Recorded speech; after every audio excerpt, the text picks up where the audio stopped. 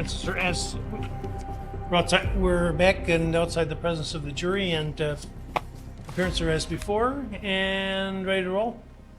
I want to put two things quickly on the record, Your Honor. Number one, on Friday, the parties received a high-definition copy of a video drone footage that we all previously had lower resolution copies of. It's from a source identified as Brandon Beeman or Urban Unaired, something like that. And I believe there's an agreement that that's going to be added to our stipulated list of authentic videos so that we won't need a witness to lay a foundation of authenticity as to that. Is that correct? That's a correct statement. Okay. And second of all, Your Honor, the next witness is going to be Gaige Grosskreutz. I believe there's an agreement among the parties that he has one prior criminal conviction. All right. Is that accurate? Yeah. All right. Let's go.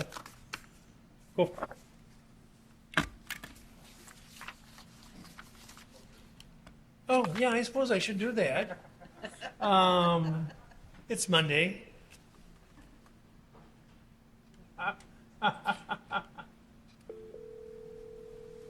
Starting without the reporter is a common problem. Would you come down, please? Yes. It's a common problem, but I don't think I ever started without the jury.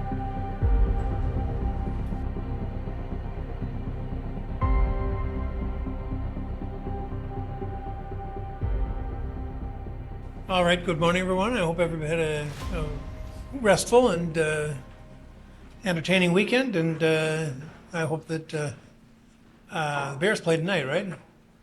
Okay, so you're smiling a lot. I assume that you're a Bear fan? How many Packer fans? How many Bear fans? About a typical split for Kenosha. Okay, great. Well, everybody enjoy the game, not necessarily the outcome. All right, let's go. The state calls Gaige Grosskreutz.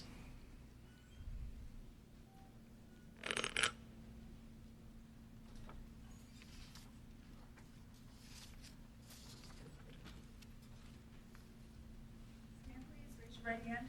Do you solemnly swear the testimony you're about to give in this matter be the truth, the whole truth, and nothing but the truth, so help you God? You may be seated.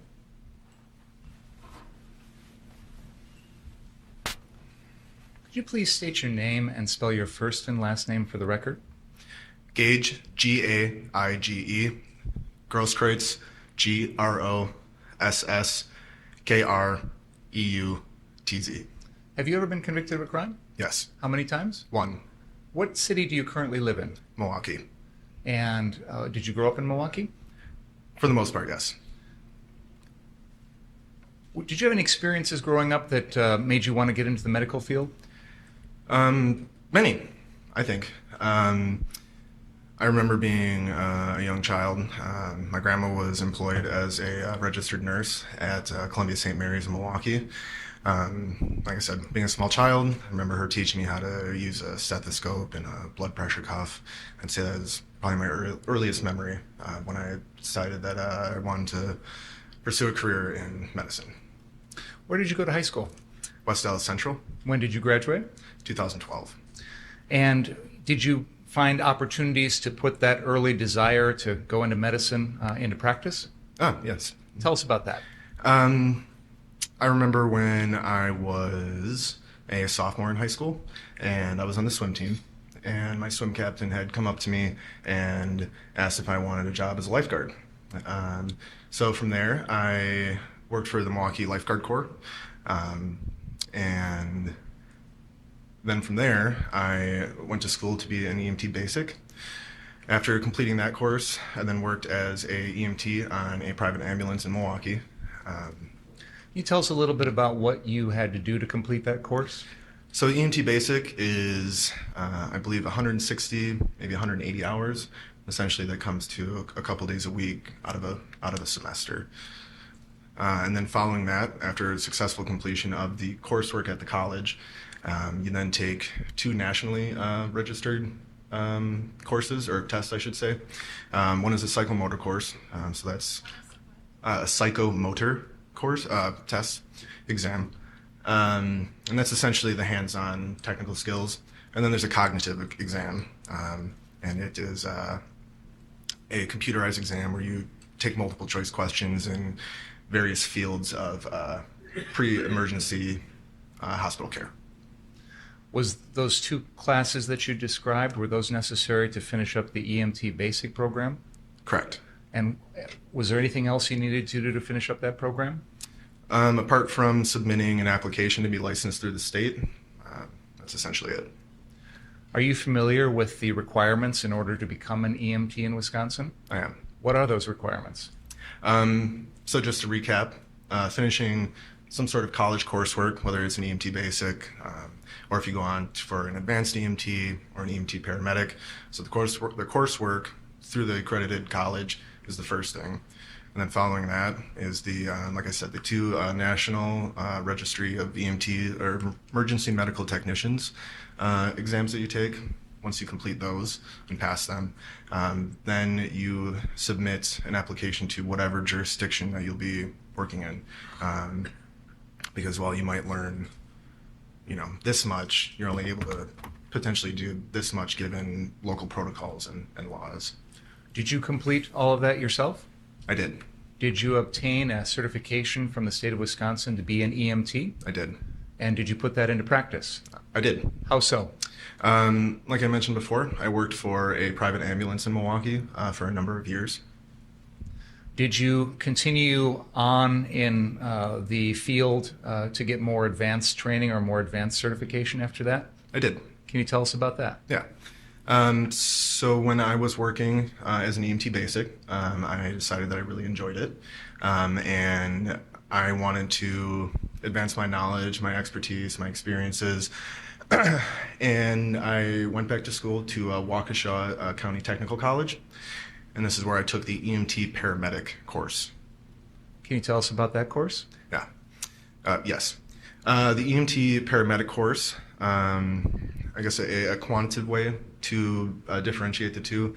EMT basic is about 180 hours of class time, and EMT paramedic is about 1,600.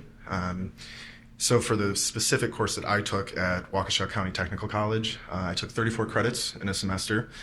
The way that this course was structured is you would take a morning class, and an afternoon class. And this would go on for the entire semester. These classes would be, for example, one of the first 2 courses that I took was one course specific in treating trauma, and then medical emergencies. So there's a difference between those 2. So morning class, afternoon class.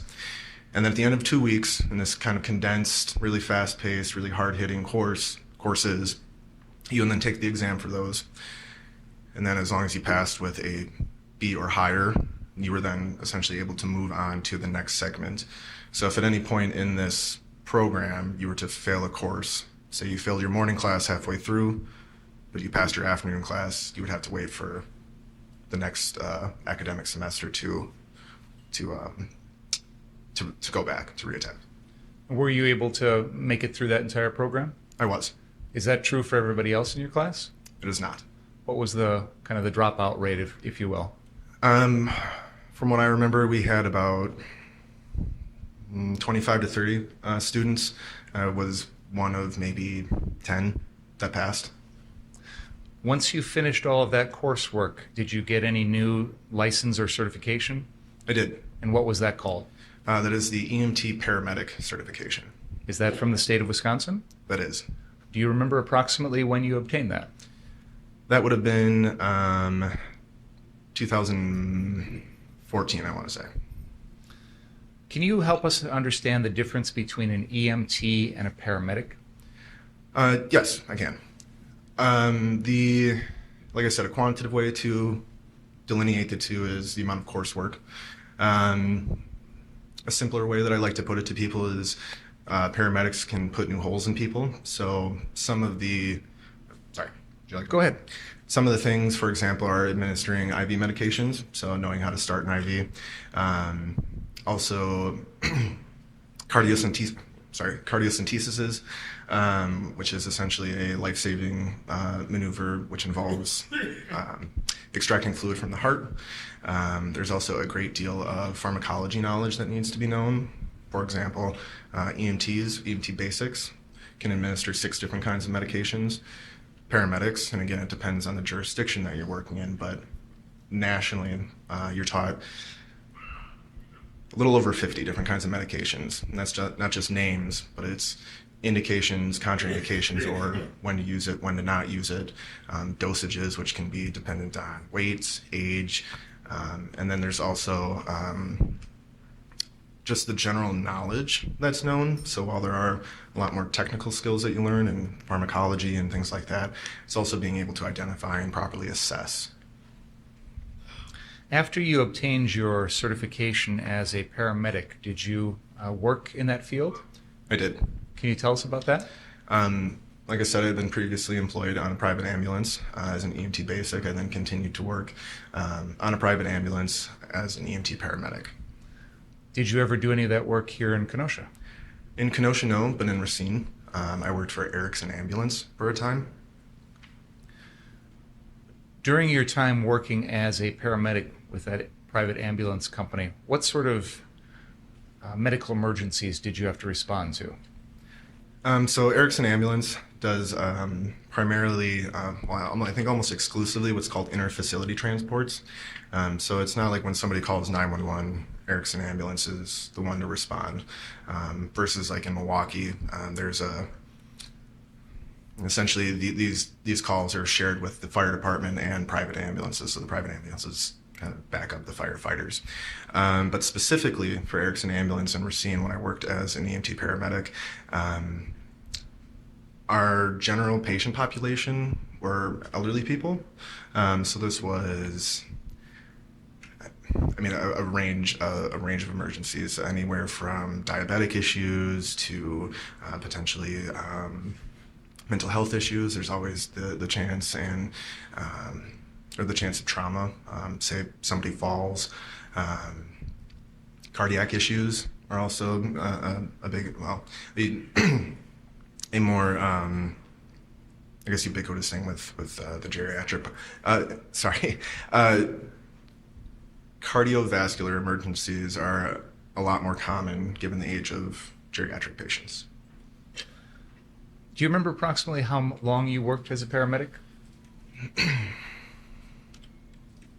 I'd say about a year. Were there ever times in which you had to deal with someone suffering from a gunshot wound? Yes, I have. What was that like?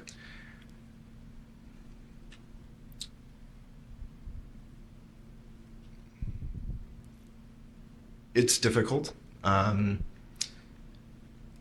Gunshots can be very traumatic. And I mean traumatic in the sense of the physiology of what it can do to the body.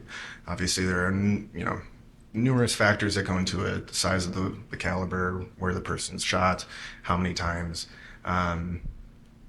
And when you are practicing in school, it is much different from when you actually go and put your hands on somebody who is bleeding.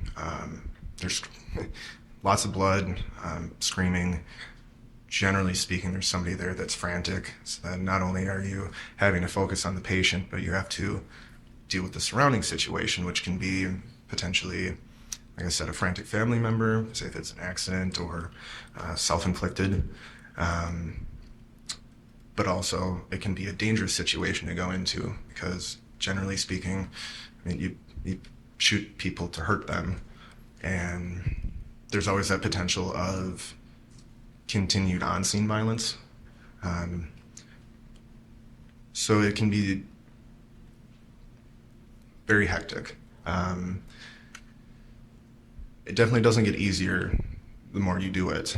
Maybe going through the motions, going through your mental checklist of things that you need to do. But it definitely doesn't get easier watching that, hearing that.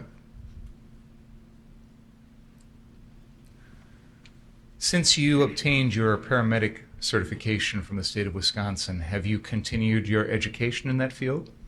I have. Can you tell us about that? I went to school for outdoor education, and naturally through that field, you are finding yourself in remote areas where there is going to be some form of delayed care, meaning that you aren't able to get to a hospital within an hour. and that's commonly referred to as the golden hour, specifically with trauma patients. I then took a wildland firefighter course, which I did complete. And then I also took what's called Wilderness First Responder, which is the pretty, it's essentially the industry standard for people who work in the outdoor industry. Yeah, sorry. Have you worked in the outdoor industry, as you say? I have. What kind of work have you done? My first job in the outdoor industry was working as a sea kayak guide in the Apostle Islands. A sea kayak guide in the Apostle Islands? Is that right? Correct. Okay. Go ahead. And then from there, naturally through schooling and opportunities, I primarily worked with children, middle school age, and also from there I was or am an American Canoe Association sea kayaking instructor. So I actually teach people how to effectively sea kayak. Bit of context, specifically for where I worked in the Apostle Islands, Lake Superior is very cold. Can get very windy, which means very wavy, so it's maybe just a little bit more intense than maybe paddling around your lake cabin. Yeah. Are you continuing your studies today? I am. And how close are you to finishing those up? I have one more class that I need to complete to receive my bachelor's in outdoor education. I want to turn your attention, Mr. Grosskreutz, to the summer of the year 2020. And we're going to lead up to August 25th. But before that, did you spend time that summer attending any protests or demonstrations? I did. Can you tell us about that? After the death of George Floyd, I found myself demonstrating in Milwaukee. This was, I want to say, maybe 2 days after George Floyd's death. And I was out with a friend of mine who I actually took EMT Basic with, and we were out demonstrating. We were seeing what the scene was like. Seeing what the scene was like. We didn't make signs or anything like that, but like I said, we found ourselves down in Milwaukee. And when you say you were demonstrating, what exactly were you doing? Well, I think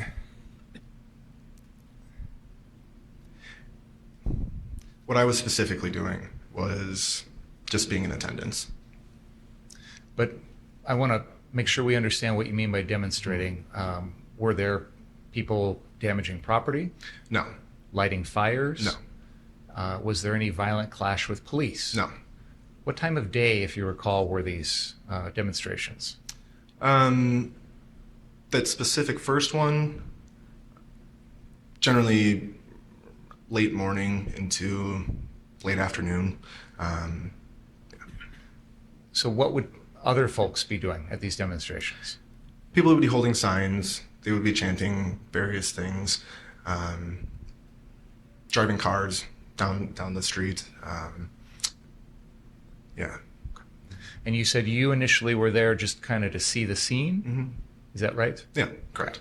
And tell us what happened after that.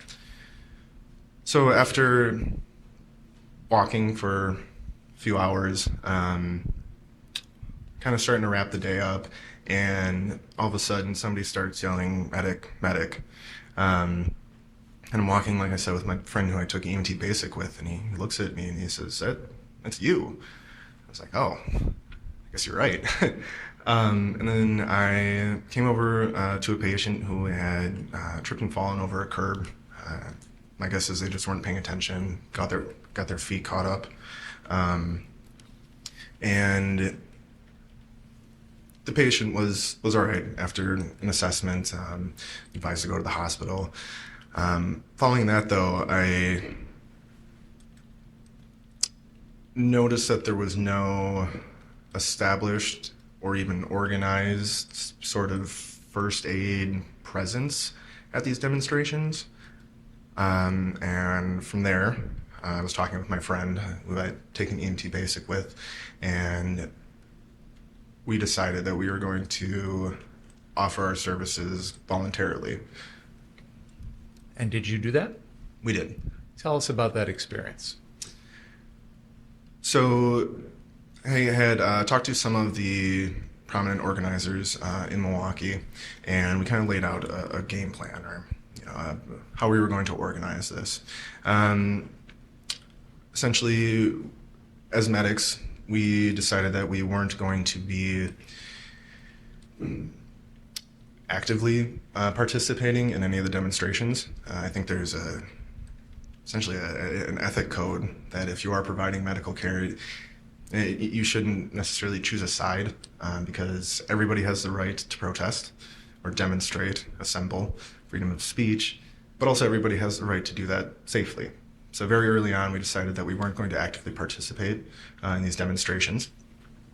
From there, my friend and I outfitted his pickup truck into essentially a mobile first aid station.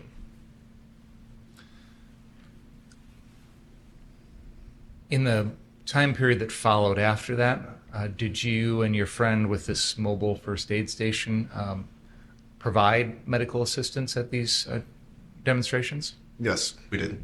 On approximately how many occasions would you say you did that?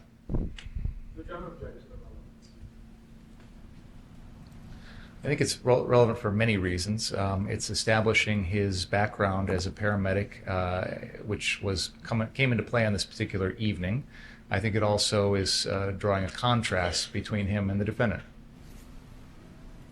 I'll overrule the objection on the first ground. Approximately how many times would you say you were out there providing medical care at these demonstrations? I would say about 75 days prior to August. And during that time period, what sort of medical situations would you assist in? Primarily, it was essentially people not taking care of themselves. I mean, it was a hot summer. People weren't hydrating. People weren't eating. People weren't wearing proper footwear.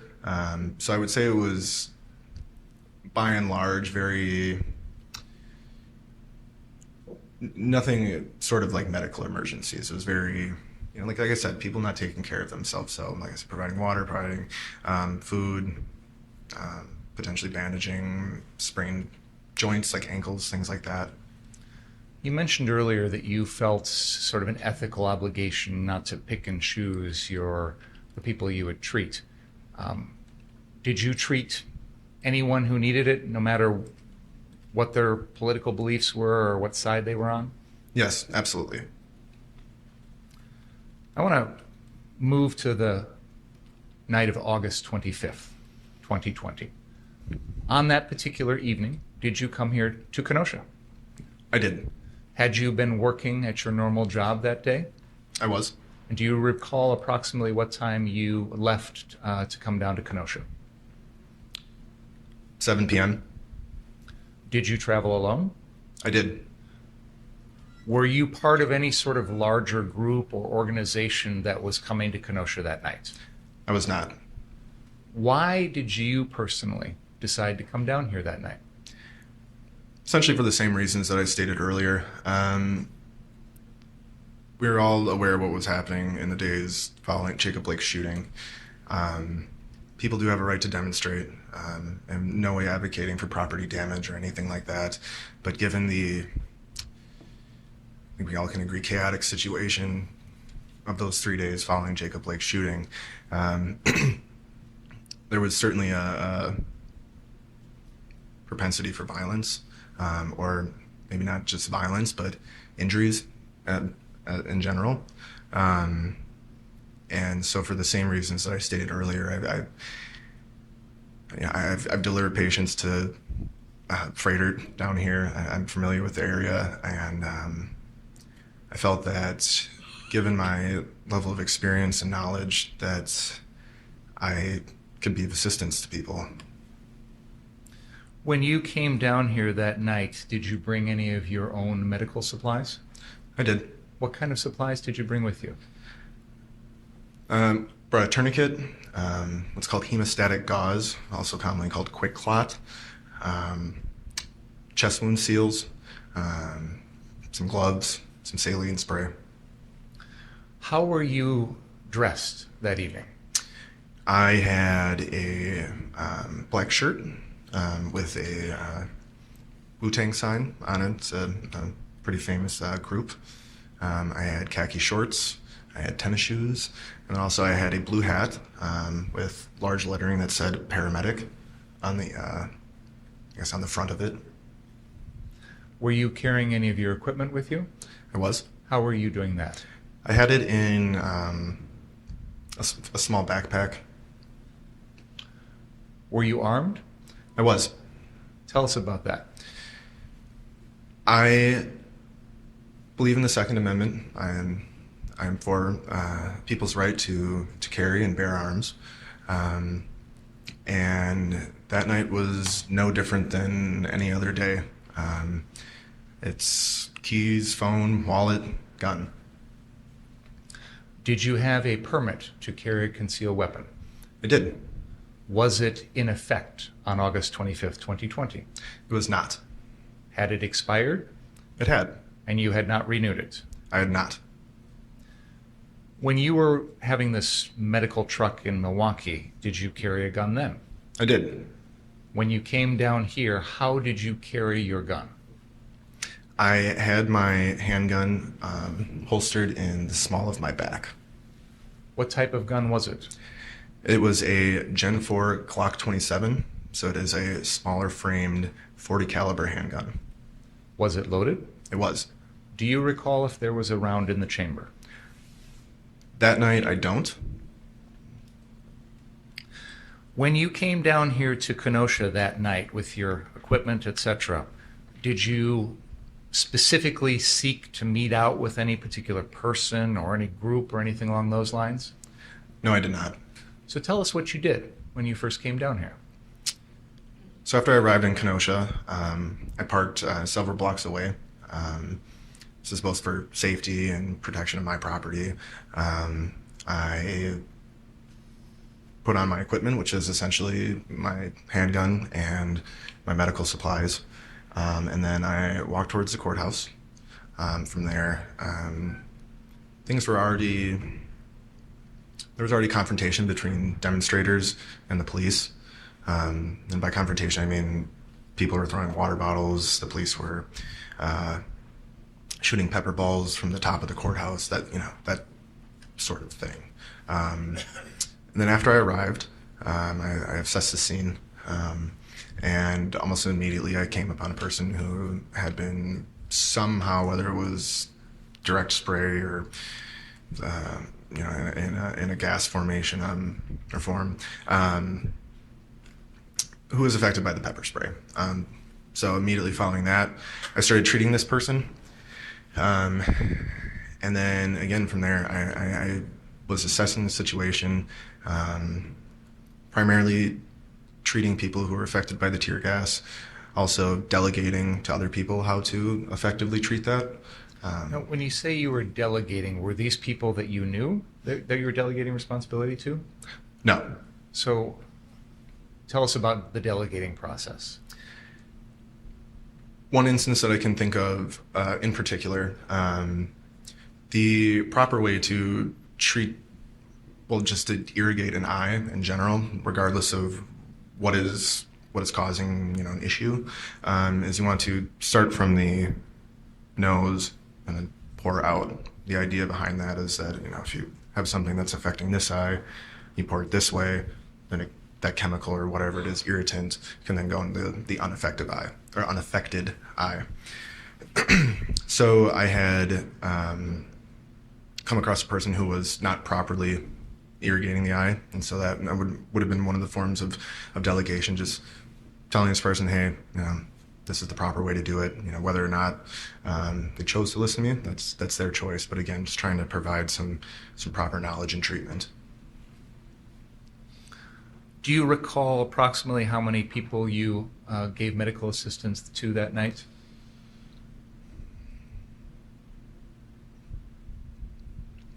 I don't know the exact number, but if you wanted me to estimate, I'd say around 10. What was the most serious situation that you dealt with? Apart from myself? Yes, as a medic treating the other folks that were out there. There was an individual,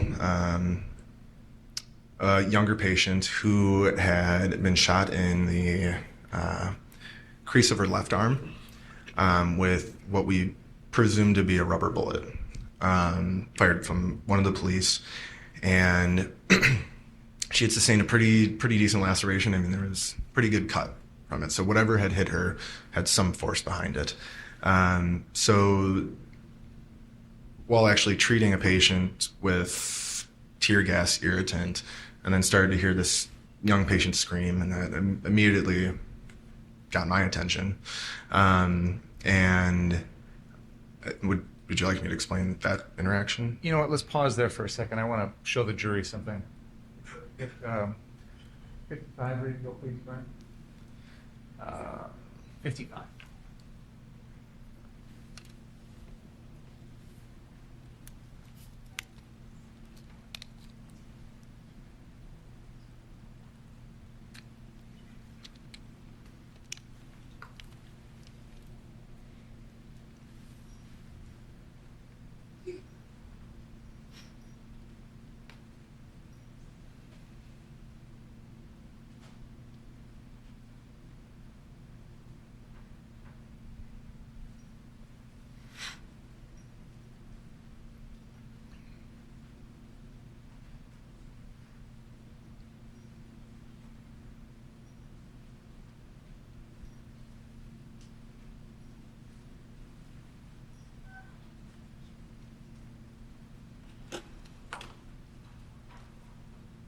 Mr. Grosskreutz, I'm going to play an excerpt of exhibit number 55, and I would like you to, when we're done, I'll ask you a couple questions about it, okay?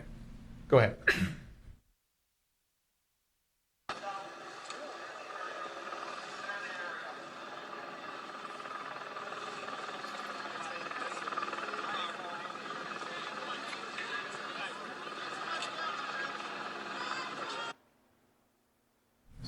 I've paused the video there for a second. Do you see yourself in that video? I do. Can you help us identify yourself there? I would be, you can see the top of my head with a blue baseball cap and some white lettering and a black shirt. That is me. Okay. Go ahead.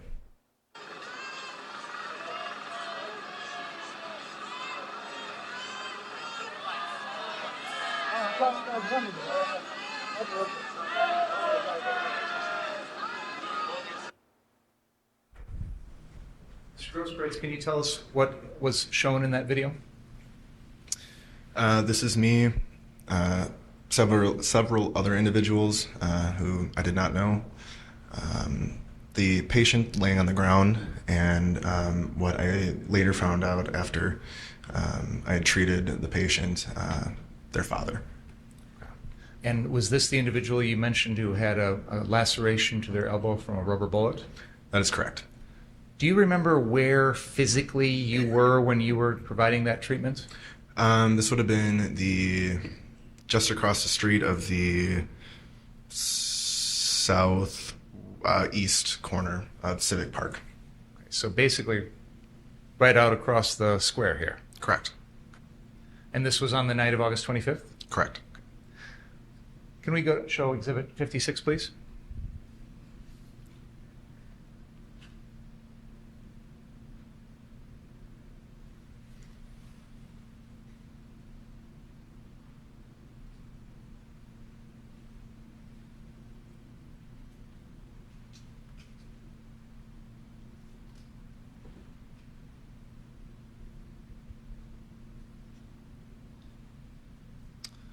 Mr. Grosskreutz, do you recognize what's up on the screen there as exhibit number 56?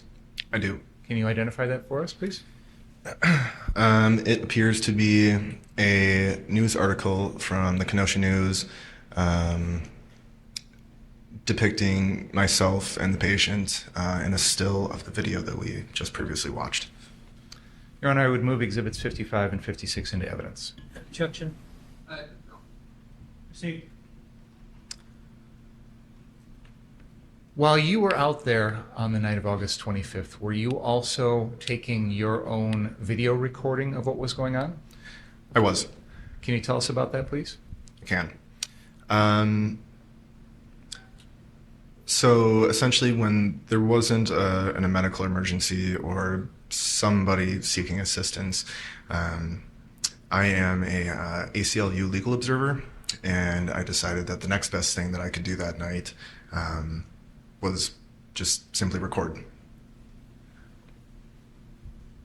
Was this something where you were just recording it onto your own equipment, or was it being shared in any way? It was being recorded from my cell phone, but it was through a Facebook live stream. Were you broadcasting live on Facebook while you were doing that? I was. And so that video would have recorded most of the things that you saw and places that you went while you were here that evening. Is that fair to say? That is fair to say. Did there come a time in which you encountered a group of folks that were armed in front of the 59th Street car source location? I did. Can you tell us about that? After the police had moved the demonstrators from the park, they started to form a line, which they would then advance, moving the demonstrators south down Sheridan Road. So let's say maybe 10, 15 minutes after they started clearing the park out, found myself outside of the 59th Street car source. As I walked up, one of the first things I noticed that there were people armed with long guns, AR-15 type weapons, similar to the defendants, and they had been on the roof. I recall like 3 of them, I think. And there were also individuals on the ground, similarly dressed, similarly armed. On the ground, I recalled 4 seeing initially. Do you remember the first time that you observed the defendant that evening? I do. Can you tell us about that? There was an individual who I had assumed came from the demonstration. The reason I assumed that is because this person was coming from north, traveling southbound. This individual is being supported by 2 other individuals, kind of like that. If you were to hurt your leg and you needed somebody to help you. I had observed this individual come closer to the car source as the defendant had been essentially offering medical aid. And then that was the first time that I saw the defendant. Do you know what happened with regard to that person who was being supported by other people and the defendant? I only know what I had seen in the moment. I don't know what happened to this person afterwards, but what I observed was the defendant offering medical assistance, and then this individual being carried in a way onto the car source property. I then heard somebody yell, "Don't let them treat you."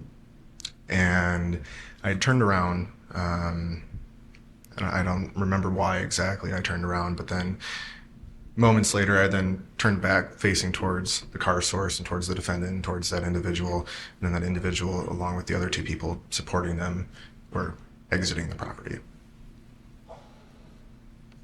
Did you see the defendant provide any treatment to that individual? I did not. Do you remember a time when you were at that location, that car source location, and you observed a dumpster out in the middle of the road? I do recall that, yes. What do you remember about that?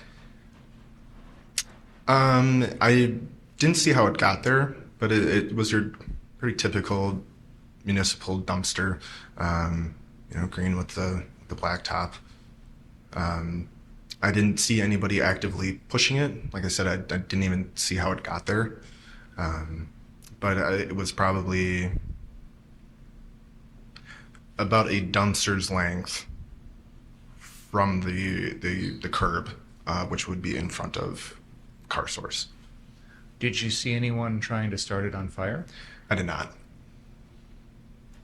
Can we please bring up the live stream exhibit number 57 at the 55:44 mark, please?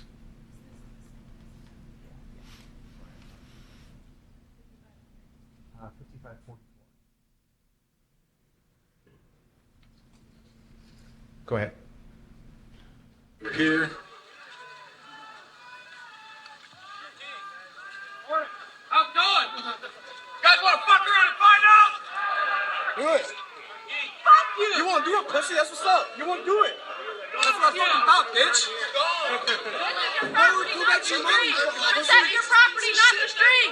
Protect the property, not the street. Protect your property, not the street. Protect your property, not the streets. Protect your property, not the streets. Protect the property, not the streets. Protect your property, not the streets. Protect your property, not the streets. Protect your property, not the streets. Protect your property, not the streets. That's what the fuck y'all here for. What we just observed, Mr. Grosskreutz, is that part of the live stream that you recorded that evening? That is. And I noticed there seems to be a little bit of a lag in the audio to the video. Is that fair to say? That is fair to say. Okay. But is that a true and correct copy of what you recorded that night? Apart from the 1 or 2 second delay, it is. So this incident here with the dumpster and whatnot, were you physically there, right there, a few feet away when all this was going on? I was. And did you observe the people that were around you at that time? I did. On that particular evening, and again, I'm going to ask you to try and go back and put yourself in the mindset of that night. When you're out there on the streets that evening, had you ever heard of anyone by the name of Joseph Rosenbaum? No. Had you ever met that person before? Never. Do you recall seeing Joseph Rosenbaum at any point that evening? I do not. In particular, right around the time of this dumpster fire in front of 59th Street Car Source, do you recall seeing him around that at any point? I do not. Do you recall hearing anyone make any threats to any of the people at the Car Source location that if I get you alone, I'm going to kill you, or anything along those lines? I do not. Do you recall hearing anyone make any threats to any of those people at that Car Source location? I do not. You mentioned that the first time you saw the defendant was this person that was limping, being supported by other people. And I know you mentioned that eventually you saw that person walking away. Do you remember any other observations that you made of the defendant when you were at the 59th Street Car Source? I do. Can you tell us about that? I took note, like I said, there were 4 people essentially in front of me that I could see, so I took note of what they were wearing, how they were armed. Like I said, they were all similarly armed with a similar weapon that the defendant used. Some of them, especially as you can see in the video, had body armor, chest rigs, and then I noted that the defendant was wearing a baseball cap, green shirt, jeans, and then also a rifle. At that moment in time, did you have any idea who he was? No, Never met him before? never. Were there times in which you saw him wearing gloves on his hands? I did. When was that? I recall this being right around this time. Then I noticed the defendant also wearing blue latex gloves, or maybe dark purple latex gloves that are very common in a healthcare setting. Did that strike you as unusual? In the moment, no, it did not. Do you wear gloves like that when you treat people? I do. Tell us about the process of putting them on and taking them off. Yeah. So these gloves that are common throughout all healthcare systems, they're nitrile, or they can be latex or non-latex. These gloves are designed to essentially stop anything wet that you don't want on your hands, so like blood or any sort of bodily fluids. The idea is what's called body substance isolation. So despite it being a very thin piece of plastic, it's very good at keeping contagions off of your hands.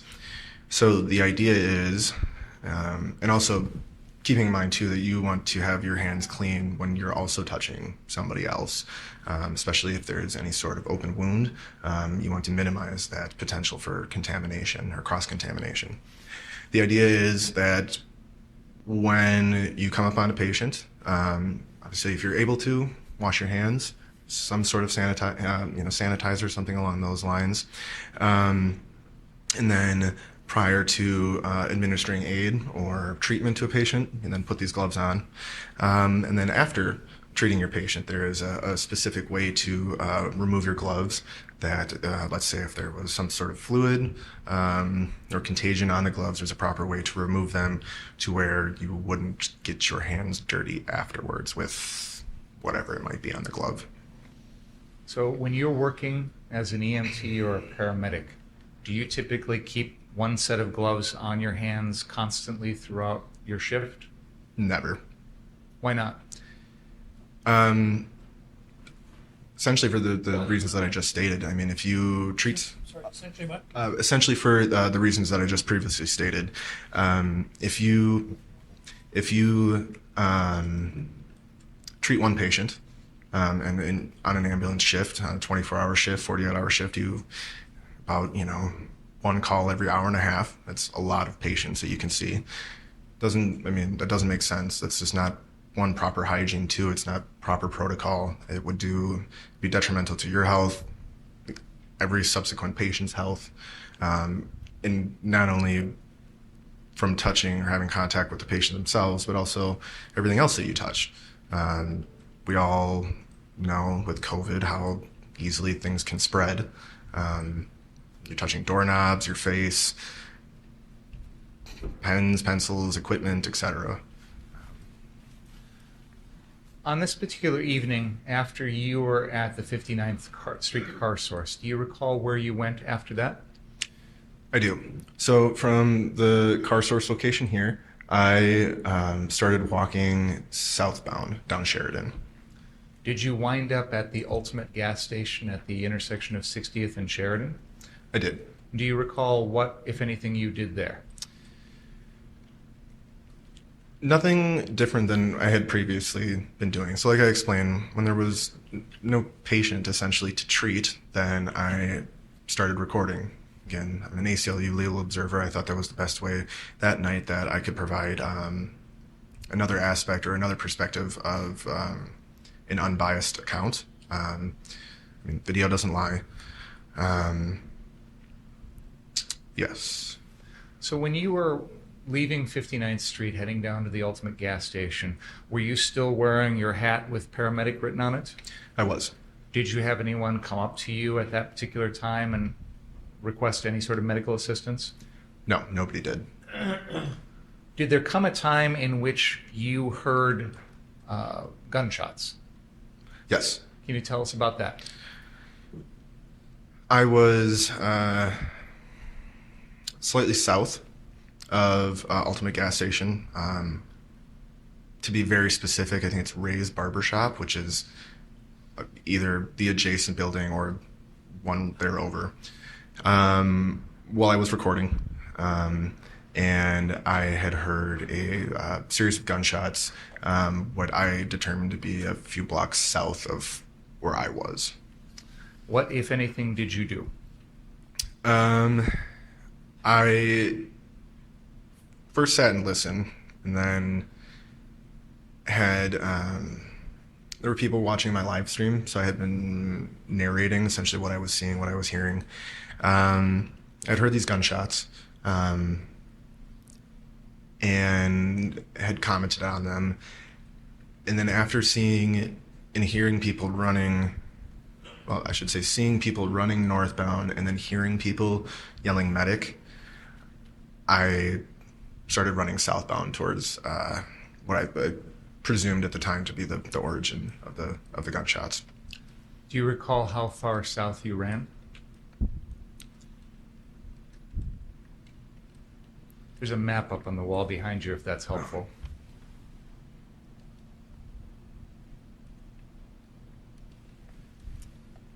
From my location, I couldn't have gotten more than a block. In reference to this map, when I first heard the gunshots, I would have been right about here. And then I traveled southbound and then never made it any more south than about here. The first place, just for the record, I'm going to try and put that in words. Actually, sorry. Go ahead. Correction. I started here and I never made it more south than about here. Okay. So you indicate you started at, I think it's labeled on the map there on the east side of Sheridan as Boost, Mobile, and Check and Go. Is that right? Correct. And you indicate there's a Ray's barber shop there also? I believe so, yes. And then from there you ran south past 61st Street, and you indicated you were somewhere in the middle of the block between 61st and 62nd. Would that be accurate? That's accurate. And what happened when you got down to that location? I had observed people running northbound up Sheridan, and again, hearing people yelling for a medic. But then also I started to hear people yelling that somebody had been shot. So then that confirmed my assumption that somebody did in fact get shot. It was there that while I was live streaming, I met or had contact with the defendant. Can we please play Exhibit 57, the live stream, starting at the 1 hour, 17 minute, and 10 second mark?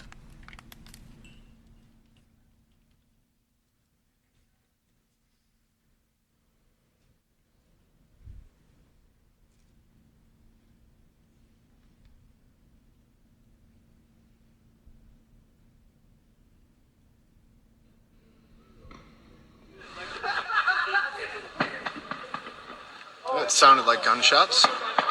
It sounds like multiple gunshots. People are scattering. Now this is southbound on Sheridan.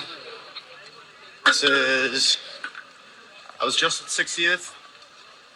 Looks like they even set up a recliner. Oh, 110%, bro. Yeah, dude. 100.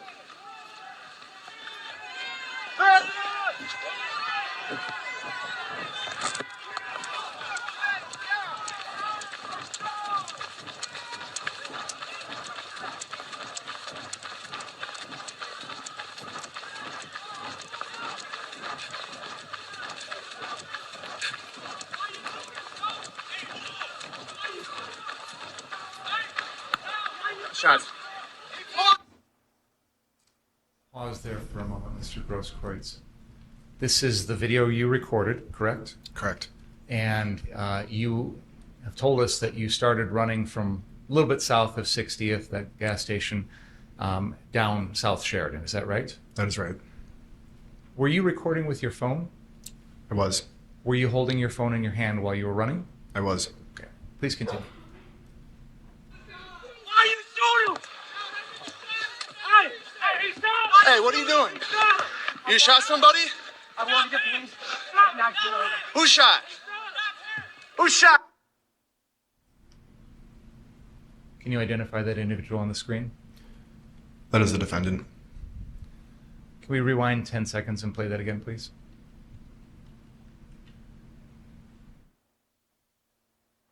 Hey, stop! Hey, what are you doing? You shot somebody? I want to get police. Who shot? Can you tell us, I'm going to ask you two separate questions. First of all, going back into that moment, that interaction you just had with the defendant, what did you think at the time he said to you? At the time, I had thought that the defendant had said, I'm working with the police. I didn't do anything. Now that you've had a chance to review the video, do you know what he actually says? Yes. What is that? After watching the video, he said, I am going to the police. And did he say anything else?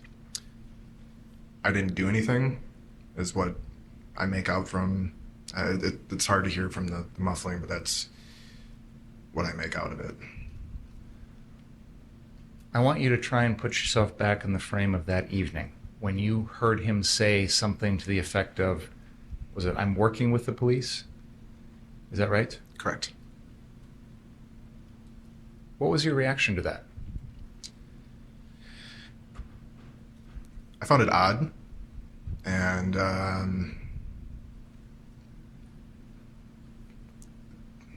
very noteworthy.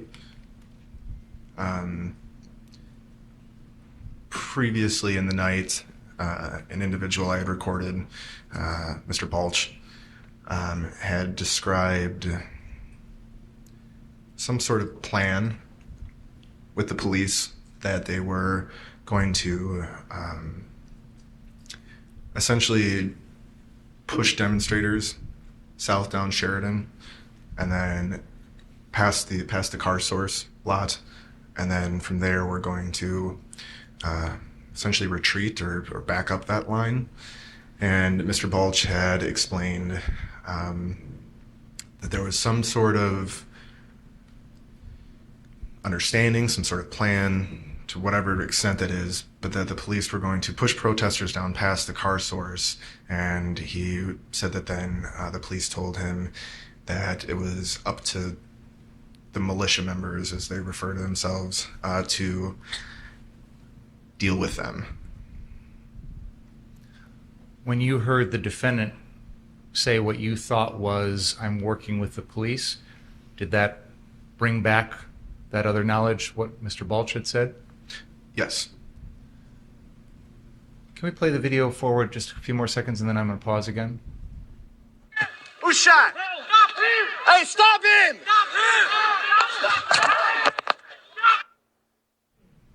It appears to me, Mr. Grosskreutz, that you ran along or jogged along the defendant for a moment when you had that little interaction. Is that fair to say? That is.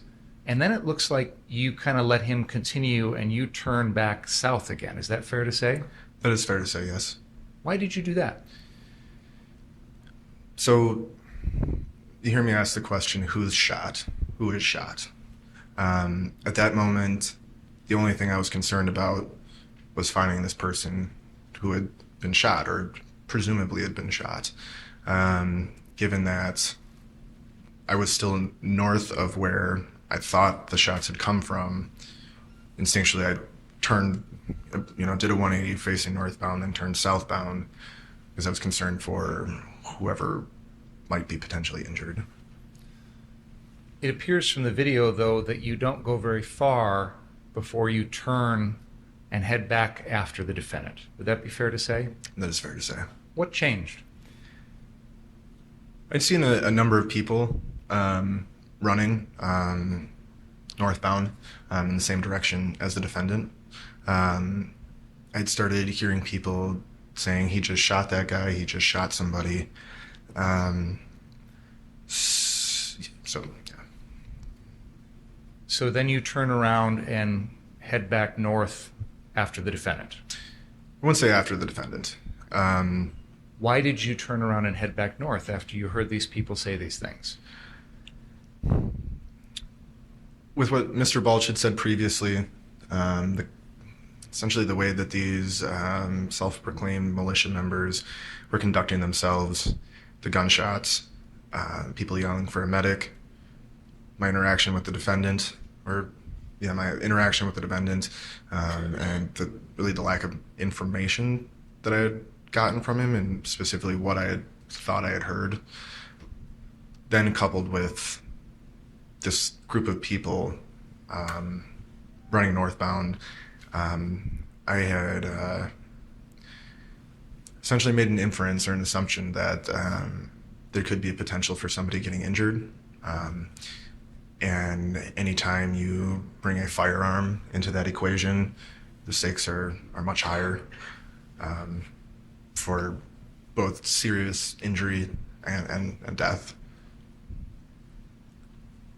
Based on all the factors that you just outlined for us, did you feel like your services might, as a medic, might be more needed in the direction the defendant was headed? Correct. What did you do after that? After I had turned around and started running in the same direction as the defendant, again, this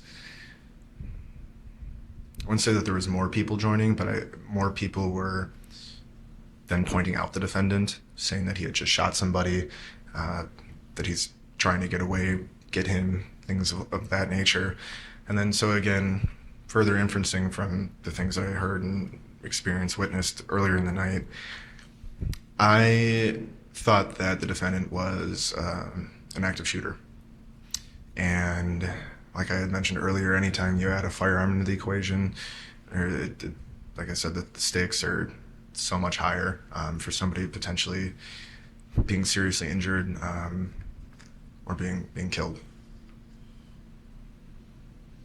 Can we please pull up exhibit number 5? Exhibit 5. This is the BG on the scene video.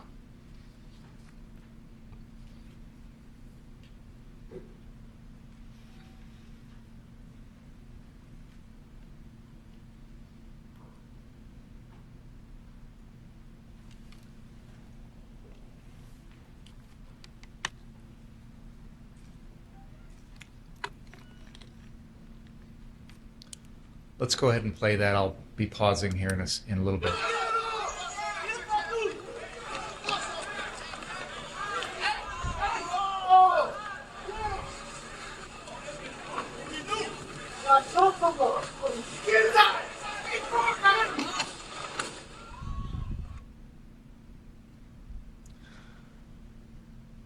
We just saw you come running into the screen from the right. You're just behind that figure in the white shirt.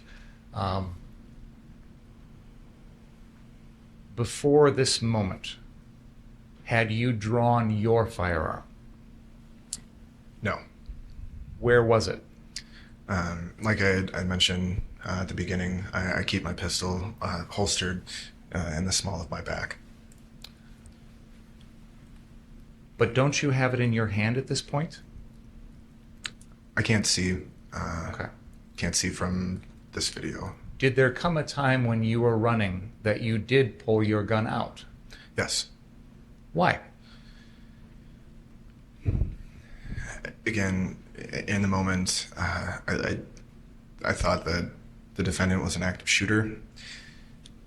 Having been not too far behind, like you had mentioned, I'm just about to come into the frame here. I had heard several more gunshots.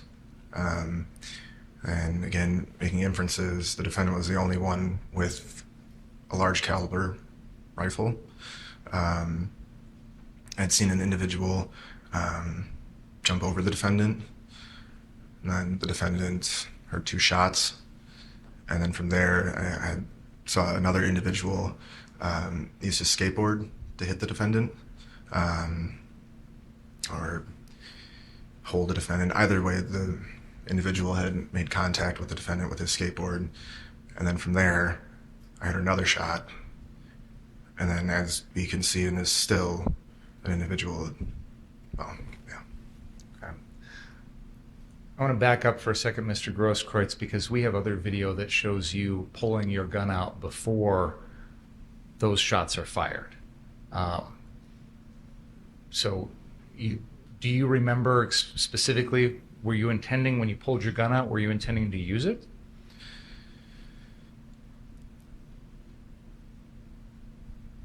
If I had to.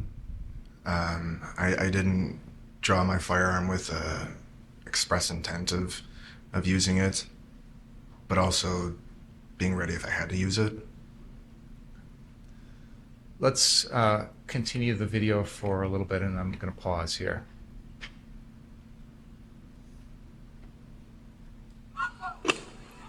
Pause right there. We've already seen this video. There's an individual on the left who had been shot at twice by the defendant.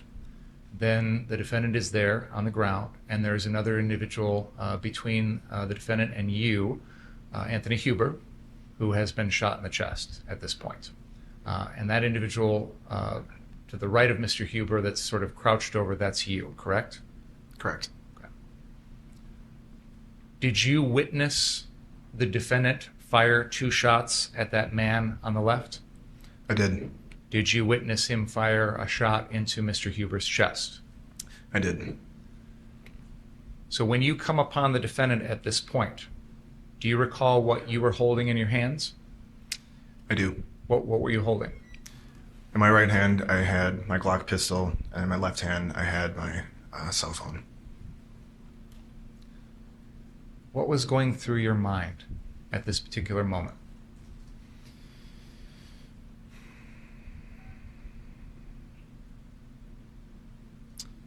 That I was going to die. Let's continue the video for just a second, please.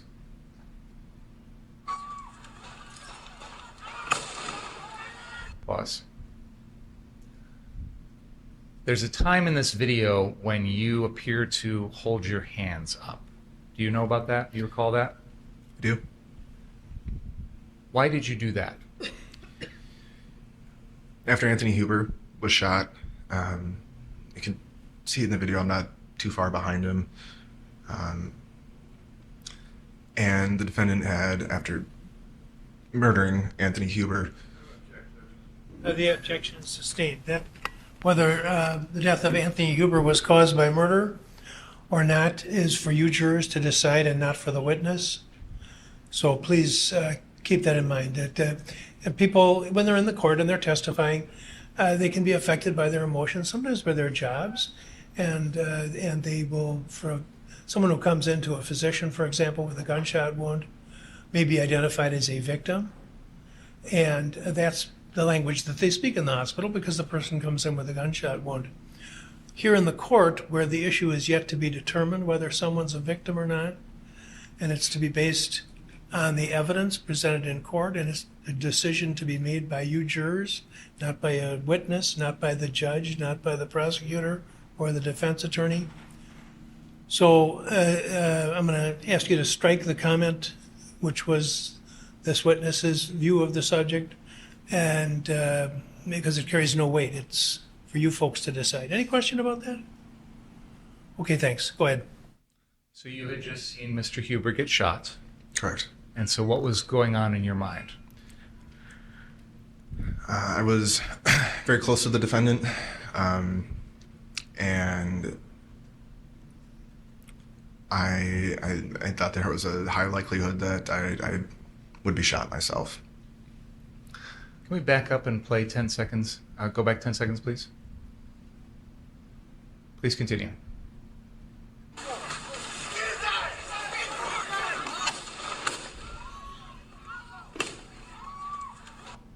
Pause. At this point in the video, is the defendant pointing his AR-15 at you? Yes, he is. And you have your hands raised in the air at this point? I do. Continue the video, please. Pause. Did you see the defendant do anything with his gun after you put your hands up? I did. What did you see him do? It's an action that's typically referred to as re-racking a firearm. So after the defendant had pointed his rifle at me and put my hands up, and then the defendant, like I said, did this motion, it's called re-racking, and that's essentially where you take the slide, which on a AR-15 like that would be on the top, and you pull back, and what that does is, depending on if there was already a bullet or a round in the chamber, which would mean it would be ready to fire, so you can put in a magazine, where the bullets are held, and the firearm won't be able to fire. But as soon as you then pull the slide back, like on a pistol or on an AR-15 on the top, that then either loads the rifle or the firearm for it to be ready to fire, or if there was already a round previously in the chamber, that then ejects that round or casing if that round had been spent, and then reloads the next bullet into the chamber or the barrel. So after you raised your hands like this, you saw the defendant re-rack the weapon? Correct. What did you think was going to happen? In my experiences and in my inference in that moment, for the defendant had pointed his weapon at me and I had put my hands in the air, re-racking the weapon in my mind meant that the defendant pulled the trigger while my hands were in the air, but the gun didn't fire. So then by re-racking the weapon, I inferred that the defendant wasn't accepting my surrender. Did you feel that he was going to point the gun and shoot at you again? Yes. What did you do then? So after the defendant had re-racked his weapon with the rifle still aimed at me, in that moment, I felt that I had to do something to try and prevent myself from being killed or being shot or killed. And so I decided that the best course of action would be to close the distance between the defendant and I, and then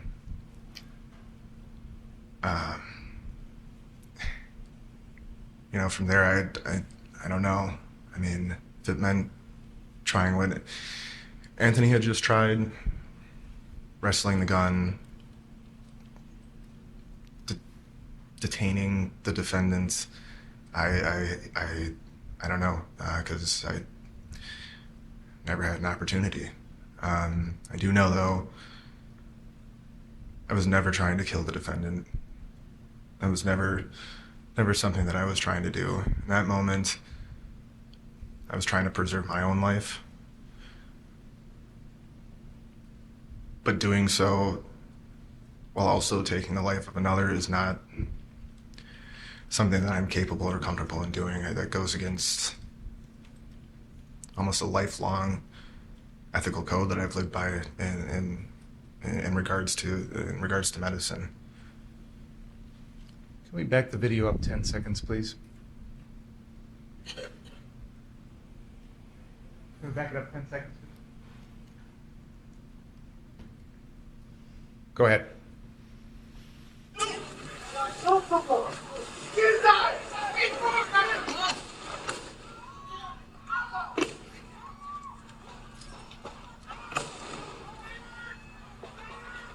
Pause.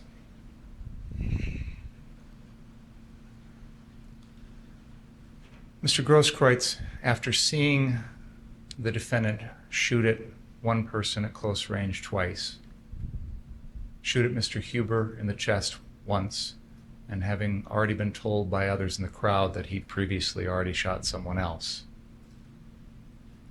and having him point the gun at you, and you're holding your own pistol in your hand, why didn't you take your own gun and shoot the defendant first?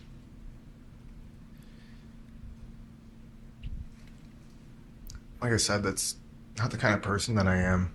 That's not why I was out there. That's not why I was out there for 75 days prior to that. Why I spent, up until that point,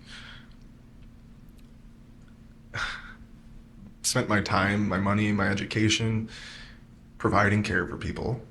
It's not who I am.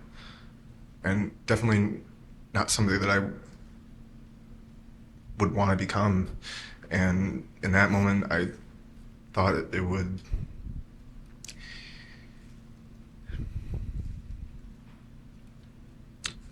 tried to attempt a non-lethal way to end that interaction.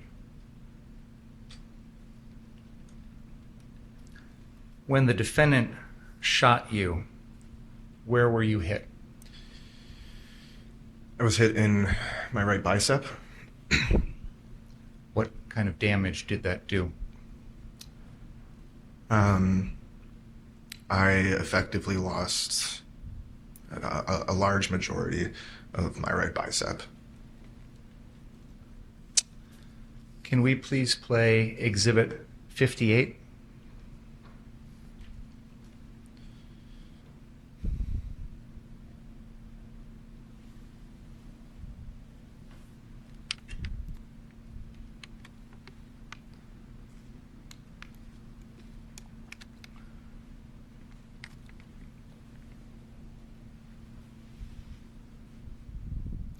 Before we do this, I do want to let everyone know that this is going to be a very graphic.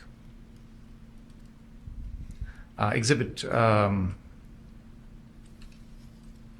does Exhibit 58 show?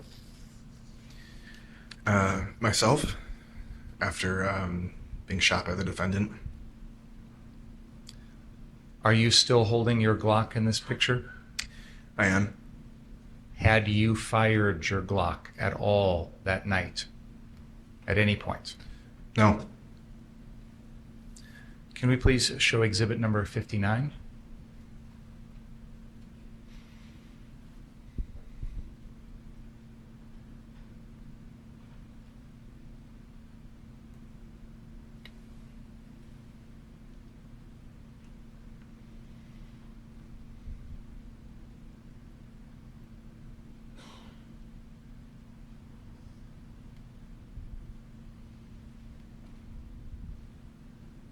Can you describe what this picture shows, Mr. Grosskreutz? This is me probably 30 seconds after I was shot by the defendant. You see who I believe to be Mr. Lukowski on the right of the screen. Me in the center with the blue paramedic hat. Right above my hat is Mr. Balch, I believe. And then to the left of me, unfortunately I don't know who the two individuals who you can't see their faces are. But then that is a person I came to know as CJ Halliburton, who was also live streaming that night. And him, myself, and Mr. Lukowski are... Mr. Halliburton is applying a tourniquet to my right bicep while Mr. Lukowski and myself are trying to instruct Mr. Halliburton on the use and application of the tourniquet. Can we please play exhibit 60?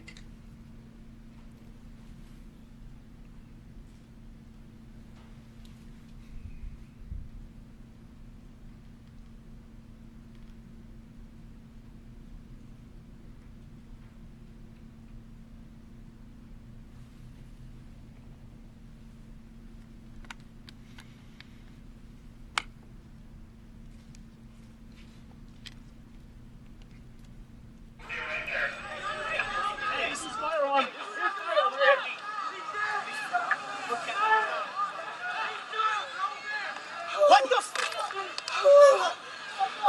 Medic! Give me this. That was not me! I just saved him! Come on! Hey, look at me.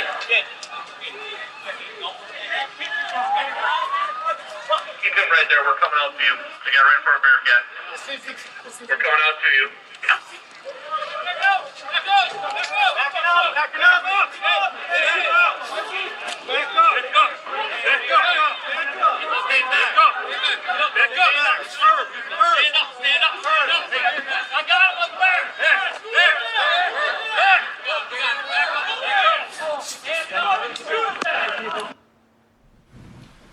Your Honor, I would move exhibits 58, 59, and 60 into evidence. Objection? Received. Would this be a good time for a break, Your Honor? It is. Please don't talk about the case during the break. Read, watch, or listen to any of the account of the trial. We'll see you in a little bit.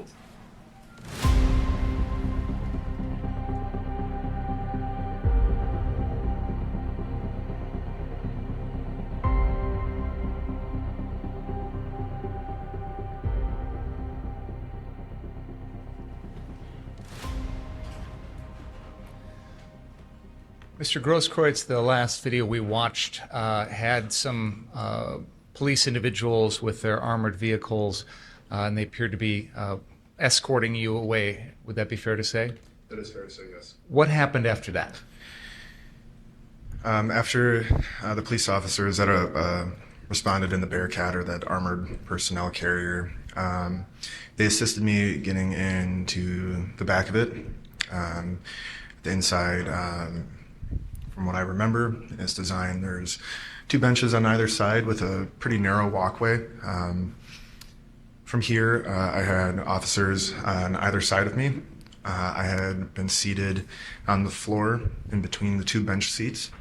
And then from there, I remember having a conversation with what I'm going to assume was the medic on that. I don't know if that was a SWAT team or what the organization of that unit was, but it appeared to me that whoever I was having this interaction with, this conversation with, was the medic, for lack of a more specific term. From there, from what I remember, this SWAT medic was attempting to start an IV on me. We then had a conversation regarding whether or not, well, let me back that up. While this medic was trying to start an IV on me, I had begun asking him to apply another tourniquet because my arm was still bleeding. So as far as medical practices can go, if whatever wound is still bleeding with a single tourniquet, the idea is you want this thing to be very, very tight to stop all blood flow. The idea is life over limb. But you can apply another tourniquet or an additional one to assist in stopping the bleeding. And then from there, we arrived at the hospital, and the SWAT members, the police officers, opened the back of the door, or the back door of the Bearcat. A few of them got out first and essentially provided a perimeter, and then another 1 or 2 officers helped me get up from. So I should clarify, I was sitting down in between the 2 benches. 1 officer had helped me up, and then from there I walked myself into the emergency room. When you say you were at the hospital, is that KMH, Freighted South, down here on just off of Sheridan? That is correct, yes. And what sort of medical treatment did you receive either at that hospital or at subsequent facilities? Upon arriving at the first hospital in the emergency room, the tourniquets were left in place. Once you put those on, you want to be very sure before you take them off. There's issues with blood clots and that sort of thing.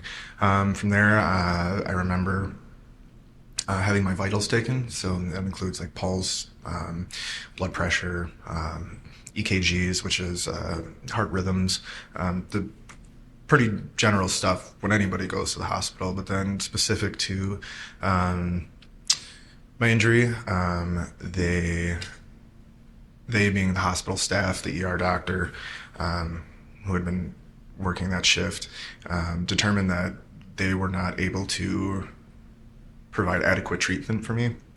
So for a little bit of clarification,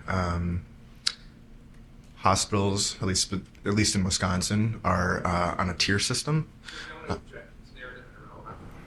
Why don't you ask another question? Sure.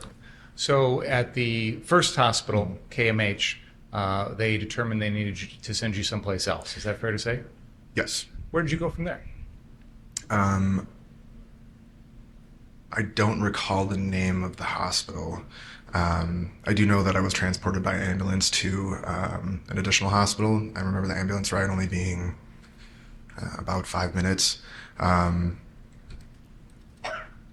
then at that hospital, did they treat you, or did you have to go someplace else after that?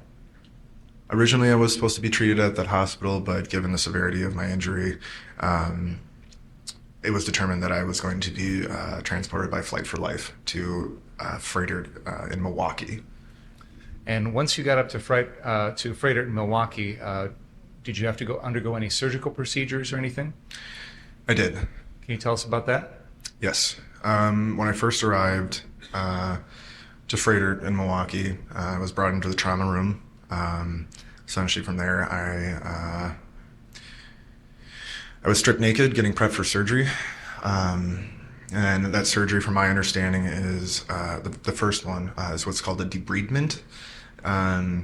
Essentially, what that is it's a very deep cleaning of a wound to stave off infection. Essentially, it's scraping away the dead tissue. Now, we've heard other testimony that when you were shot, it was shortly before midnight on August 25th. Were you eventually taken up to Freighter Milwaukee sometime overnight? In the early morning, yes. And the surgery, would that have occurred shortly after you got to that hospital?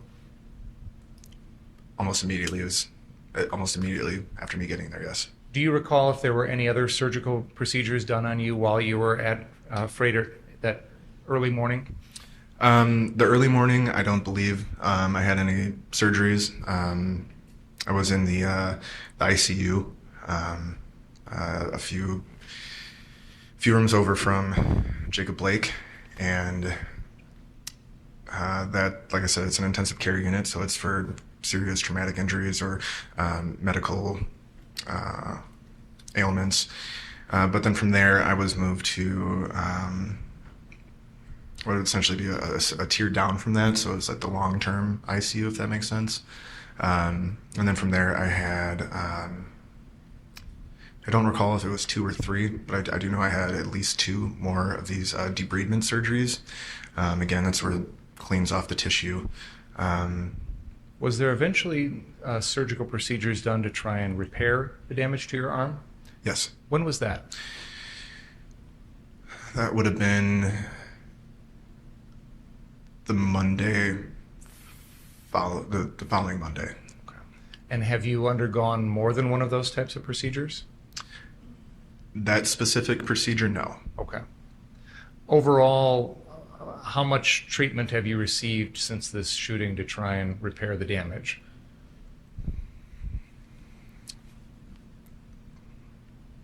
I would say about a week in the hospital for emergency care. And then from there, several months of physical therapy.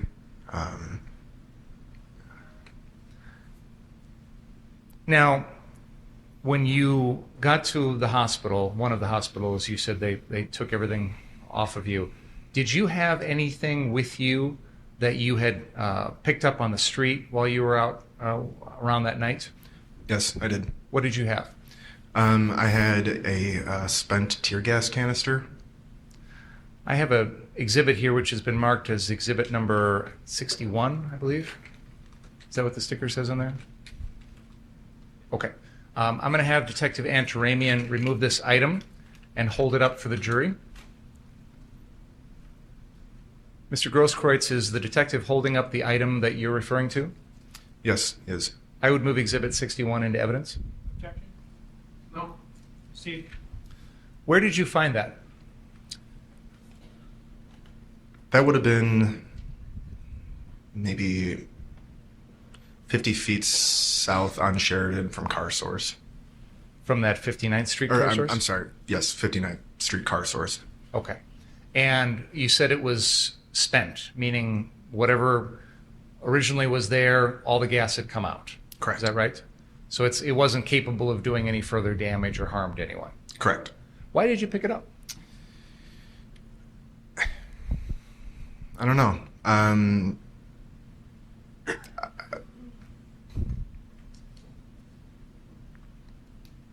I don't have an answer for that. So, did there come a time in which law enforcement officers came to speak to you at the hospital? That's correct. Did they ask you to sign a release for them to obtain your medical records? They did. And did you, in fact, do so? I did.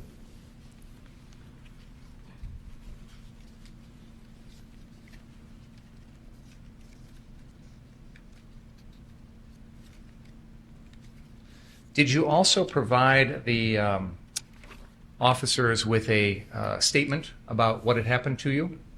Yes, I did. And did you describe to them the fact that you had been recording the night's events on a Facebook live stream? Yes, I did. When you say a Facebook live stream, is that something that if someone's on Facebook, they could possibly see that if they wanted to? That is correct. Did you also have a copy of that video on your phone? No, not a physical copy. Where was the actual file itself in the world, if you will? When you record something on Facebook Live, it gets stored in your profile videos, photos.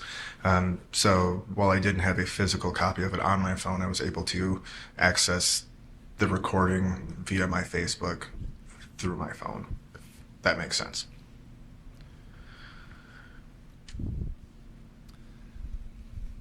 Were the police, did you make them aware of the fact that there was that video out there? Yes, I did. Okay.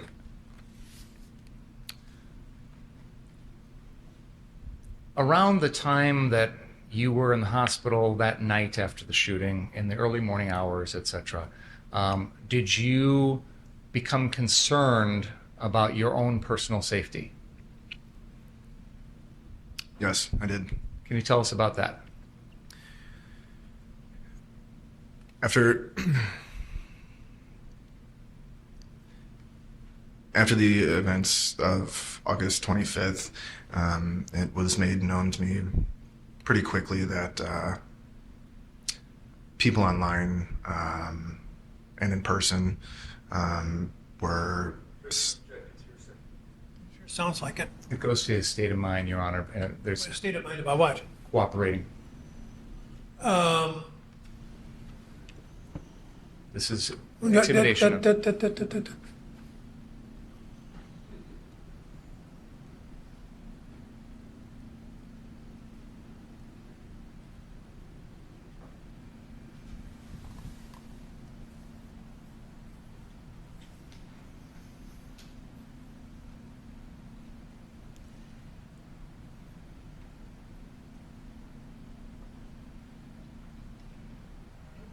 See, the rule is you can't buttress credibility unless it's attacked.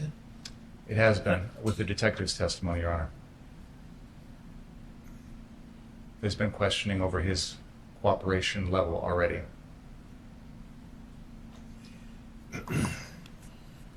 I'm going to overrule the objection and allow the evidence.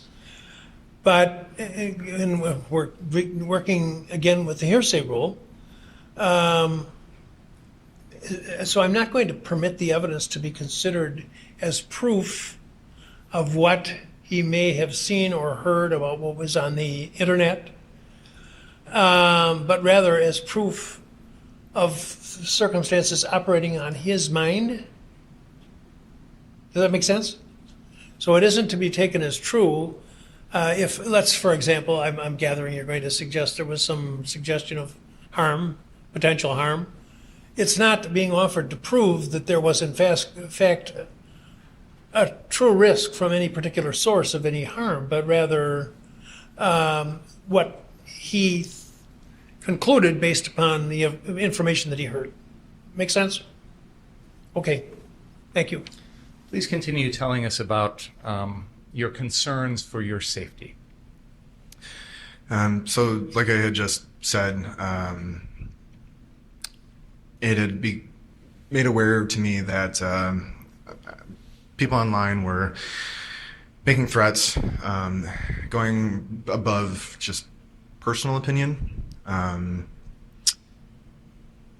as well as people coming outside my place of residence, family members, including my mother, my grandmother, an aunt that I had hardly talked to. And that became very concerning for me. Did there come a time in which the investigating officers asked you for access to everything on your cell phone? Through my attorney, yes, I did. Was that something that you were interested in turning over to law enforcement? At the time, I was under the impression that I was fully cooperating, and so yes, that is something that I was willing to do. Did that actually happen? No, that did not. Do you know why not? At the time, no. I didn't know. Did you personally ever make a decision to refuse to give over all of the contents of your cell phone to law enforcement? Did you personally? I never personally refused that, no. May I approach your Honor?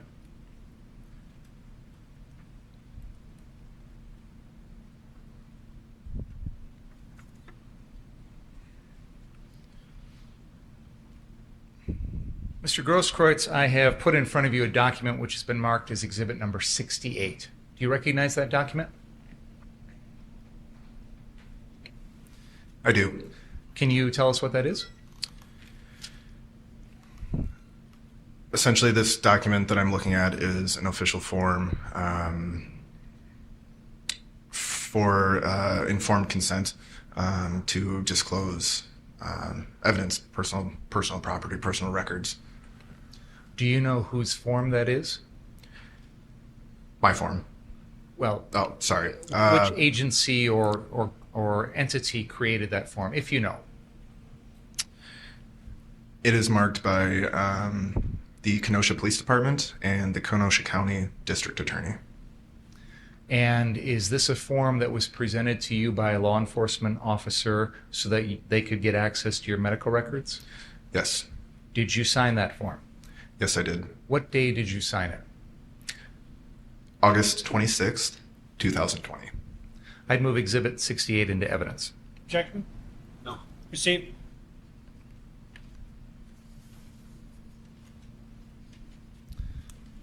After everything that you've been through, Mr. Grosskreutz, do you still have any physical issues with your arm?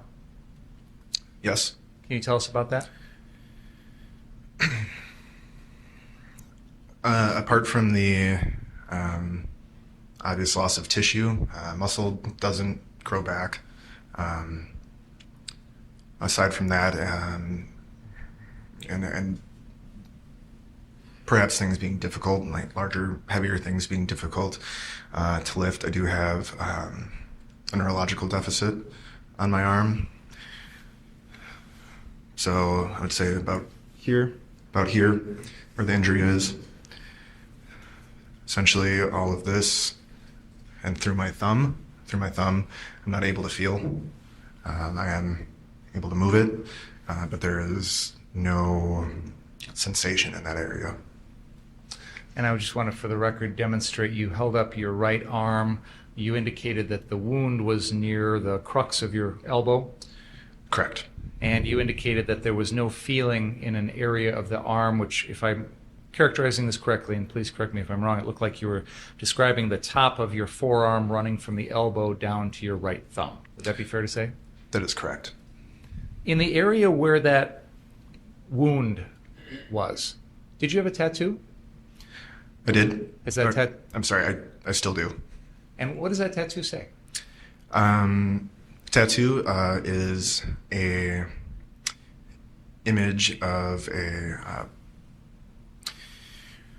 pretty prominent symbol in the healthcare field. It's the snake wrapped around the cross, around the staff. On the top, there is a banner that says "Do no harm," meaning do no harm. It's a banner on the top here, and then on the bottom, there was a banner that said "Do no harm," KNOW harm. Yes. And that's one of the mantras of the medical industry is first, do no harm. Correct. One moment, please.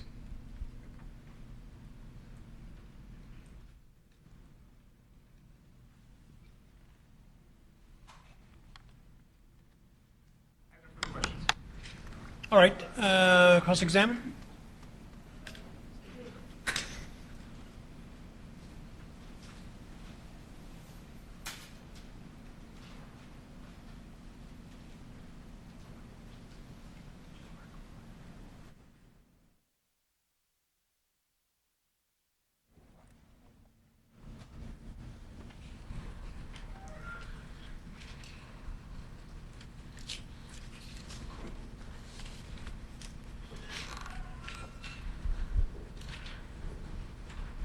So, Mr. Grosskreutz, on the morning of the 26th of August, do you remember telling the officer who interviewed you, sometime during the incident, my Gen 4 Glock 27 that has a belt clip attached fell off my waist?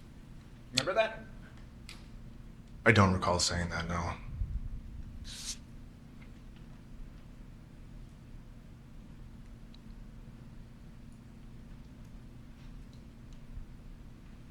Show him the statement.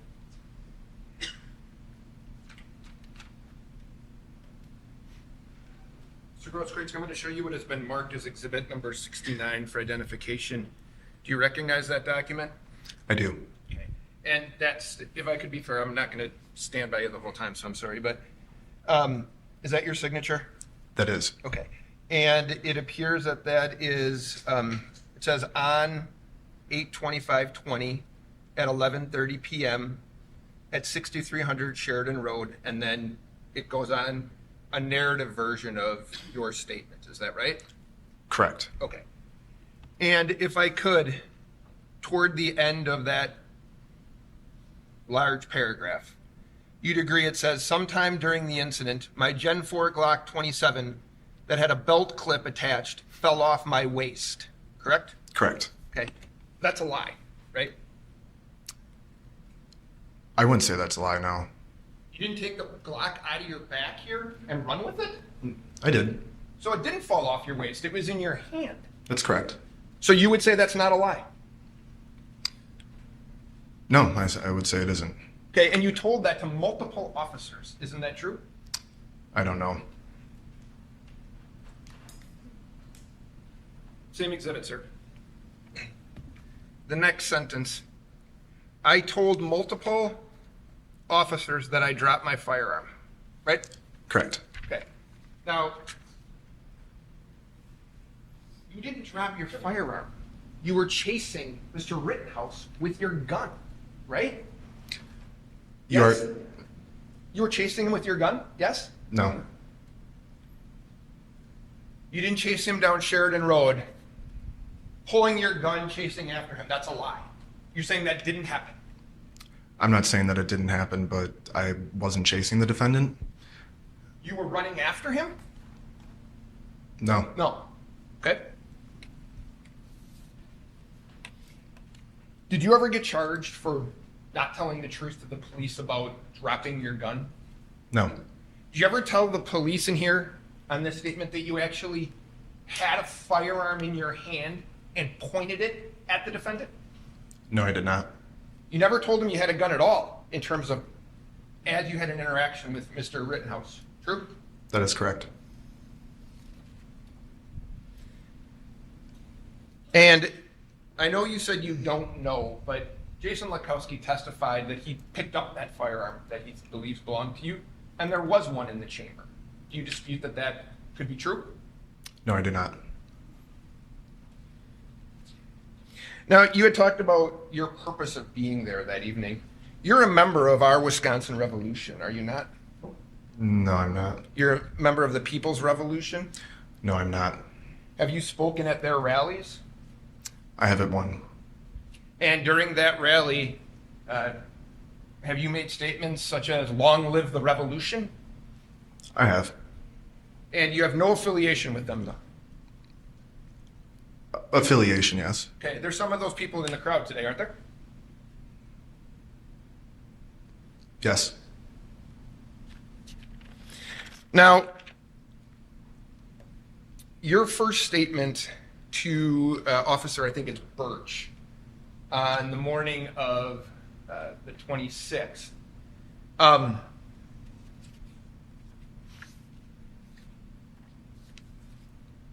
When he's asking you about what happened, if I have this right, you don't explain at all to him as to how you approached Mr. Rittenhouse with your gun, correct? Am I able to? I don't know. You don't know? I don't remember specifically on that document. Okay. No. In fact, 6 hours after you had been shot, you had a lawyer, right? Correct. Okay. And you wanted to stop the interview with the police because you had a lawyer, right? That is correct. And this is a civil lawyer, right?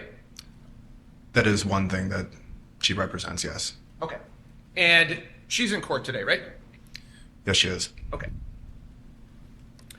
And I know this wasn't addressed, but you have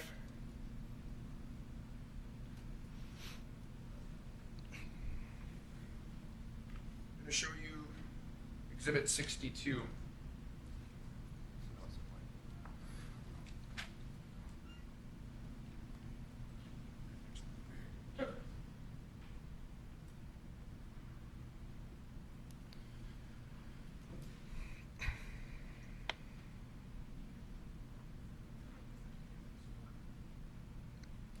So I'm going to show you what has been marked as exhibit number 62. This is a notice of claim. Is that right? That is correct. Okay. Filed on your behalf by your lawyer, right? That is correct, yes. Making a notice or telling, among others, the city and county of Kenosha that you would like $10 million. True? That is correct. Did you read this? I did. So are you aware in this document, you never mentioned that you actually possessed a firearm? You know that? That is correct. You left that part out, right? That is correct. Judge, I would move 62. Is there objection? No.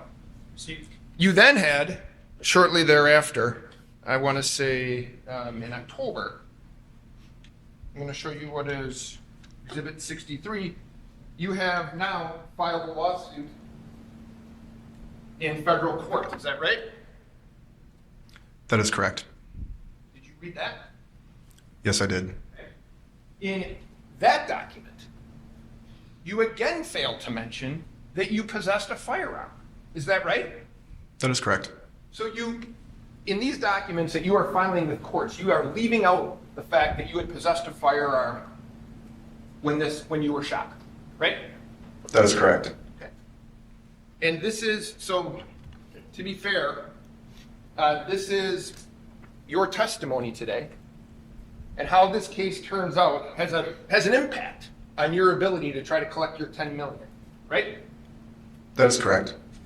So if he's convicted, if Mr. Rittenhouse is convicted, your chance of getting $10 million is better, right? I'm not entirely sure how that plays out. Haven't had any conversations with your lawyer about Well, that? you're not going to ask about conversations with this lawyer. Okay, fair enough. You're aware that if Mr. Rittenhouse is convicted, your chances of getting the $10 million are better? I'm not objection on this. It's been asked and answered, and I don't think he's got a basis to answer that. Judge, Well, I was sustained on the first ground. I would move 63. Objection? No. Received.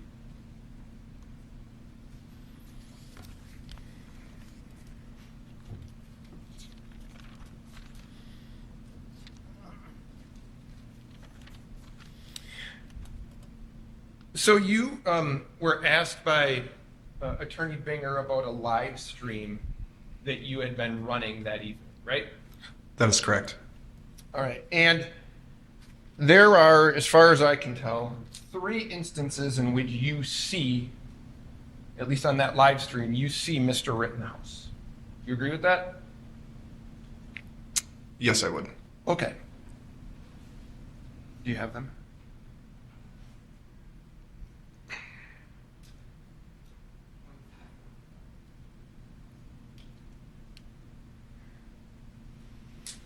And during that first contact, which we'll see, you're filming, and you had talked a little bit about this. You were filming him 23:45.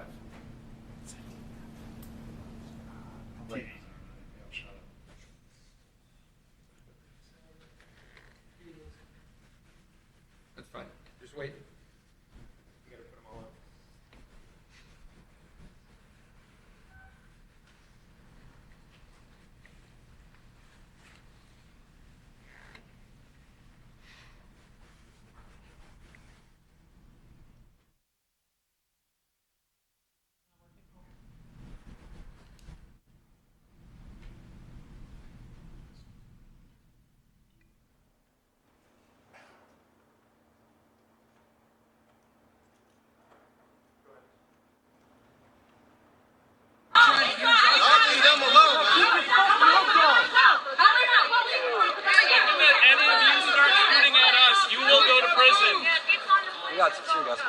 No, I don't defund the police because I ain't with none of that shit down.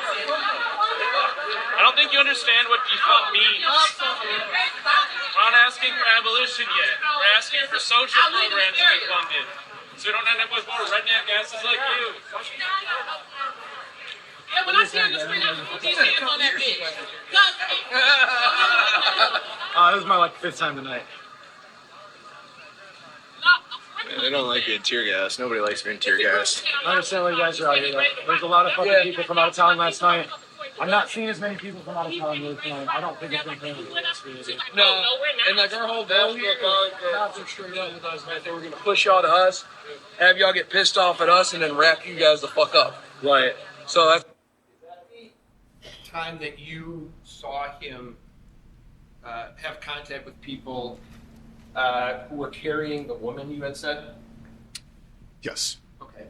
And now, to be fair, you didn't think he was doing work as an EMT properly, right?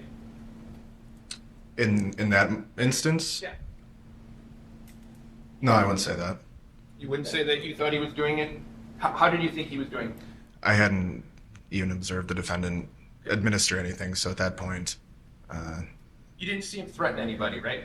no, I did not. You didn't see him point his gun at anyone? No, I did not. Didn't see him raising his voice in an agitated manner or anything like that? No, I did not. Okay. And I know you said that you heard people say something along the lines of don't go to them. Do you help her out? No, I do not. Okay. Now, later on, 31 minutes. 3100. Later on, you see him walking. Would that be fair? Right? You can play it from right there.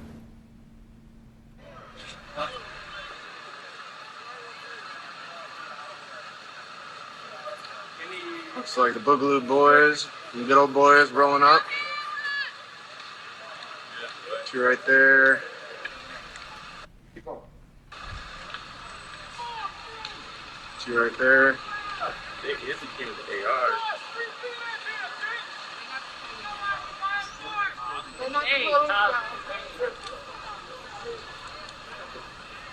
You fucking laughing? Fuck you!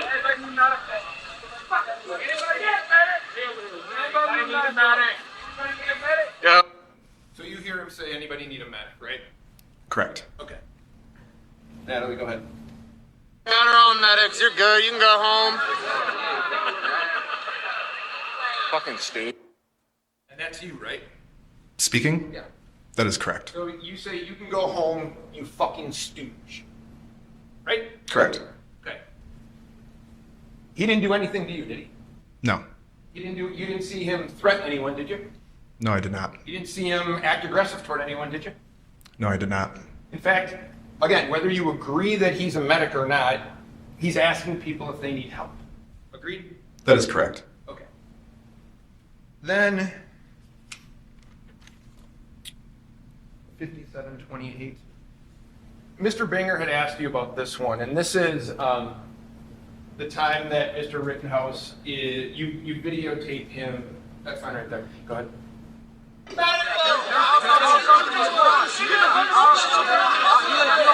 understand.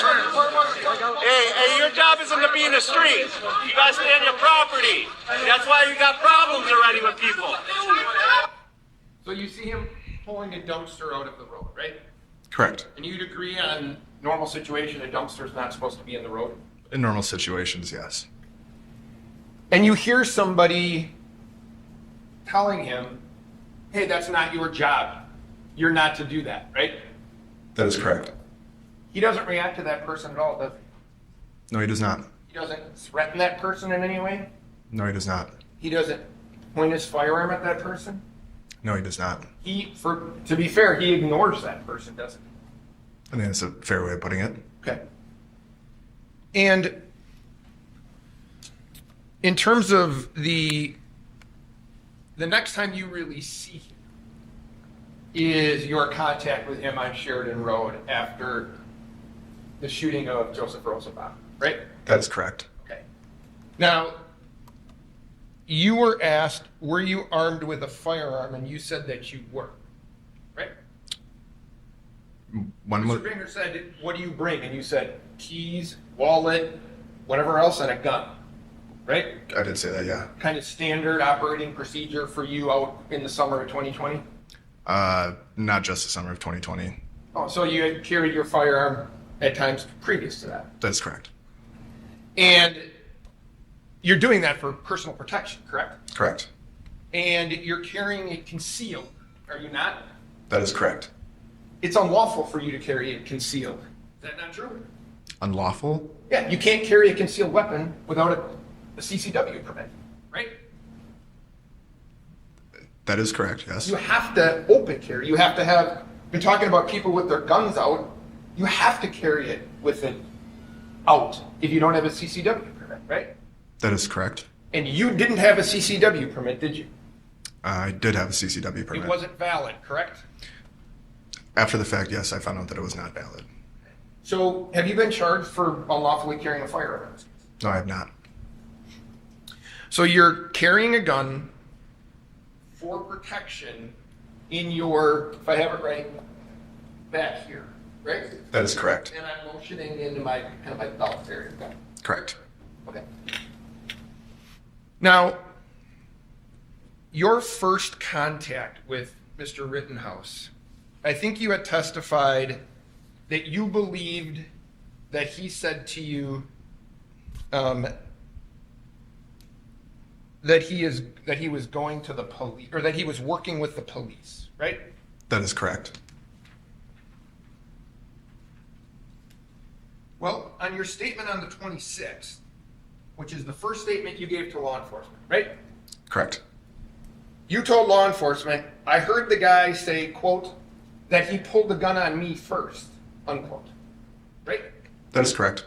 So you never say to the police during your interview, he told me he was working with you guys. You never tell them that, do you? That is correct. So when you make contact with Mr. Rittenhouse, tell me if this is fair. And I'm not, Mr. Binger's asked witnesses to do this, so I'm going to ask you to do the same. You've probably watched videos, you've probably seen all this. I'm asking you to put yourself back there at that time, okay? You know shots are fired, right? Correct. Okay. And the only information that you have is Mr. Rittenhouse saying, according to you, he pulled the gun on me first, right? Correct. And based on that, you believe there's an active shooter. Not solely on that, but yes. You don't have any information, correct? I had minimal information.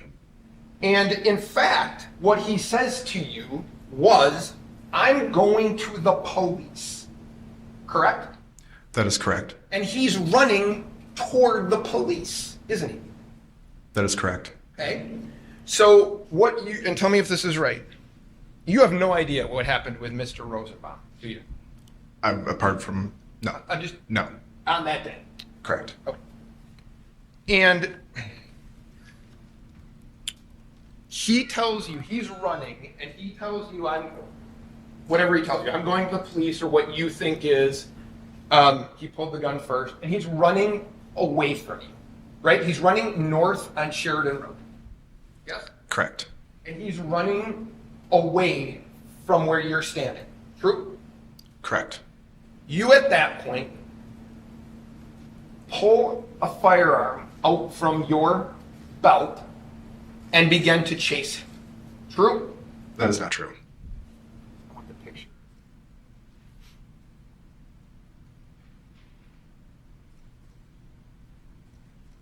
I'm going to show you what has been marked as Exhibit 35. You take a peek at that for a second. That's a picture of you, is that right? On the right-hand side with the blue cap and... Yeah. You can look there where this is you, right? Correct. Okay. And you're digging into your waistband in the back, are you not? Yes. That's where your gun is located, is it not? That is correct. Okay. Do you see Kyle Rittenhouse in this picture? I don't think so, no. Okay. So if we can be fair here, this isn't him, right? No, it is not. And you don't believe that's him? I don't believe so, no. And you'd agree none of these other people are him either? I think that's a fair thing to say, yes. Okay. What do you think, to the best of your ability, how far that guy's ahead of you?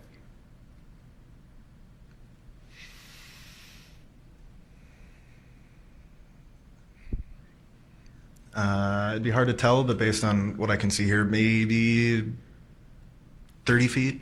Okay. So you believe, based on this, Mr. Rittenhouse is more than 30 feet ahead of you because he's not behind that guy, right? Yes. Okay. So he's 30 feet, at least 30 feet ahead of you. You look like at that point you're moving. Is that right? That is correct. Okay. So with him 30 feet ahead of you, running away from you, at that point you pull your firearm and begin to chase him, correct? No. You don't begin to chase him? Nope. No, I do not. You head in the direction that he's running. Yes? Correct. But you just happen to be running in that direction? It has nothing to do with Kyle Rittenhouse running in that direction? No, it does have to do with the defendant running in that direction, yes. Okay. So you are trying to chase him down? No.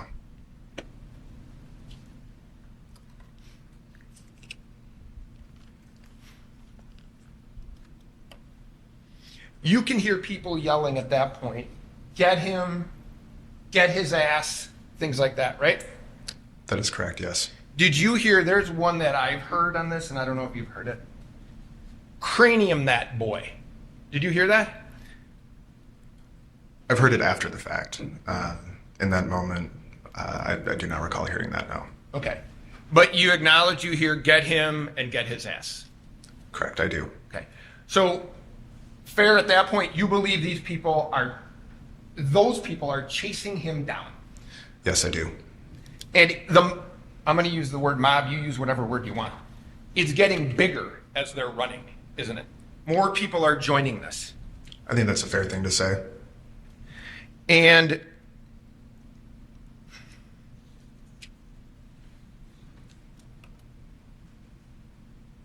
you believe, well, tell me if this is true.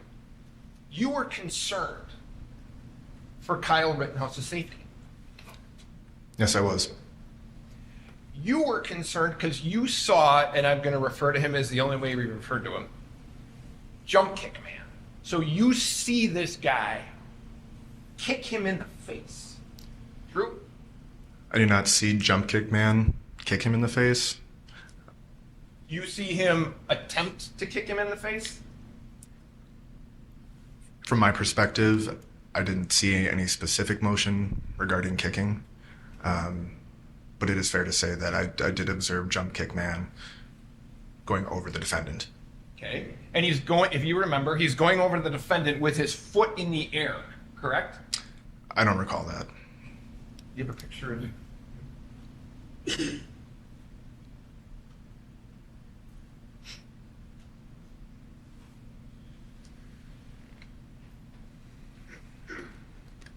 And before I bring it up, to be fair, you're making up ground on Mr. Rittenhouse, correct? As you're running in his direction. Correct. Correct. Okay, you eventually catch him. Correct. Come up to him, right? Correct. Okay.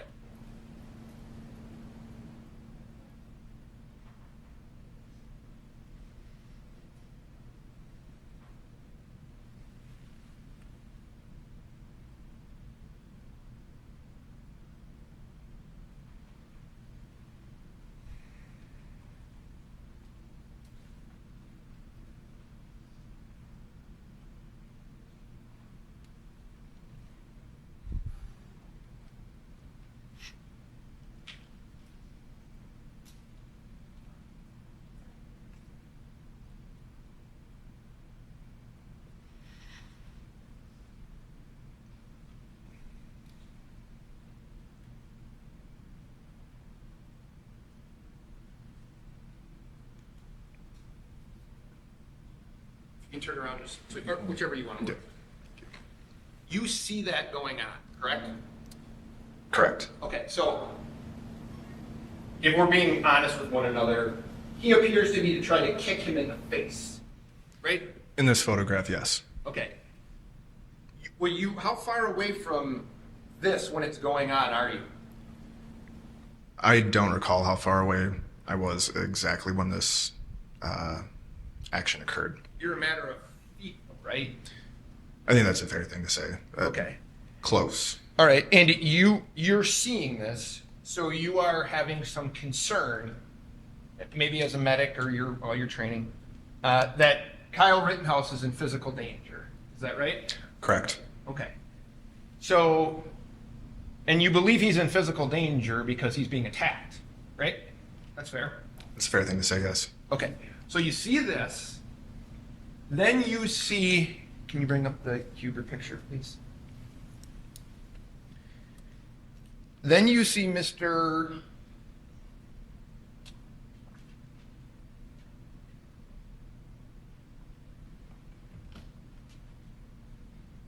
Then you know you didn't know it then, but you know now that's Anthony Huber, right?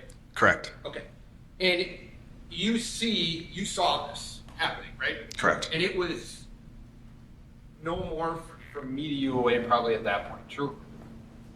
I don't recall, but it's probably Right, fair. ballpark? Yes. And in fact, you had mentioned to the officers that you even recalled Mr. Huber holding onto the trucks of that skateboard when he was striking you, right? Correct. And that, to be fair, as a medic, that concerned you, did it not? I think anytime that there's a risk of head trauma, that it's a risk. Yeah, no, fair enough. So,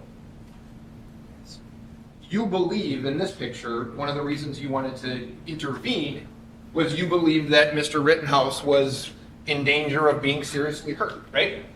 In part, yes. And you had mentioned to the police that evening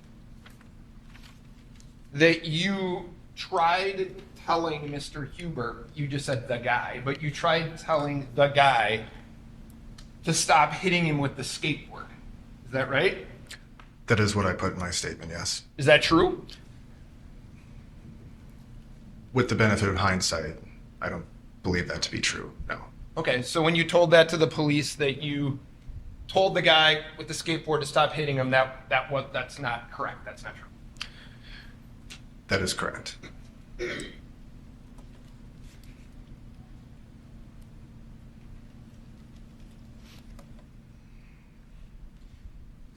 Now, your original statement then to the police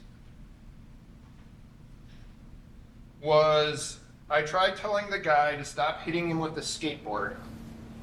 The guy on the ground then turned over, racked the weapon, and pointed his gun at me and shot me, right? That is correct, yes. You omitted the fact that you ran up on him and had a Glock pistol in your hand, right? You left that out. Correct. Would you think in a case where you are shot that providing the police information that you were actually possessing a firearm at the time would be relevant? I think that's fair, yes. Okay. But you didn't think it was relevant to tell him that day, correct? It's not that I didn't think it wasn't relevant. After the defendant had shot me, I had just gotten out of surgery when the Kenosha police officers had arrived and just gone through one of the most traumatic experiences in my life, both emotionally and physically. I'd just gotten out of surgery. I had just been sedated. I was on pain meds. So, Go ahead, I'm sorry. I don't want to interrupt you. Sorry. It wouldn't have been a purposeful omission. You were asked at that same statement what you did for work and you refused to answer that, right? That is correct. So you made a conscious decision to not answer that. That is correct. You weren't so drugged that you couldn't answer that question, right? I refused because I was worried for my safety. My point is that you had a thoughtful process not to answer that. True? That is correct. You told this officer specifically what Mr. Rittenhouse was wearing, correct? That is correct. You had a thoughtful process, even though you just got out of surgery and were drugged and whatever else was going on, which I understand. You were still able to answer all those questions to the best of your ability, and they were accurate, right? To the best of my ability, yes. Okay. So the fact that you failed to mention that you possessed a firearm when you were shot and that you dropped it, were those things that you forgot because of your medication? I would say not only the medication, but also the traumatic experience that I'd just gone through. And you understand it's the only information that you appeared to have forgotten that puts you with a gun directly in front of him, right? That is correct.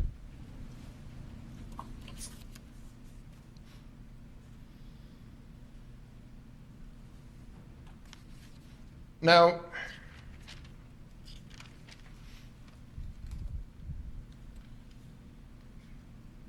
you are also then interviewed again by law enforcement in September. Is that right? That is correct. You bring your lawyer. Correct. Mr. Binger's there? Not in person. Okay, but he's present in the... He is attending the meeting, yes. And there were three... Sorry, he was present via Zoom. Okay, and there were a total, if you remember, 3 prosecutors present, right? The only 2 people who I were aware were their official capacity was the lead detective, Ben Antaramian, hopefully I pronounced that correctly, and then Mr. Binger. Okay, but as for the other people, I'm sure they mentioned their names, but those were the 2 people that stuck out, I guess I should say. So the people that you recall, Detective Antaramian, Mr. Binger, your lawyer, and you. Correct. And you were asked on that day, which would be, now that would be your second statement, you were asked about what had happened, right? Correct. And had you viewed some of the video between the shooting and the interview that you gave on, I think it was the 24th of September? I can't say for sure, but I would say it's a very fair guess that I had at least seen something at that point, or by that point. And in that interview,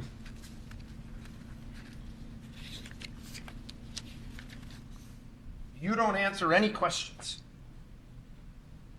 about the shooting, do you? No, I do not. This lead detective on a homicide case, where you are also shot, is trying to gather information to figure out exactly what went on, and you refuse to answer questions about that, right? Specifically about the shooting? Yeah. That is correct. Was that your decision or your lawyer's decision? That was the advice that my counsel gave me. So your counsel wouldn't let you answer questions about your involvement. True? I wouldn't say that she wouldn't let me, but she advised against it. So your statements about what actually happened, first time that we're getting an insight as to what actually happened is today, right? I don't think that's accurate. Well, on the 24th, you refused to answer questions, right? The 24th of September. Correct. And the day after the incident, you acknowledge you left out the fact that you even had a gun, right? That is correct.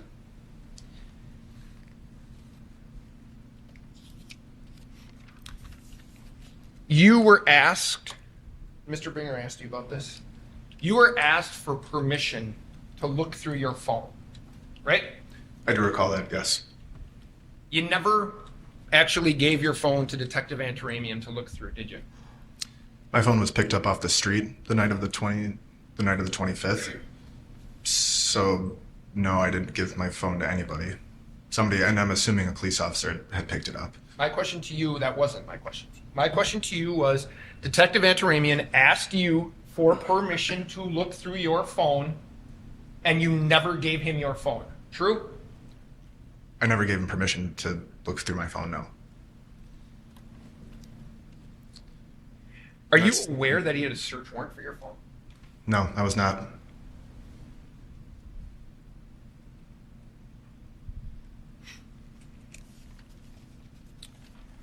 So,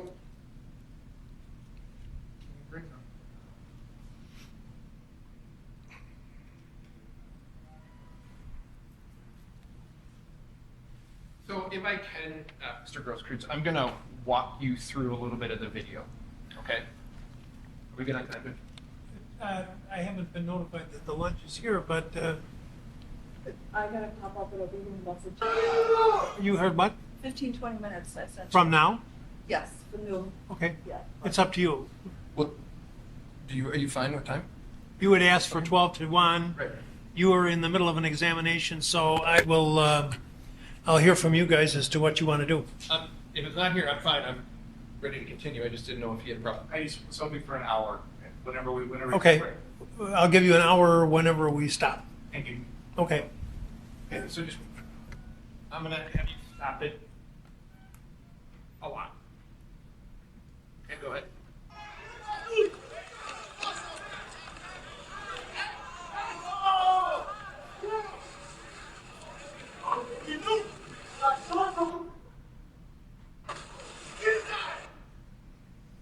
Now, you see that? This isn't you, but you see this gentleman right here? See that? I do. Okay. Would you like Sister Marcian's pointer? It's up to you. I don't. You're welcome to use your glasses if you want. Thank you. He's got it. Oh, he's got it. You see this gentleman right here, right?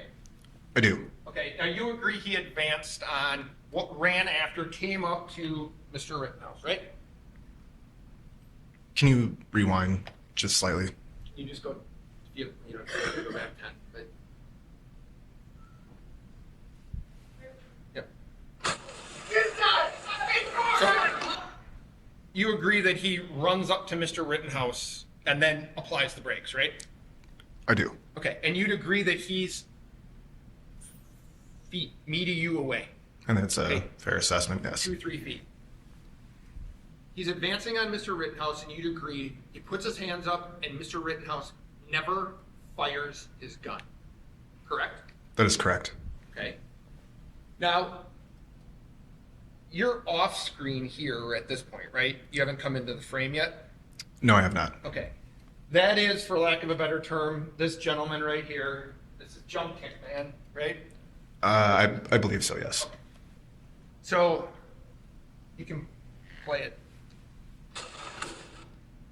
So, you now see that Jump Kick Man kicked Mr. Rittenhouse in the face, and 2 shots are fired, correct?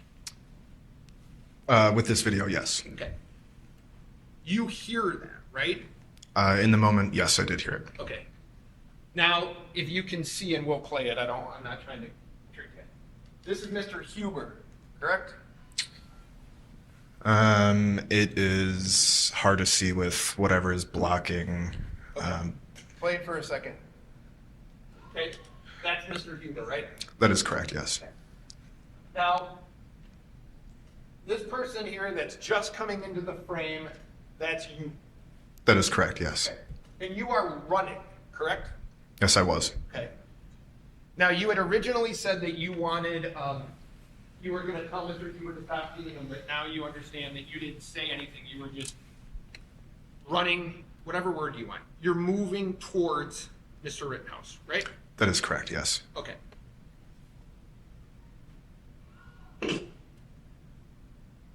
We just heard a shot, yes? Correct. Okay.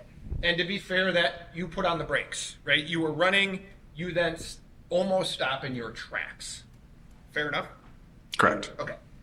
And I don't know if your arms are up at that point, but it looks like you're kind of protecting your head at that point. Is that fair? That is correct. Okay. How far do you think you are away from him at that point, to the best of your ability? I would say about there, between Me and you? you and I, correct. So 3 feet? 3 to 5. Okay. Now at that point, you have your hands up, right? Yes, I do. Now you probably don't notice him at the time. This guy's holding up what looks like a wooden club of some type. Some sort of wooden object, yes. Okay. So your hands are up, and at that point, he has not fired at you, correct? No, he is not. It's going to be quick. You'd agree at this point, you are dropping your hand, you are loading your front foot, and you are moving toward Mr. Rittenhouse at that point. True? Yes. Okay. So when you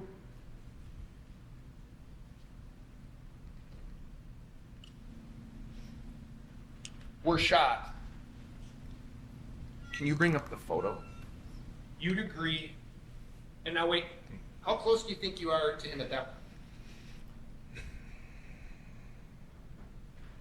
3 feet. If it was 5 feet before, it would. So So tell me if I've got the lay of the land. At this point, you're holding a loaded, chambered Glock 27 in your right hand. Yes? that is correct. Yes. You are advancing on Mr. Rittenhouse, who is seated on his butt, right? That is correct. You're moving forward, and your right hand drops down with your gun. Your hands are no longer up, and now the gun is pointed in the direction of Mr. Rittenhouse. Agree? I'll give you a picture. Maybe that'll help.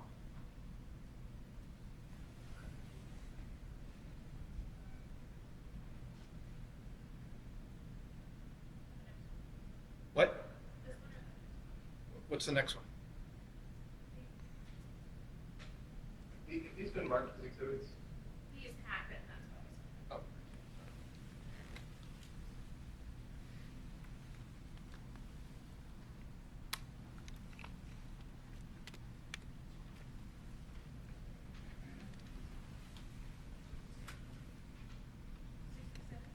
So, Mr. Grosskreutz, I'm going to show you what has been marked as Exhibit 67. That's a photo of you, yes? Yes. Okay. That's Mr. Rittenhouse? Correct. Okay. Now, you'd agree your firearm is pointed at Mr. Rittenhouse, correct? Yes. Okay. And once your firearm is pointed at Mr. Rittenhouse, that's when he fires his gun. Yes? No. Sir, look, I don't want to. Does this look like right now your arm is being shot? That looks like my bicep being vaporized. Yes. Okay. And it's being vaporized as you're pointing your gun directly at him. Yes? Yes. Okay, so when you were standing 3 to 5 feet from him with your arms up in the air, he never fired, right? Correct. It wasn't until you pointed your gun at him, advanced on him, with your gun, now your hands down, pointed at him, that he fired, right? Correct.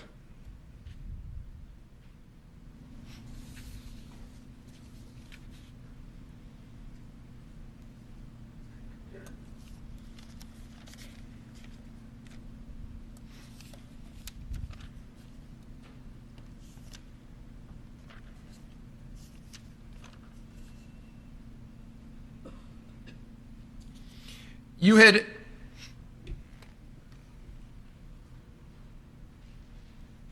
mentioned that you believe that he was re-racking. I don't know much about guns, but you had mentioned that you believed he was re-racking his gun or something, right? That is correct. Yes. Now, this is your. Wait, this is right. This is your tweet from November 5th. So during this trial, you're tweeting out, yes? Yes. And you tweet out to whoever these people are, make sure you look and listen for the defendant's firearm malfunction, and then you have a winky emoji face. Is that right? That is correct. Yes. Okay. So this is, the 5th was yesterday? That would have been Friday. Time's flying, Judge. So Friday at 7:45, and what's the winky emoji? I believe that was in response to whoever the original poster is on there. I don't know what the original post was, but it was more than likely in response to this person's opinion that they had posted. Now, you had said that you were looking for a non-lethal way to end this interaction. That is correct, yes. Yet you pulled your gun out and began, I'm going to use the word chase. You began chasing or running after a man who was running away from you, correct? That is correct.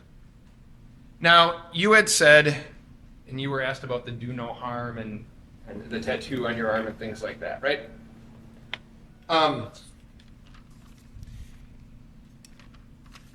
You have some regrets from that evening, don't you?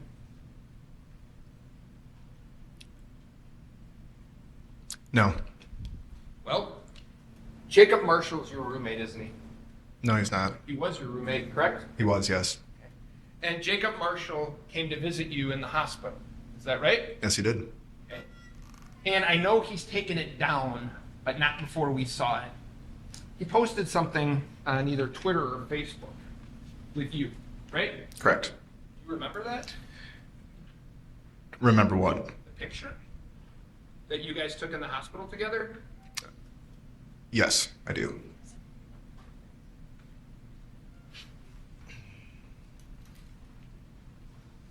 We haven't gotten to it yet, Your Honor, but I'm going to be objecting on hearsay grounds here.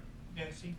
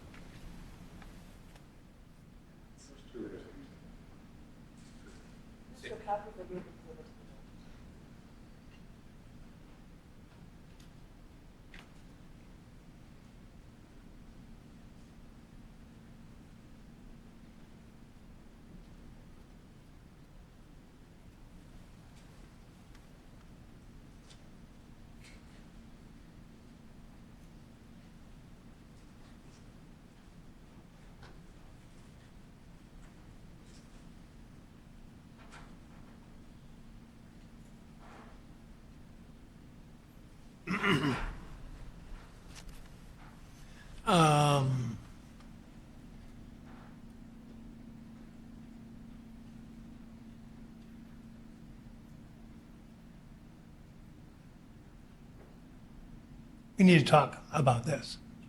So maybe we should. I assume you have more questions beyond this. Not a ton, but we should probably get this cleared up. Yeah, we might as well. Let's take a break. Please don't talk about the case during the break. I assume your lunch will be here shortly. Don't read, watch, or listen to any account of the trial. Okay, see you in a little bit. See you at about 1:15. Thank you.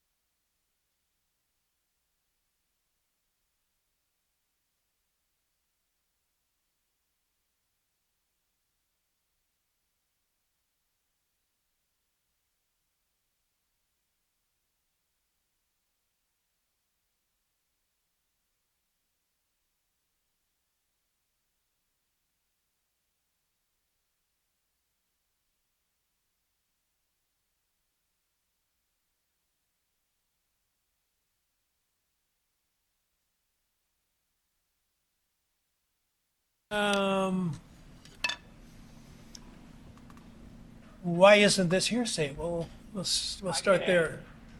Judge, I believe I can ask Mr. Grosskreutz if he said it. That's not hearsay. Did you say this to Mr. Marshall? I'm not asking. Well, sorry. Well, go ahead. Go ahead. He can deny it, right? And then I can call Mr. Marshall, which he was in court. Now he's under subpoena. Oh, he's here. Well, he left. Where is he? I don't know. He was sitting in court. He got served with a subpoena, and he is gone.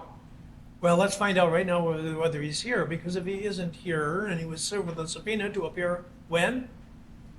Wednesday. Yeah, not till Wednesday. Okay. He's going to be in our case in chief. Okay. So Okay. I believe I can ask a witness if they've made a statement.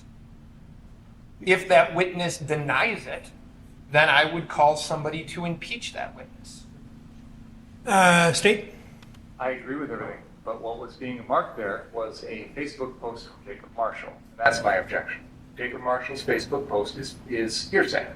They can call him to testify. He's not asking to offer the exhibit, I don't think. Not yet, anyway. He wants to ask him about the content. That, as far as that goes, Your Honor, that's fine. I anticipated the exhibit was about to be used since it was in the process of being marked, and that's why I said, Your Honor, I'm going to be objecting on hearsay grounds, because the exhibit is hearsay. So Judge, I'm going to ask him if he's in this picture, which he is, and if that's Mr. Marshall in the picture, which I believe it is. I'm not going to, at this point, I'm not going to ask that the jury see it, but I'm going to ask him about the content of it. And then based on his answer, I'm going to call Mr. Marshall to testify if he denies it. It doesn't sound like Well, there's an certainly the inquiring about a statement allegedly made by the witness would not be hearsay. But there certainly is a coiled snake of hearsay, potential hearsay, so we have to be careful.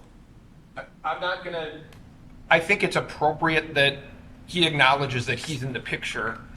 And then I'm not going to do anything else with it other than to ask him the question. Excellent. What more could I As long as the jury doesn't see that post right now, that's my concern, because that's hearsay. Okay. And I'm not going to do that. So, okay. Thank you. How would you like to stack session?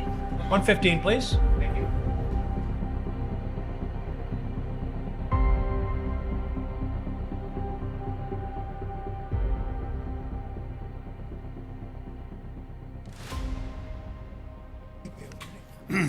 All right, how was the KFC? Very good, huh? Okay, and did you have enough? Okay, let's proceed. Mr. Grosskreutz, I'm going to approach you for a second if I can. And I'm showing you what has been previously marked as Exhibit 69. You'd agree that the statement that I had previously showed you that you had given to police on the 26th, is that right? Yes. So on this document, it's marked 2520. I don't know if that's reference to the time of the incident, but Right. this statement was given. It looks like 900. I'm sorry, 9:46 a.m. of the following day. So just so we're clear, it says on 8/25/20 at 11:30 p.m. this happened, right? Correct. Okay. So the only thing I want to make sure that you're comfortable saying is there's markings at various points on this paper. Is that right? Yes, there is. Okay. And the statement is 2 pages. Would you agree with that? Yes, I would. Okay.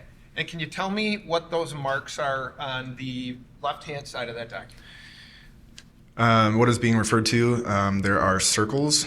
It looks like 2 on the first page, 2 on the second page. And these are on the left-hand indent, and in those circles are my initials. Okay. So you had at various points during that statement put your initials on it? Correct. I wasn't able to, I'm right-hand dominant, so I wasn't able to write. So the officer that, I'm not sure which officer that was, but the officer was taking my verbal statement, transcribing it, and then throughout, I would initial either, so you can see here, there's the word approximately was crossed off. I signed that there's a correction there made. Okay, so can I ask you this? Yeah. Where it says, I told multiple officers that I had dropped my firearm. Right next to that, you put your initials. Is that right? Yes, I did. Okay. And to be fair, on the bottom of each one of these pages, it says, I have made the above statement without any threats or promises. It is my desire to state the true facts as to this incident. I have read the above statement and find it true and correct. Is that what it says? That is what it says, yes. Okay, and you signed that, correct? Correct. Okay. So my last, where we left off, I just have a couple questions for you. I had asked you if you had any regrets about that evening and that you had said that you did not, correct? Correct. And I had asked you if you know a person, Jacob Marshall, correct? Yes. And Jacob Marshall may not be today, but he was your roommate. Yes. And you had said that he had visited you in the hospital. Yes. And I'm going to show you what is marked as Exhibit 70.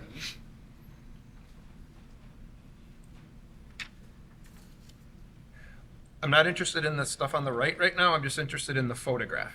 Okay? Is that a photograph of you and Mr. Marshall? Yes, it is. Okay. Does that appear to be taken after you had suffered the injury to your arm? Yes. Okay. And that's at a hospital. Is that fair? Yes. Okay. Now, you had said you didn't have any regrets. Did you tell Mr. Marshall that your only regret was not killing the kid and hesitating to pull the gun before emptying the entire mag into him? No, I never said that. You didn't tell that to your roommate? Objection, asked and answered. Oral. You didn't tell that to Mr. Marshall? No, I did not. Very good. Thank you, sir. Judge, I would move 69 and 70. Any objections?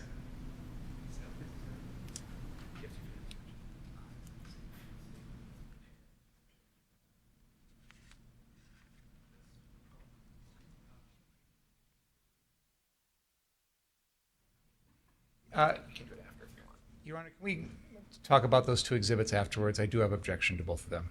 Yep. Okay, thank you. Okay, Mr. Grosskreutz, I just have a few follow-up questions here. At one point in the video that was played for you by the defense, you referred to the defendant as a boogaloo boy. What did you mean by that? I don't recall if I was referring specifically to the defendant. I think a more accurate statement would be the group of armed individuals, predominantly white males with AR-15s, in, generally speaking, some sort of, we'll say, paramilitary attire. And what I mean by that is camel clothes, body armor, chest rigs, helmets, things of that nature. Is it fair to say, Mr. Grosskreutz, that no matter what you tell us or remember, everything you did that night's on video or photographed, correct? That is true. I want to play a little bit of Exhibit 57. Can we go to the 31-minute mark, please? 31-minute. This was a portion of the exhibit that was played for you on cross-examination, and I just want to go back to that for a moment.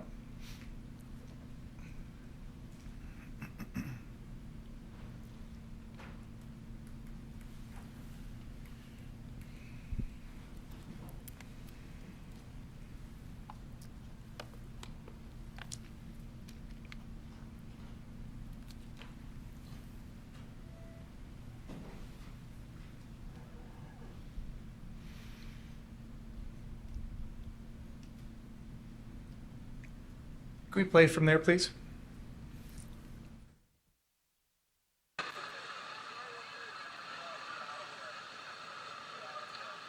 Looks like the Boogaloo boys, the good old boys rolling up. Two right there. Two right there.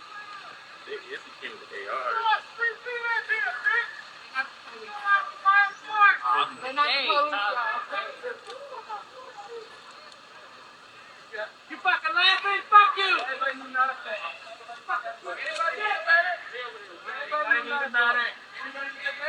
go. We got our own medics. You're good. You can go home. The voice that's heard there saying, "We got our own medics, you can go home." That's your voice, right? Yes, it is. Why did you say that?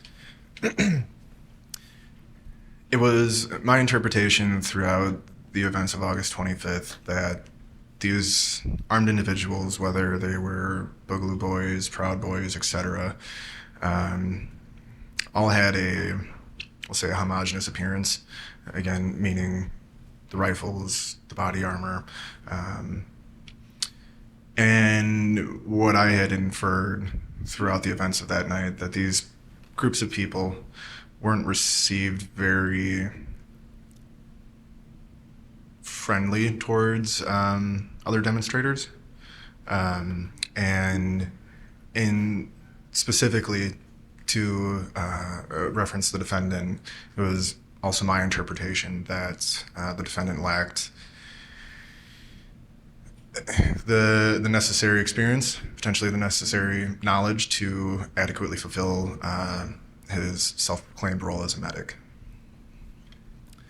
Can we now go to the 57-minute and 36-second mark in this video, please?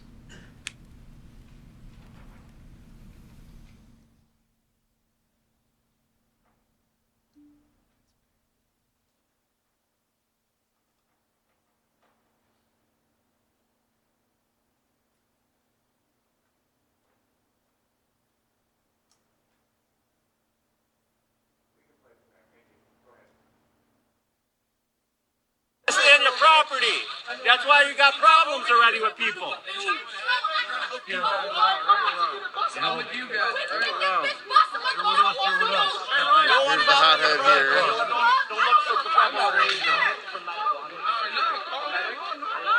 I know you are, but like, they got their own medics. You were asked a question about the defendant's reaction at that very moment in time when he was told by someone, "Don't go out in the street, stay on your property." And you were asked if the defendant reacted in any certain way. Do you know if he came and spoke with anyone about that comment at that moment in time? No, I do not. Okay.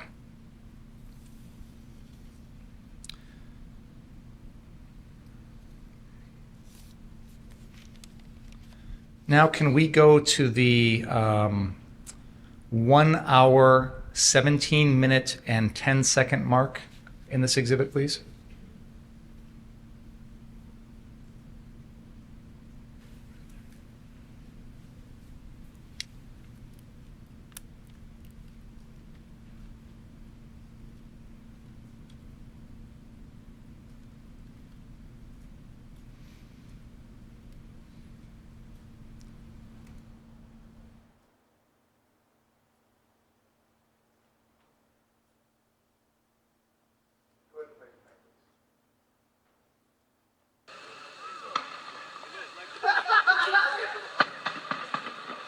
It sounded like gunshots.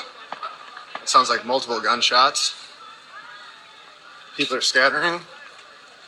Now this is southbound on Sheridan. This is, I was just at 60th. Looks like they even set up a recliner. Oh, 110%, bro. Yeah, dude. 100.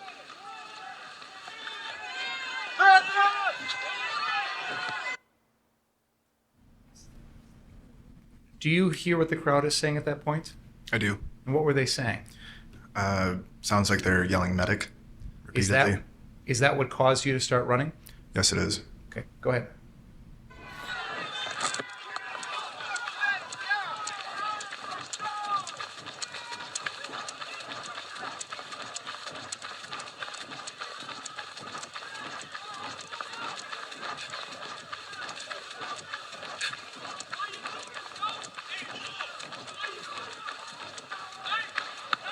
Shots.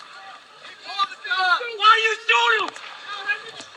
Hey, stop! Hey, what are you doing? You shot somebody? I want to get police. Who shot? Who shot? Back 10 seconds and play that again, please.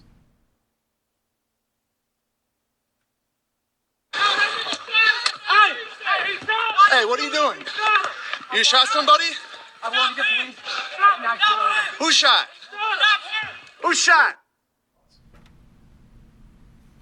Is it fair to say, Mr. Grosskreutz, that what was just played on the screen is the only words exchanged between you and the defendant after the defendant killed Joseph Rosenbaum? Yes. And you've already explained what you heard at that time. We've already heard the video.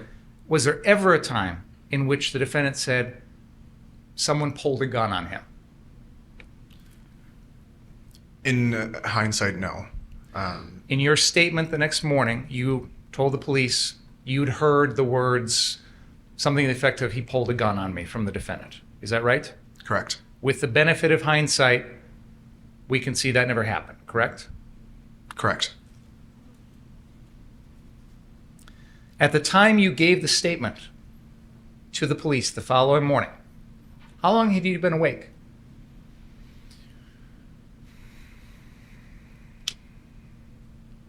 Couple hours, no more. After surgery? After surgery, yes. And before surgery, you'd been awake all day Tuesday, right? Yes. And in the time period between you were shot by the defendant and the time you spoke to the police officers, did you even have possession of your phone? No, I did not. Had you watched this Facebook live stream? No, I had not. Can we continue that video now, please? Stop him! Hey, stop him! Stop him!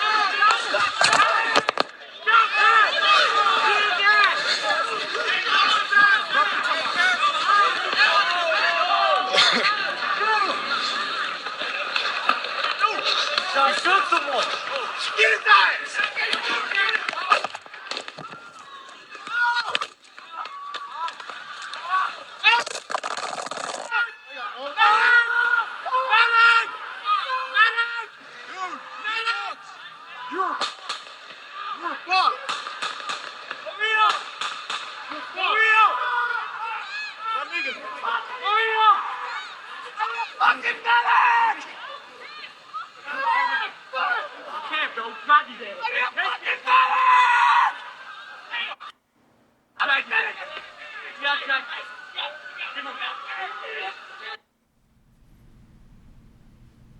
Mr. Grosskreutz, we can still hear audio, but there's no video coming from your live stream. Do you know why that is at this particular moment in time? I believe it's because I had dropped my phone after being shot by the defendant. To the best of your knowledge, did the audio that we just capture, or watch rather, did that capture everything that you said when after you talked to the defendant and had that little exchange until you got shot? Yes. At any point in there, did you say anything about you're going to kill the defendant, you're going to shoot the defendant, make any threats to the defendant of any kind? No.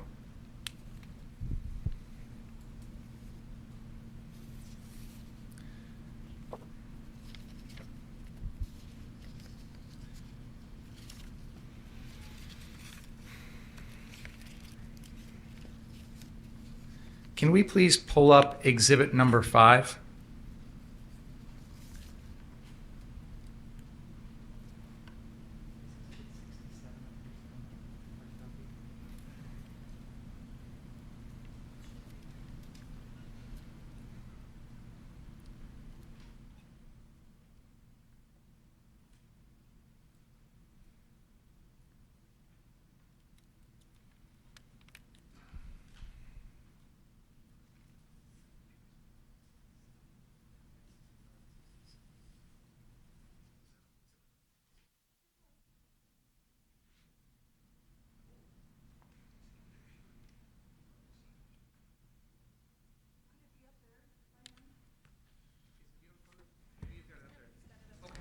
Let me put those down for a second. Let me just approach for a second. While we're getting ready for Exhibit 5, let me just ask, may I approach your Honor? Go ahead. Mr. Grosskreutz, the defense has shown you a photograph which has been marked as Exhibit number 65. I'm just going to hold that up for you. Does this show you with your hands raised before the defendant shoots you? Yes. Okay. And I'll just I think this has been on the TV screen, but I'll just show the jury. Are you pointing your gun at the defendant here? No, I'm not. Is this right before he does the re-racking of the gun? Yes, it is. And then exhibit number 66. This is the photograph that shows you moving towards the defendant after he re-racks the gun. Is that fair to say? Yes, it is. Now, you were asked if you are pointing your gun at the defendant in this picture and also in exhibit number 67. Do you remember being asked those questions? I do. At any point during that encounter, did you intentionally point your firearm at the defendant? No, I did not. Can we play exhibit 5, please?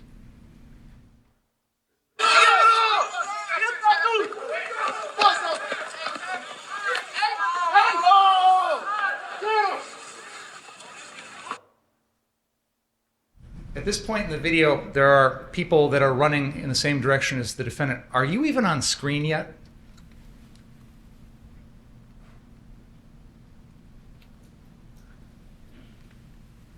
I don't see myself on screen, no. All right, let's keep going.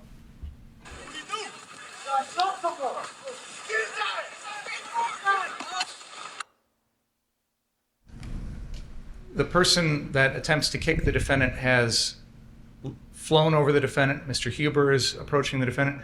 Are you even on screen yet?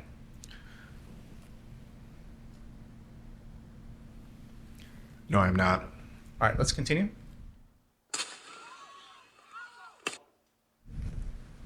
Now, at this moment in time, you are on the screen, and it appears that you're sort of crouching, like crouching down as if what? What were you thinking at that moment? Why were you doing that?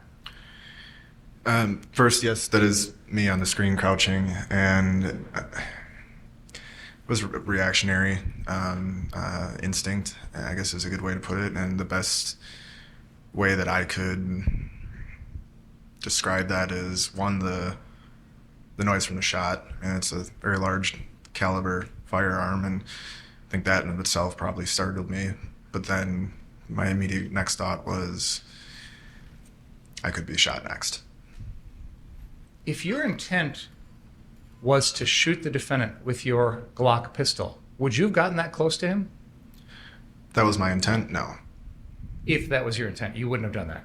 Exactly. Right, correct. Let's keep going for just a second, please.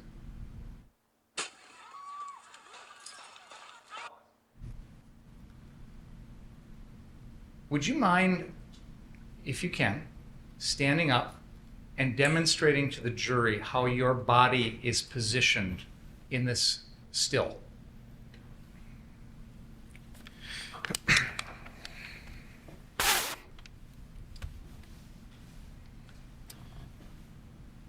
So if You got a handgun? A microphone? We got your.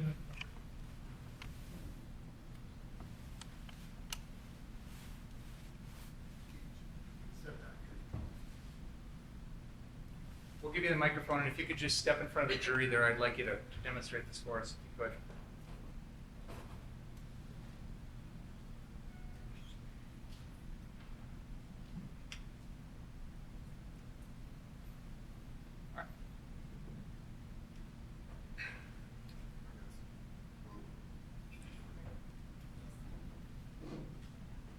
Might have to hold it really close. So in this still, if the defendant is right here in front of me on the ground, this is my pistol that I had in my hand, my cell phone. My body is bladed towards the defendant. I have a cell phone in my left hand, microphone or pistol in my right. My body is bladed with my left hand, left arm, towards the defendant's firearm, but then my pistol in a similar angle I'm about to show you.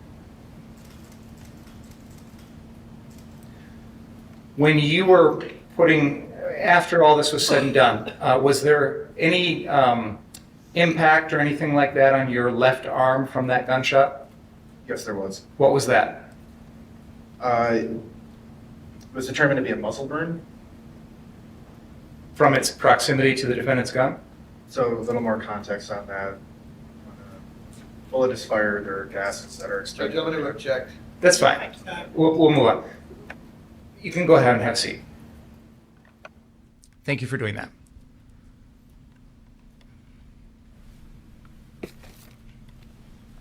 At that moment in time, right before you got shot by the defendant, did you feel there was an imminent danger that the defendant was going to kill you?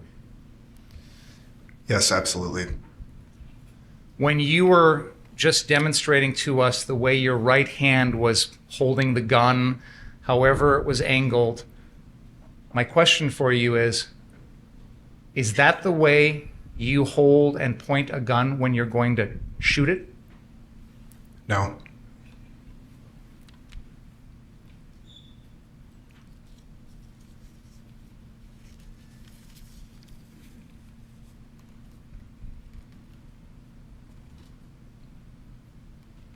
I have no further questions.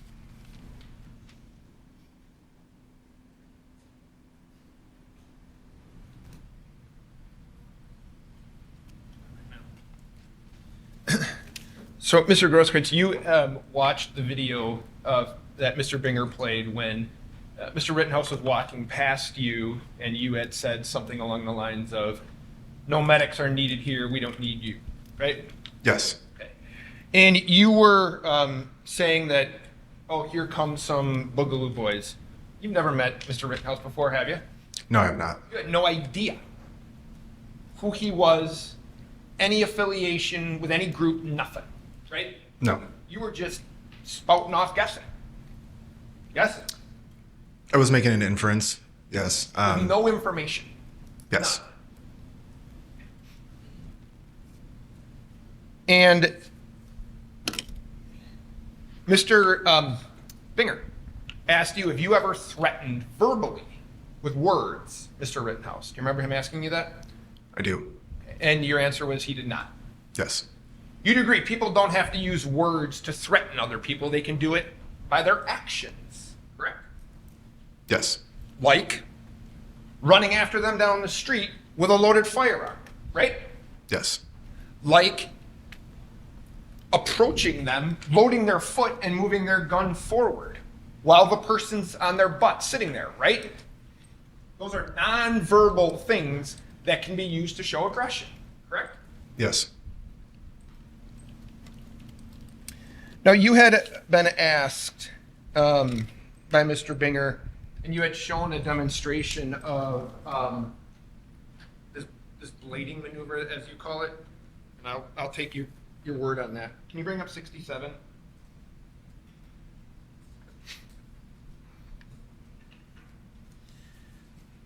So,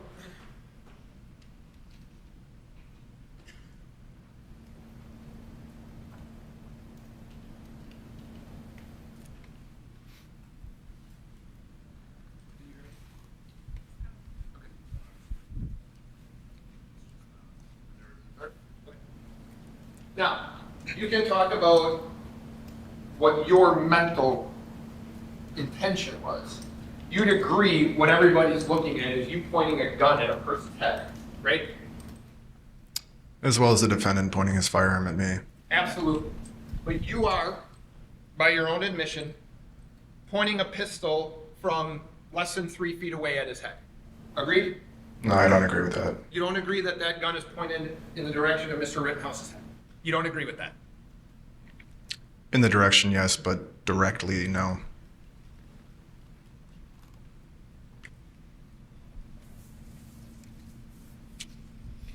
You didn't tell him what you were doing, right? I don't have time to. Well, as you're running, you didn't say anything, right? You're just chasing him down. You never say anything. It would have been hard to communicate that over gunfire. My question to you is, you never said a word to him other than approach him with your gun out from 3 feet away, right? Yes. I have nothing else.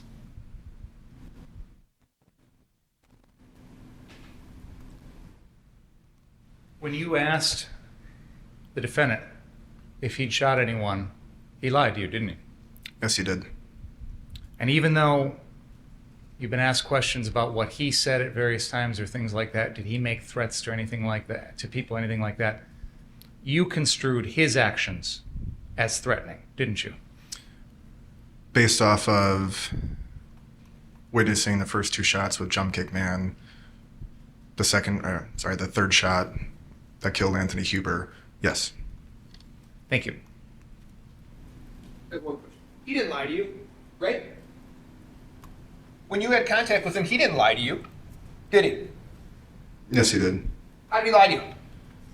After having asked him who was shot, and then him saying, I'm going to the police, which we know after the fact, and then saying, I didn't do anything. So it's your testimony today that you heard. Now, to be fair, your first interview that you signed, you said that he told you, I'm working with the police, right? I'm going to object. This is beyond the scope of redirect. Right? That is what I thought I heard in the moment, yes. Okay, so you weren't telling the correct statement, correct? Can you... Yeah, you said that Mr. Rittenhouse lied to you. Yes. Your initial statement to the police was, he told me I'm working with the police. You know that's not true. After the fact, yes. Okay, so what is on tape is he said, I'm going to the police, right? Yes. You're not saying that's not true. No, I'm not. Nothing else. Mr. Townsend.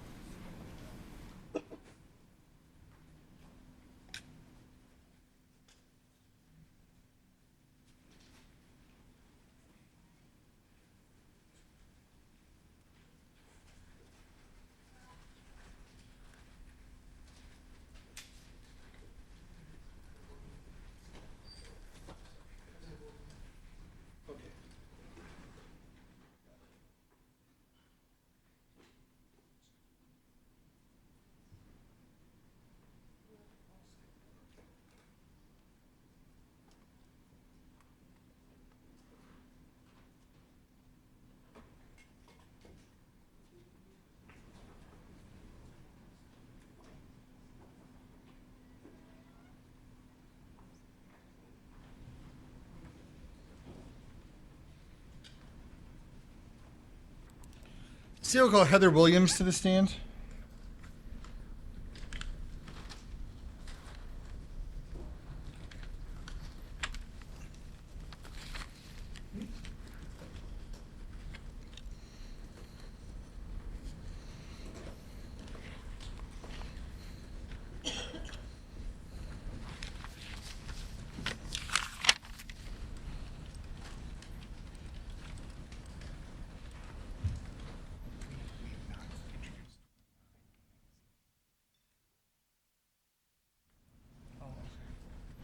Stand, please, raise your right hand. Do you solemnly swear the testimony about to give in this matter be the truth, the whole truth, and nothing but the truth, so help you God? I do. You may be seated.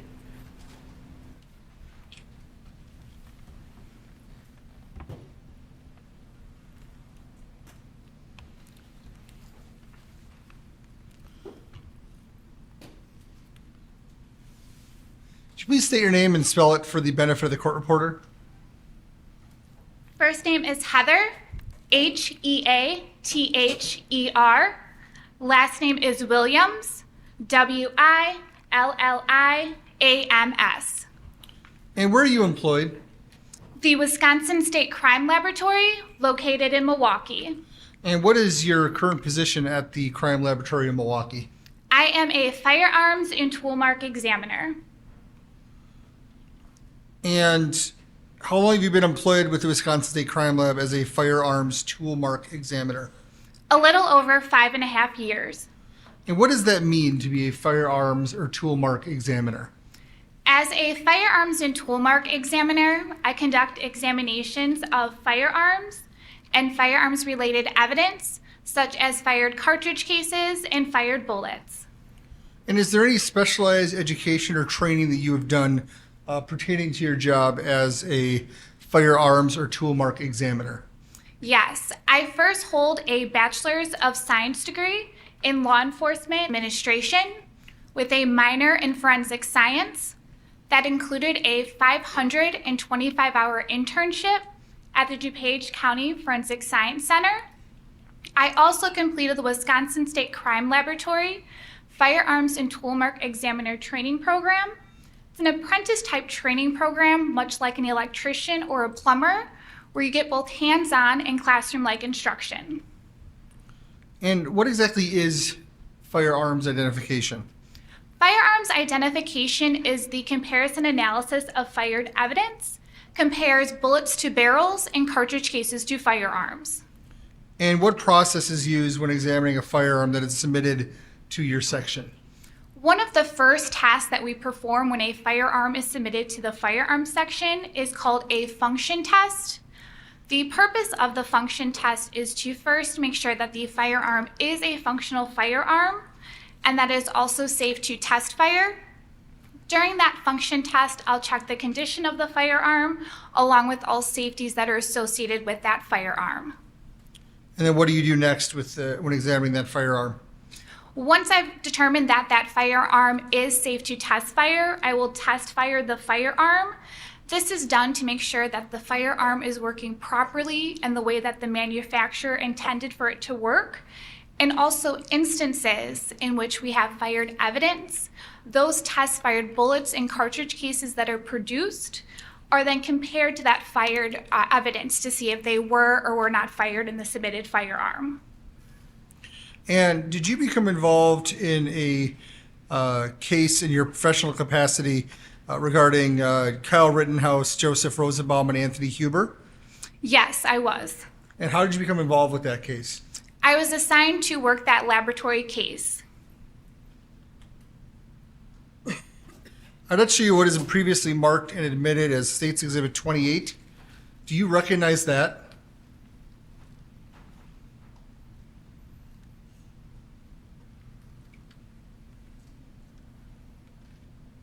Yes, I do. I recognize that as the firearm that I analyzed for this specific case. How I recognize that is on the firearm in silver marker, I have indicated that laboratory case number associated with the case, the item designation of that item, my initials, and the date that that was examined. So is it my understanding that you would have actually examined this exact firearm and fired it? Correct, yes. Okay. I think that's good. Thank you.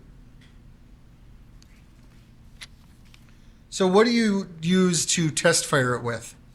We're going to use ammunition that is part of our reference collection.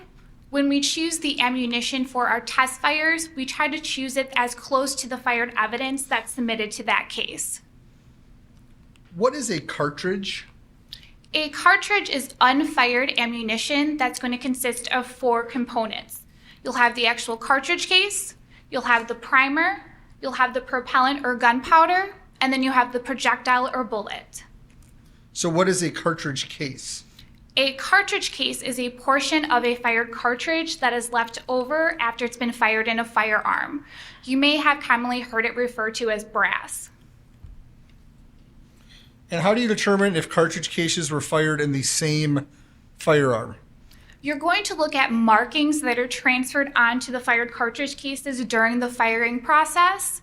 Those are the markings that we look at to determine if they were or were not fired in the same firearm. And then instances when we have a firearm, we're able to determine if they were or were not fired in a specific firearm.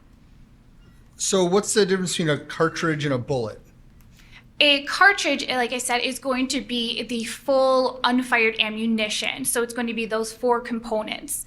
A bullet is just one of those 4 components. So it's the projectile portion that you'll see on an unfired cartridge. So what is a fired bullet? A fired bullet is going to be the bullet that is expelled through the barrel of a firearm. It's going to have impressions that are going to be left on that from the rifling or that spiral pattern that's going to be within that bore of the barrel. So how can you determine if bullets were fired in the same firearm? You're going to look at those rifling impressions that are left on a fired bullet from the barrel that it's been fired through. Is your crime lab accredited? Yes, we are. And who accredits your crime lab? We are accredited through ANAB, ANAB. It stands for the American National Association Standards National Accreditation Board. And are there any quality controls or procedures that are used, particularly in your discipline at your crime lab? Yes, in the firearms section, we have a 3-step quality control procedure. The first step is called the verification process. This is when any type of identification, elimination, or inconclusive results of fired evidence is then looked at by a second qualified examiner in the section. Once that verification process has been completed, there is then a peer review process in which all notes and reports are looked at to make sure everything's clear, complete, and accurate. That last step is going to be administrative review. That is going to be when a supervisor will once again go through all reports and notes to make sure everything is clear, complete, and accurate before the report is submitted to the submitting agency. I'll let you as marked as States Exhibit 72. Do you recognize that?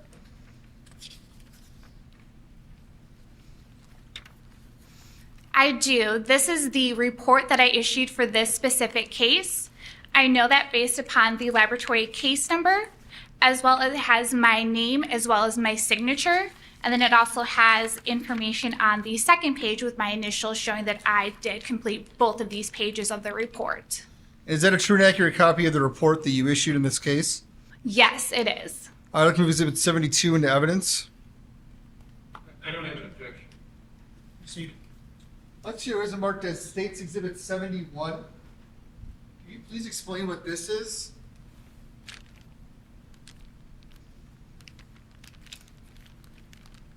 This is one of the fired cartridge cases that I analyzed for this specific case. I can tell that based upon the laboratory sticker, the yellow sticker here. This has the laboratory case number associated with this case, the item designation, as well as my initials and date that I took this into my custody. I also have that information on the additional packaging for this specific item, and then we also have that information on the actual cartridge case itself. So which was the bullet that was fired allegedly by the defendant? Where would that be in that packet? This is just going to contain one of the fired cartridge cases. So this is a portion of a cartridge that was fired. So this is the portion that is ejected from the firearm. So that the thing in the top of that threefold, that is what was presented to you as an already fired cartridge. That's not one that you fired. Correct, yes. This is a piece of submitted evidence for this specific case. So what kind of, is that a true and accurate copy of how you would have packaged up that particular cartridge casing and all the other elements in Exhibit 71? Yes, I know that this is how I packaged this piece of evidence because at each one of the heat sealed seals, it's going to have my initials as well as the date that I actually sealed this piece of evidence. I'd like to move Exhibit 71 into evidence. Objection. Proceed. So after you test fire the weapon, the gun that we saw, then what happens next in your analysis? So what I will do then is I will compare those test fired cartridge cases to the fired evidence cartridge cases for this specific case. I do that by using what is called a comparison microscope. These are two microscopes that are then connected by an optical bridge. It allows myself as an examiner to look at two objects simultaneously side by side. That way I'm able to see the markings that are transferred from the firearm during that firing process on the cartridge cases to look to see if the submitted evidence was or was not fired in the submitted firearm. So what did you do in this particular case?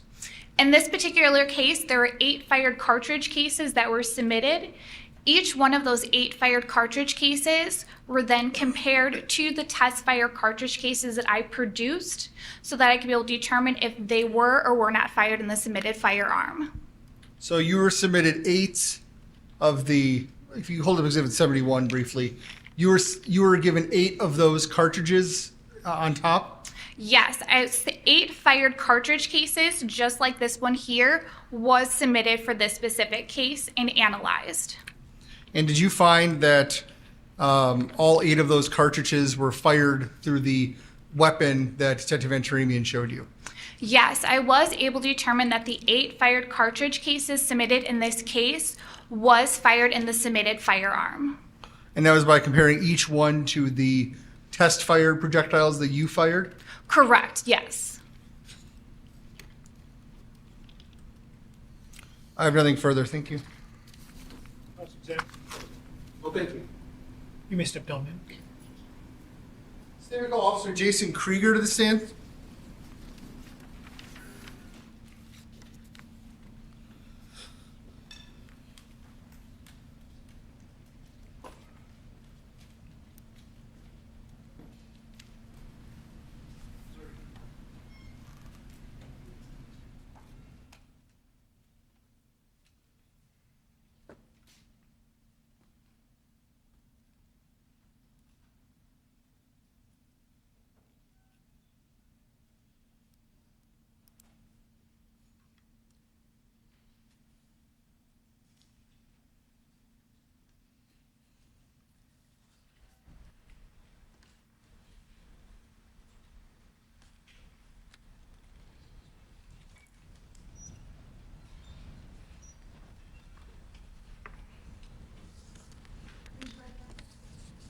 Testimony about to give this matter be the truth, the whole truth, and nothing but the truth, so help you God. I do. You may be seated. Pass that over to.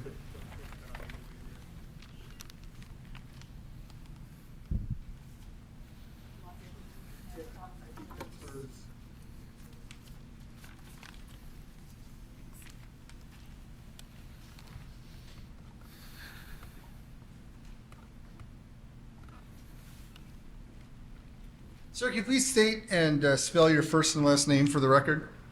Jason Kruger. It's JASONKRUEGER. And how are you employed? With the City of Kenosha Police Department. How long have you been on the City of Kenosha Police Department? Approximately 2 years and 11 months. And were you working on August 25th, 2020? I was. And were you working with an officer, Pep Moretti, on that date? Yes. Had you been working in the previous days during the civil unrest that was occurring in Kenosha? Yes. And on August 25th, what was your assignment, your general assignment with your partner, Officer Moretti? So on that date and time, we were assigned to second shift patrol. We were patrolling the downtown area as well as handling calls that popped up throughout the city, anything in progress. So is it fair to say you were focused downtown, but if there was a reason to go to another part of the city for a domestic violence or a burglary, you would still respond to that call? Yes. Is that different than how let's say the night before was in your duties? I believe that throughout most of the time that was kind of the same. We were heading to in-progress calls, focusing on the downtown area to handle any incidents that arise. Now, on the night of August 25th, at any point were you ever asked to respond to a potential shooting?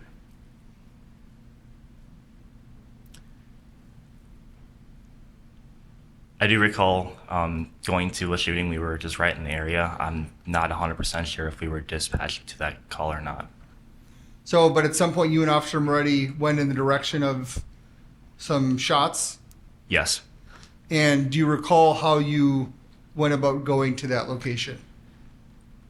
Yes, so we were in the area of 60th Street and between the 12 and 1300 block on a other call. I believe it was a fire.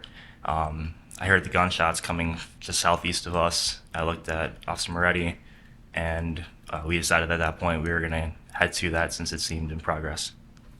Now, in your training, what are you trained to do if there is, let's say, a potential active shooter situation?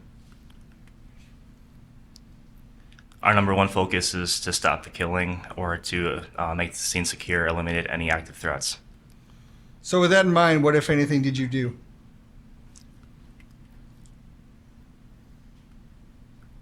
When we approached the scene, we had approached slowly just to try to attempt to gain any visual information that we could see. We had just been with a few other squads, other armored vehicles in the area, so we were assuming they were behind us. And we approached the scene very slowly to determine if we could at least get a visual on the any threats that we could see. We were hearing gunshots. We just couldn't see where they were coming from at that point. Did anyone approach your vehicle? Yes. Who approached your vehicle? There was a younger male. He was dressed in a t-shirt and I believe cargo shorts, and he was carrying an AR-15 style assault rifle, and he had his hands raised, and I believe he was carrying a medic bag as well. Did you hear anything that the crowd was shouting in relation to this individual?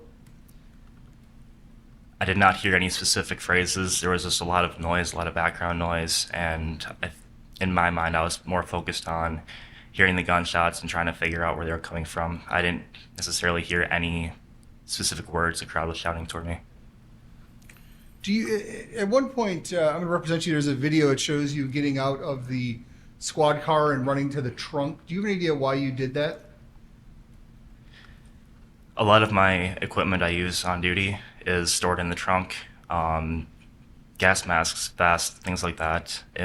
If I would have retrieved something from the trunk, it would have been to keep me safe on the scene if there was an active shooter. I do not recall the exact item. By vest, do you mean like a bulletproof vest? Yes. Were you already wearing a bulletproof vest? I do not recall what vest I was wearing, but I had my steel plate carrier with me. The vest I'm currently wearing right now is not able to prevent a rifle round going through, but the steel plate carrier that I had at that time would have been able to stop anything up to a round coming from a rifle. So the vest you're wearing now, is that sort of the standard everyday vest that you would wear? Yes. And a bullet fired from an AR-15 like the one the defendant had, your vest would not stop it at all? It's not rated for it. I've never attempted to do it, but I do not believe it would. And how about your squad car? Is your squad car armored in any way that would prevent rifle rounds from penetrating it? To my knowledge, no. So what do you do as this person is approaching you on the street? As I watched him approach, I was giving him verbal commands to keep away from my squad. I did not want anybody coming up directly to my squad that could be a potential threat. So we were giving him verbal commands just to stay back. I had also grabbed my pepper spray out of my vest and was going to use it if the individual continued to approach the car. Why did you see him as a threat? I never met him before. He had a rifle. Just given the situation at hand, there was a lot of circumstances where I just did not want some individual coming up to my squad car in that scene with those gunshots still going off that I didn't necessarily know. You said his hands were up, correct? I believe so, yes. Did you feel like he was surrendering to you? No. Why not?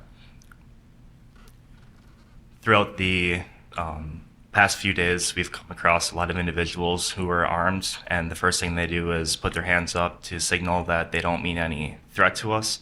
It doesn't mean that they were surrendering, it just means that they just wanted us to see their hands. Hands are the most, they typically indicate if a threat is going to be present. So if we can see their hands, we generally know there's no threat there. So you indicated that you grabbed your OC spray or pepper spray. What happened next? The individual approaching our car was not responding to my verbal commands. So I checked the OC can, made sure it was able to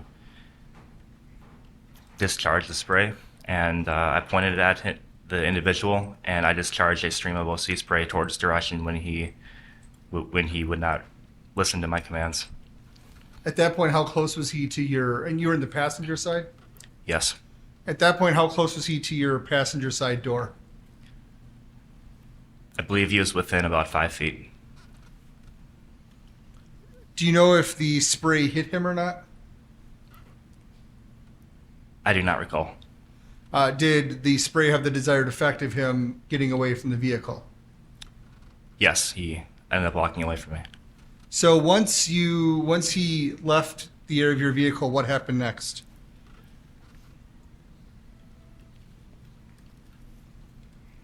I began to see other squad cars and armored vehicles coming to the area. I believe I took up a position on the east side of the road towards the parking lot and just kind of held it there to attempt to gain eyes as more officers came on scene.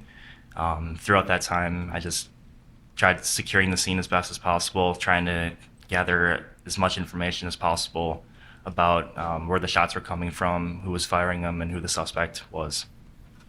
What, if anything, happened next?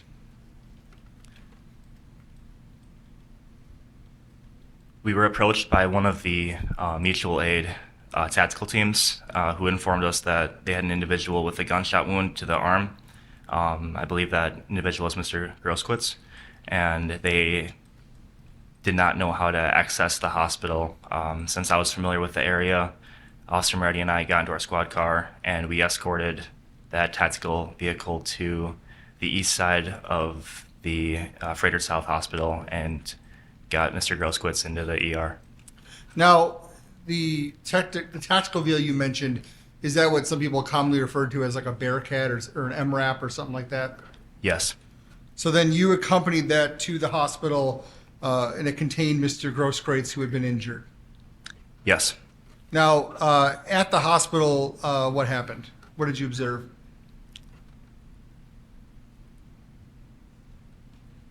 So we got him into the hospital. I believe he went back to the ER. I stayed in the lobby. I was approached by another individual, Richard McGinnis, who kind of talked to me about that. He gave me information that he believed that he had the suspect on video just prior to the shooting. So I talked to him briefly, obtained the cell phone, and obtained the individual's ID card. And then did you have him get interviewed by someone at the in your department? Yes, I passed all that information along to the Detective Bureau. I believe so, Sergeant DeWitt. Now, at the hospital, when you were there with Officer Moretti, did you have any interaction with Joseph Rosenbaum, who at that point had deceased?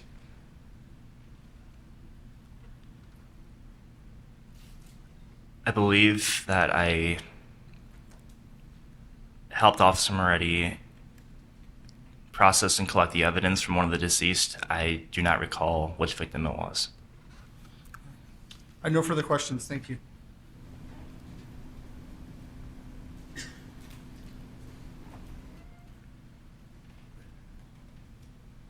Good afternoon. So I don't have a whole lot of questions for you, but so if I could, and we've heard Officer Moretti testify. Okay, so do you hear what you believe to be rifle rounds around 11:50 or so on the 25th? I heard gunshot rounds. I could not tell if they were handgun or rifle rounds. Okay, so the type of firearm that had been discharged at that point, it was difficult for you to make out. Yes. But you knew that there'd been a discharge of firearms. You heard that much. Yes. So, do you recall seeing a person that you now know to be Mr. Rittenhouse walking toward your squad car? Yes. Okay, and to be fair, he has his hands like this, right? Yes. Okay, and I understand that you said that, tell me if I'm right, throughout that evening, people maybe who had firearms, when they saw you, they put their hands up, so you knew that they weren't a threat to you. Yes. This is also, to be fair, a way that someone could surrender. Yes, it could. Okay. And again, don't take this as being critical. I'm not trying to be that way. But as he's walking toward you, he doesn't have at that point his hands on his gun, but he's just walking toward your vehicle, right? Yes. And I understand your concern, but as he's getting closer to you, after knowing that a shot or shots had just been fired, I know there's a lot going on, but were you interested in finding out if he had any information? I was. Okay. And when he starts coming to the side, he's coming to your side, right? Yes. Do you hear him like say anything to you?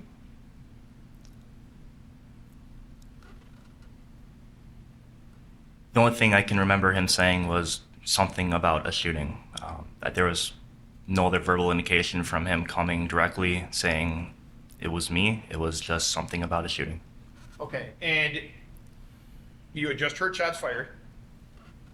Yes. This person's walking to you with his hands up and says something about a shooting, right? I mean, his exact words were not something about a shooting, No. but Fair enough. He says something. Included in that something is the word shooting. yes.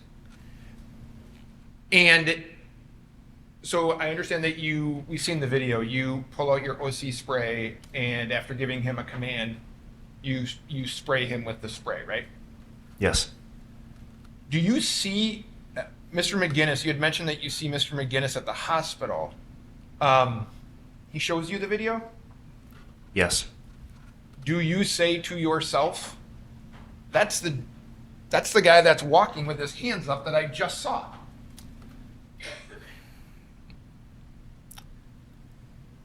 I did recognize the individual from the video, and into my mind, I believed he looked familiar. Okay, and again, so do you tell anybody at that point? Like, look, I'm putting these together. The guy that had his hands up, that's the guy we're probably looking for. Yes. Okay.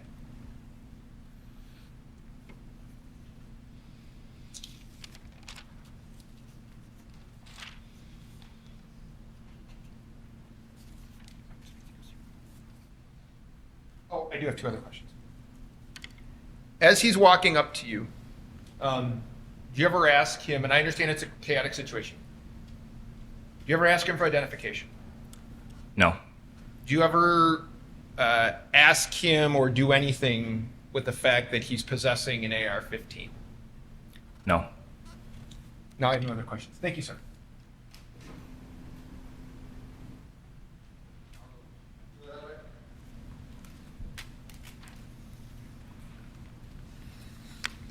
Were there other people, not necessarily in front of your vehicle, but around the area, in addition to Mr. Rittenhouse? I do not recall.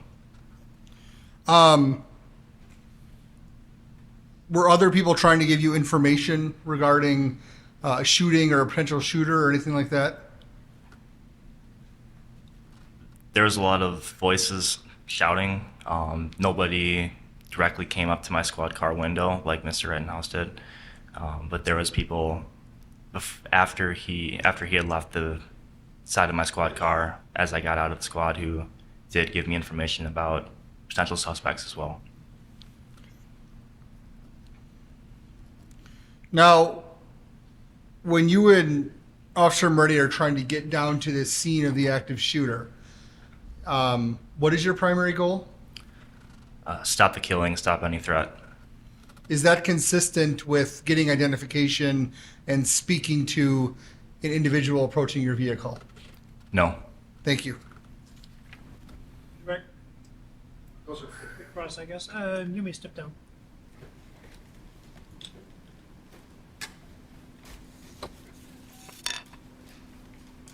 The state calls Kristan Harris to the stand.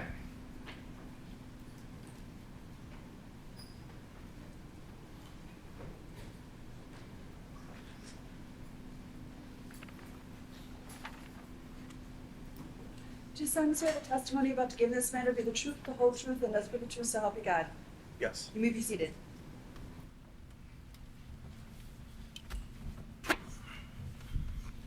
Good afternoon, sir. How you doing?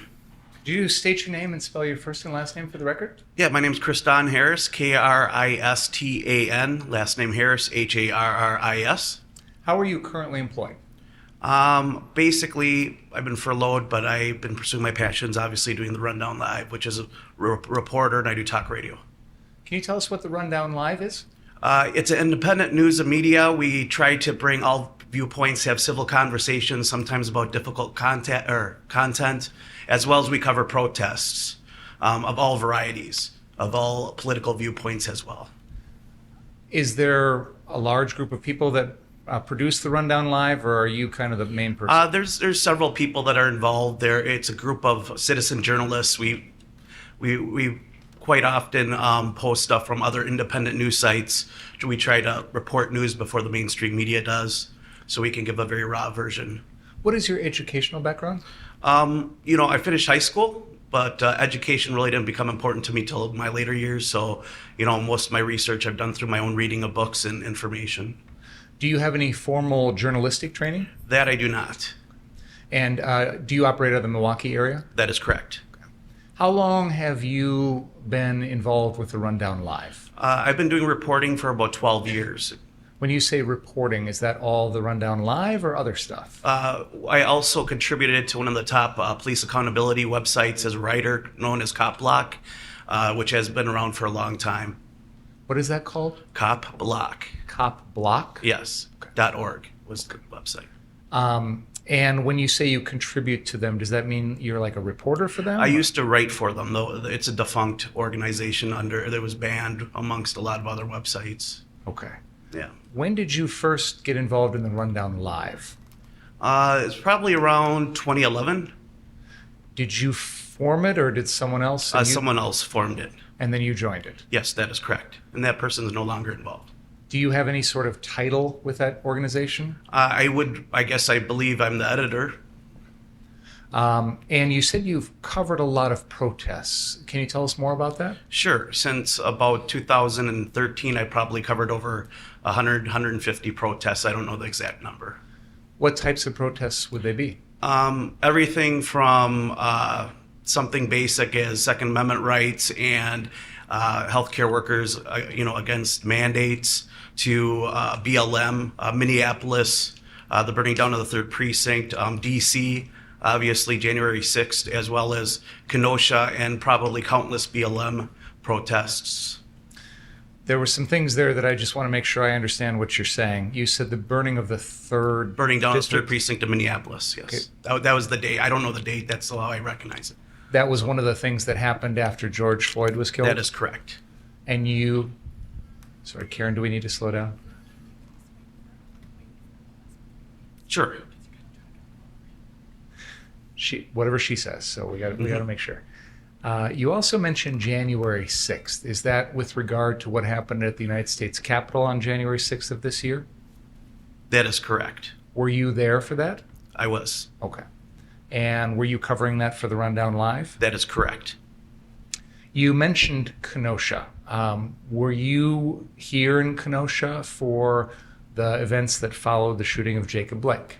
I was on scene within an hour or two of the shooting of Jacob Blake. Were you then,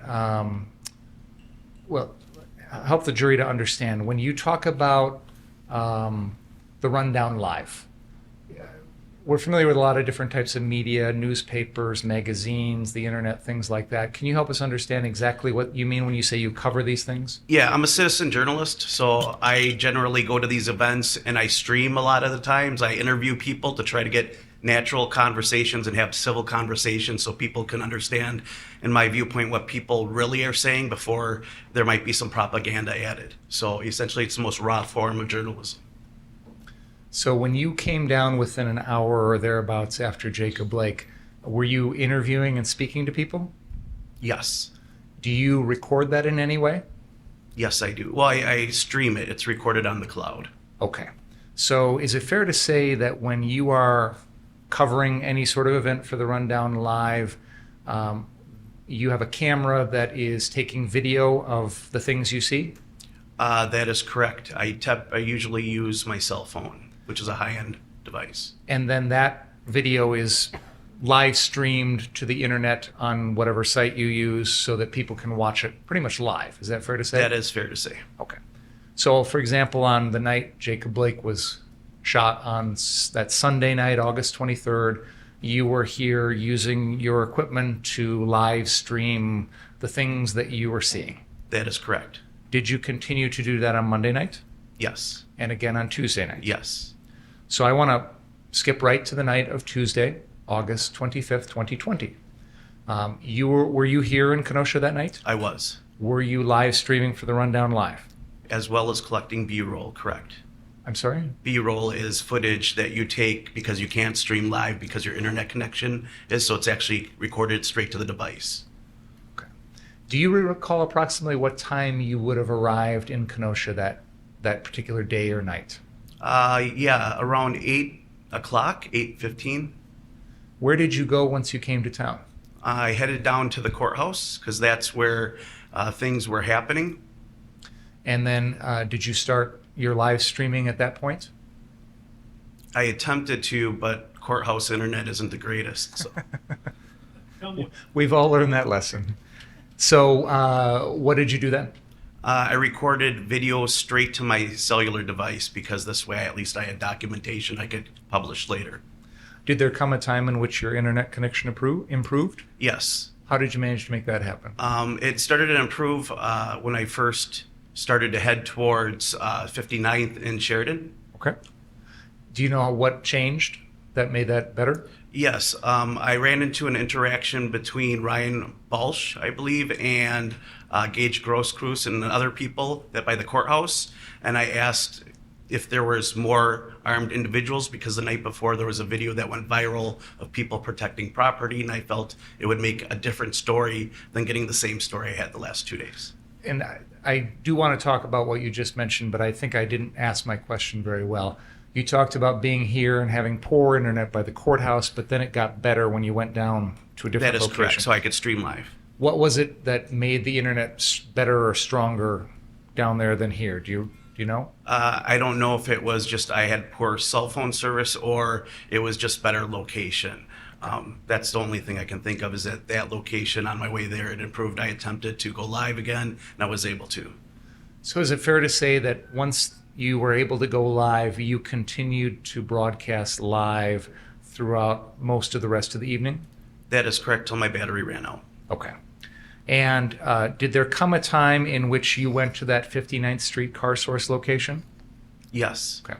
And you've been here in the courtroom throughout parts of this trial. Is that fair to say? That is correct. And you have seen other witnesses testify, such as Mr. Balch and Mr. Lukowski?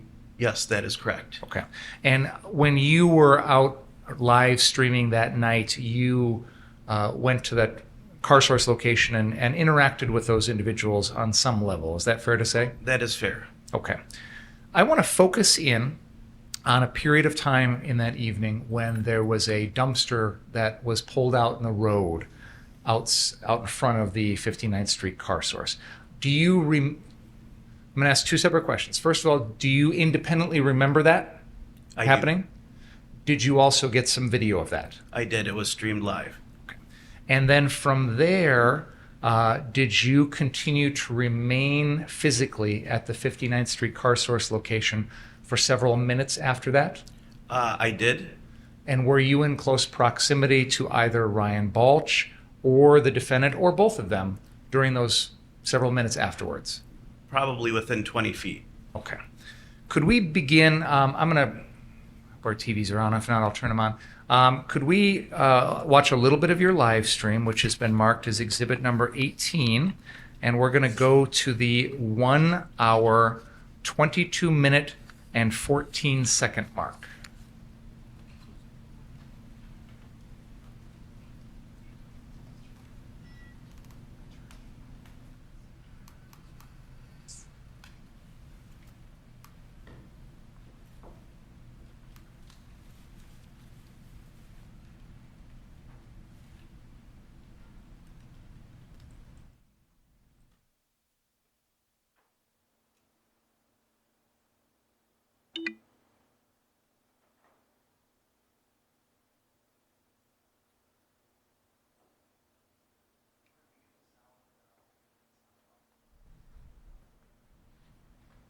Let me just ask Mr. Harris, do you recognize what is up on that screen? I do. Can you tell us what that is? It looks like a dumpster that is in the middle of the street. And is this a portion of your rundown live stream from the night of August 25th, 2020? It is. And would you agree with me that we are looking, well, did you personally recorded this, correct? Correct. And this is taken from the 59th Street car source lot looking into Sheridan Road facing east. Would you agree with that? At this frame, yes. Okay. Can we please play the video? And militia are up there.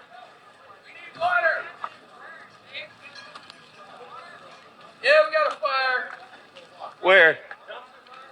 Oh, dumpster fire? Yeah, just a dumpster fire. Hey, it's just like the year, man. Yeah, right? If 2020 was a blunt, it would be just a fucking stem. It would just be standing seat, man. I could use a doobie right now. Continue the video for just 1 second, please. Hey, cover me.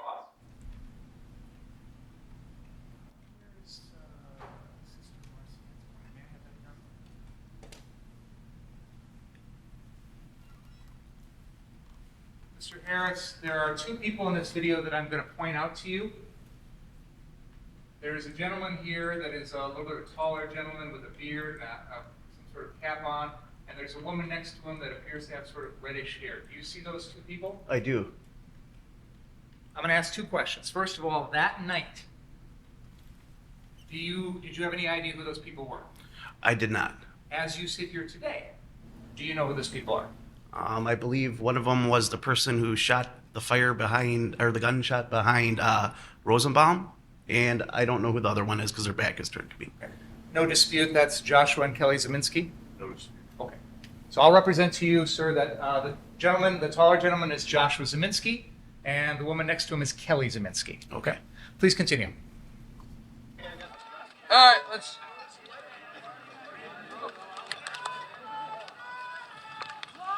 Guys, morning. How's it going? You guys want to fuck around and find out? Hey. You want Reel in. That's what's up. Reel in. Don't cause problems when there's none here. Go back to your room. Protect your property, not the street. Yeah, that's true. Just stay on your property. Otherwise you're gonna caught. There's way too many of them, bro. Protect your property, not the street. Protect your property, not the street. Protect your property, not the street. There is an individual who is standing on the edge of that frame on the right-hand side there. Do you recognize that person as Gaige Grosskreutz? I do. Okay. Please continue. I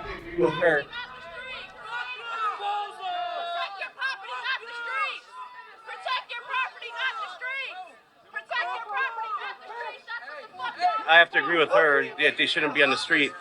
Hey. They're just protecting their property. One of the guys is an asshole. I know. I thought they were yelling at them. I was like, why? Oh, no, We did because they lit it on fire. One of the guys losing his patience. He should go inside. Yeah, that's what we're about to send him. Yeah, if you guys could switch him out. Just that somebody's a loose cannon. He's got a lot of rage. He says the wrong thing. This whole crowd burns you guys alive. Yeah. Can you go back 10 seconds, please? Yeah, if you guys could switch him out. Just that somebody's a loose cannon. He's got a lot of... Pause. There we go.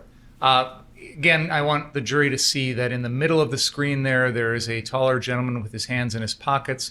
That is Joshua Zeminski. And on the TV screen to the left of him with jeans on, that is Kelly Zeminski. All right, please go ahead. Rage. He says the wrong thing. This whole crowd burns you guys alive. Yeah. Protect your property. They're respecting that. Just keep it there. Hey, let's keep it moving, guys. We're not handling. Fuck the police. Let's Dude. He's just trying to protect his property. He doesn't want anything. He has no problem with you guys. He just doesn't want anyone to burn down his shit. I can't blame him. Take care of some problems to you guys. I understand. Hey, your job isn't to be in the street. You guys stay on your property. That's why you got problems already with people.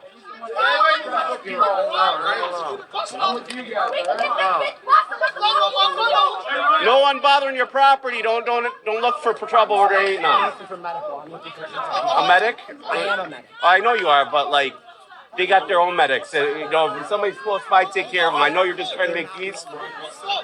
I get. As this video is playing, we hear your voice speaking to someone in the background. Do you hear that? Yeah. Who are you speaking to? I believe that was an interaction with Kyle Rittenhouse. Do you recall anything about what he was saying to you at that point? That he was a medic, and that was it. Pretty much that I got from that. You said at one point they have their own medics. Did you hear that? Yes. What did you mean by that? I cover a lot of protests, so I've become familiar with a lot of the BLM organizations over the summer, especially during the George Floyd marches. So I felt a little bit more comfortable, per se, because I have had more interactions. That's all basically I was. Sure, but you indicated they have their own medics. What does that mean? Basically, the medics are, from my understanding, are individuals who volunteer to help out and take care of individuals that were injured. And I've seen them on multiple occasions, 8 individuals that were injured in protests. Continue. Yeah, but they don't look at it that way. They look at you guys as it's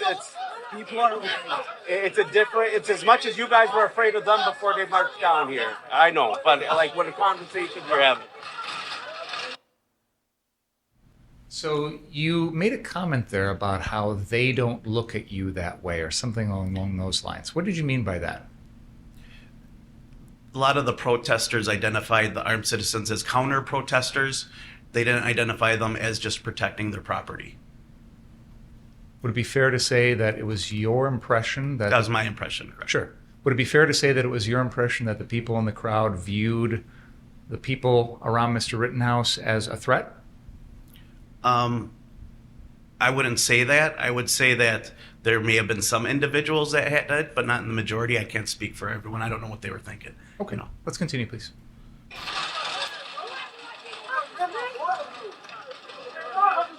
Y'all trying to burst it down? What? We all gotta live here. Ain't nobody worried about you. All y'all here.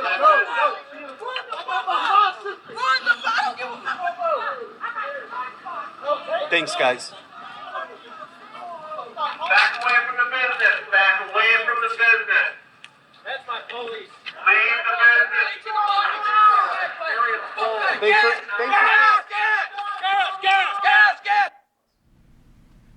It appears that Mr. Balch and Mr. Lukowski are running towards you yelling gas, gas, gas. Would you agree with me on that? That is correct. What was going on? The Bearcats were rolling down the road and they began to tear gas and trying to push the crowd past, I believe that's towards 60th, South 60th. Okay. Have you recently watched this portion of your video? I have. And would you agree with me that for a few minutes after this, you are in close proximity with either Ryan Balch, Kyle Rittenhouse, or both of them at the same time? I don't know for exactly how long, but yes. Okay. I'm going to have the video played further, but I'm going to have the sound turned off. Okay. And then I'll let my colleague know when to stop the video, okay?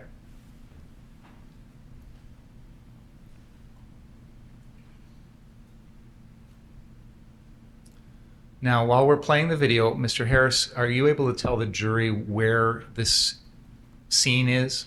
Yes, it's the back corner of the car lot of Car Source. There was people, or I don't know who it was, but they were throwing rocks up from behind the building.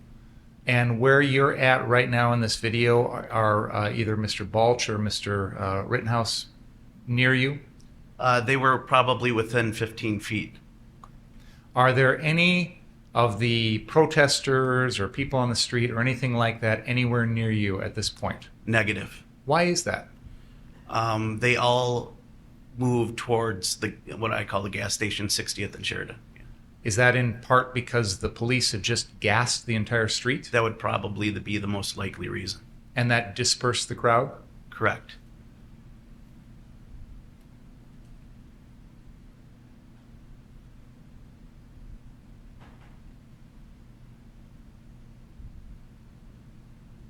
That's the defendant that just came walking towards you, right? That is correct.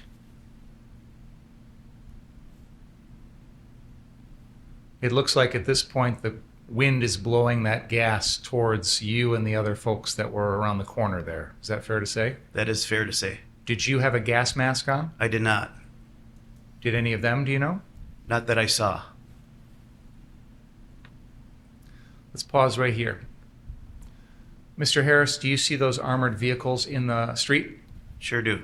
Now, if I'm reading the screen here correctly, your video file here has about 24 minutes left to play. Would that be accurate? That would be accurate. And have you watched this video recently? Yes. Does this video end around the time that Mr. Rosenbaum, or the defendant, shoots the people? Yes, within a few minutes after that. Battery ran out. So would it be fair to say that at this moment in the video, the shootings are going to be in roughly 20 minutes or thereabouts after this? Roughly, yes. I see that the Bearcats and whatnot are in the road at this point in front of the 59th Street car source. Do you know where they traveled after this? They traveled more forward towards 60th Street, I believe, and then they stopped there. Did they establish a line keeping the protesters south of 60th at that point? With the MRAPs or Bearcats, yes. Okay. So is it fair to say, Mr. Harris, that for the remainder of your video, as far as you know, no protesters came back to 59th Street car source after this? Not that I witnessed. Two questions. First of all, do you independently remember at any point in the sequence of events that we've just seen, starting with that dumpster fire and all the way forward here, do you remember ever seeing Joseph Rosenbaum? I do not. After rewatching your video, is Mr. Rosenbaum in this video at any point during the series that we've just watched? No, not that I can see. I have nothing further.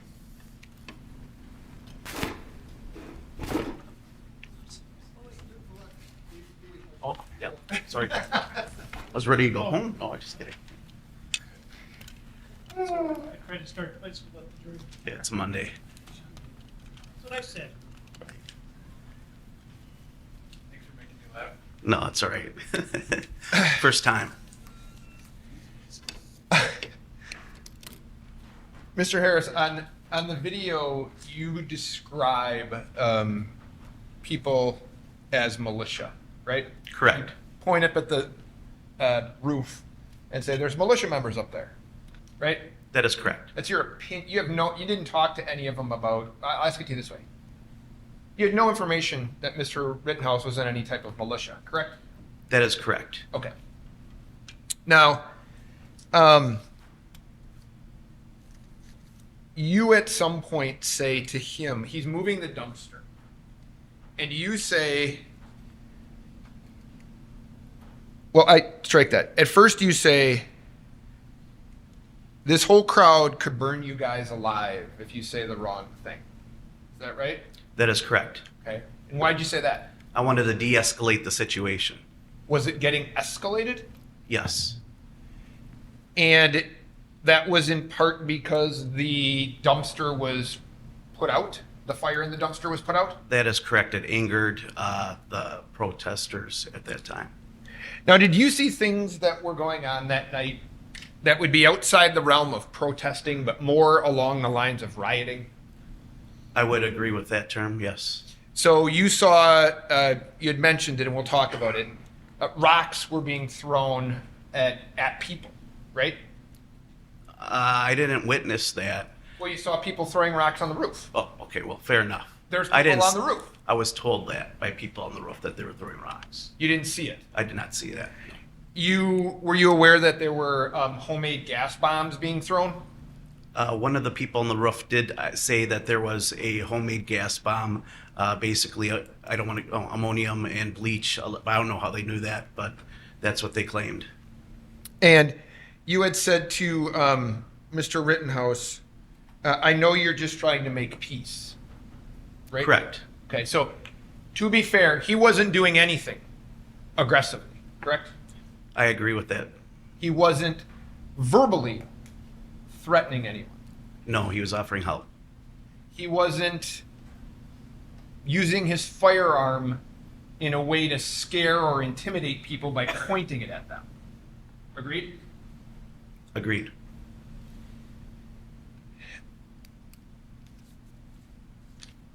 When you say, I think you said on the video at one point, there are people throwing rocks at people on the roof, right? Correct. So, do you see Mr. Rittenhouse go after those people in the direction of where they're throwing the rocks and chase them? No. So, people on the roof are arguably in direct danger because, did you ever see the rocks? I did see the rubble and people throwing rocks at the Bearcats, but Right, so it was concrete. Sorry, that's right. So they weren't really throwing what you and I might see like rocks on a beach. We're talking about clumps of concrete that they're smashing, picking up, and then throwing it. Right? Correct. And knowing that, you didn't see Mr. Rittenhouse go after those people who were actually causing danger to others, right? No, I did not. Did you have contact with the owners of that the car source that night or the next day? Not those 2 days, but I did see him pull up, I think, later on in that week. The two brother, if you know. I don't know. All I know is that whoever the owners were, they pulled up, and I briefly walked by and said something to him. I don't recall.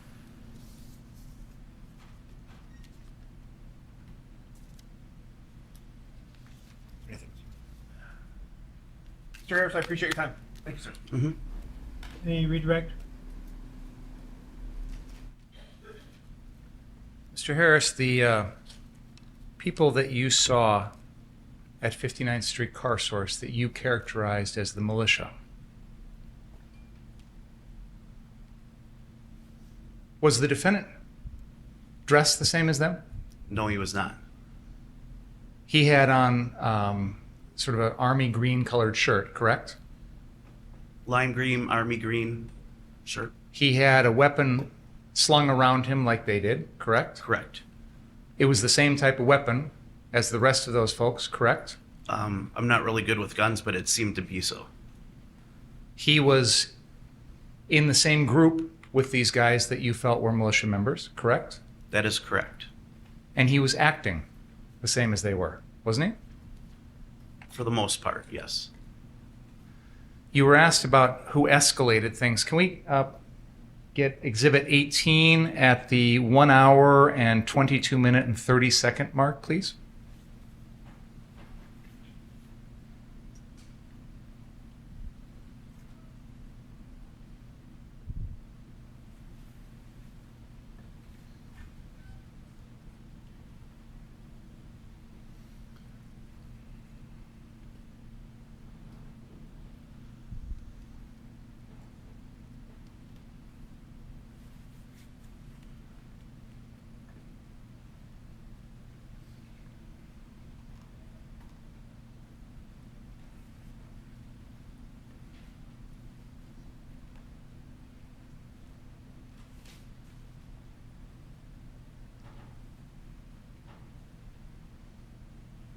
Let's play from there with sound, please.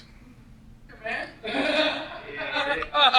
2020 was a blunt, it would be just a fucking stem. It would just be stand and seat, man. I could use a doobie right now. Who could? Hey, cover me, I got the All right, let's.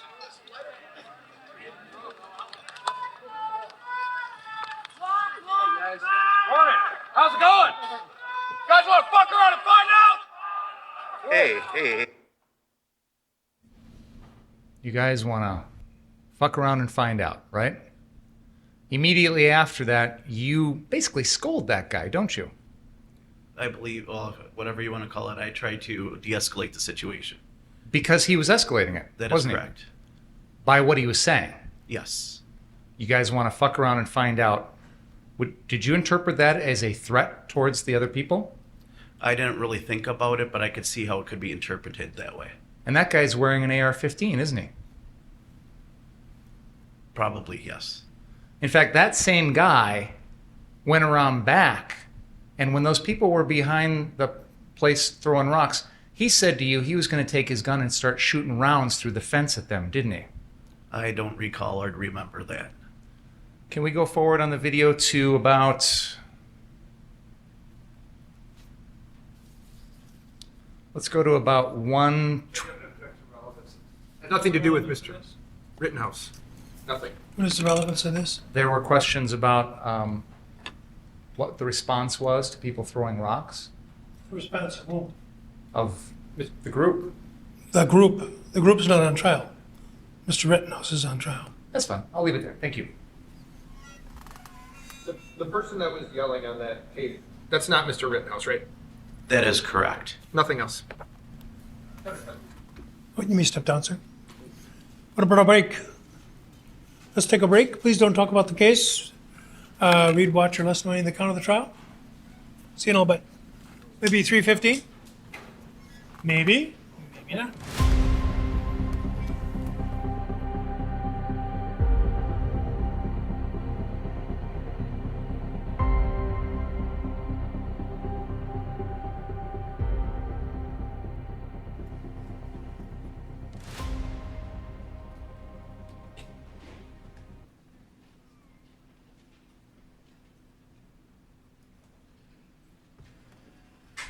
All right, you may proceed, Mr. Binger.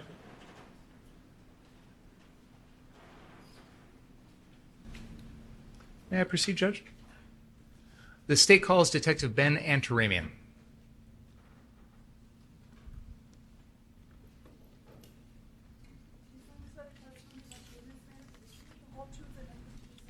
I do.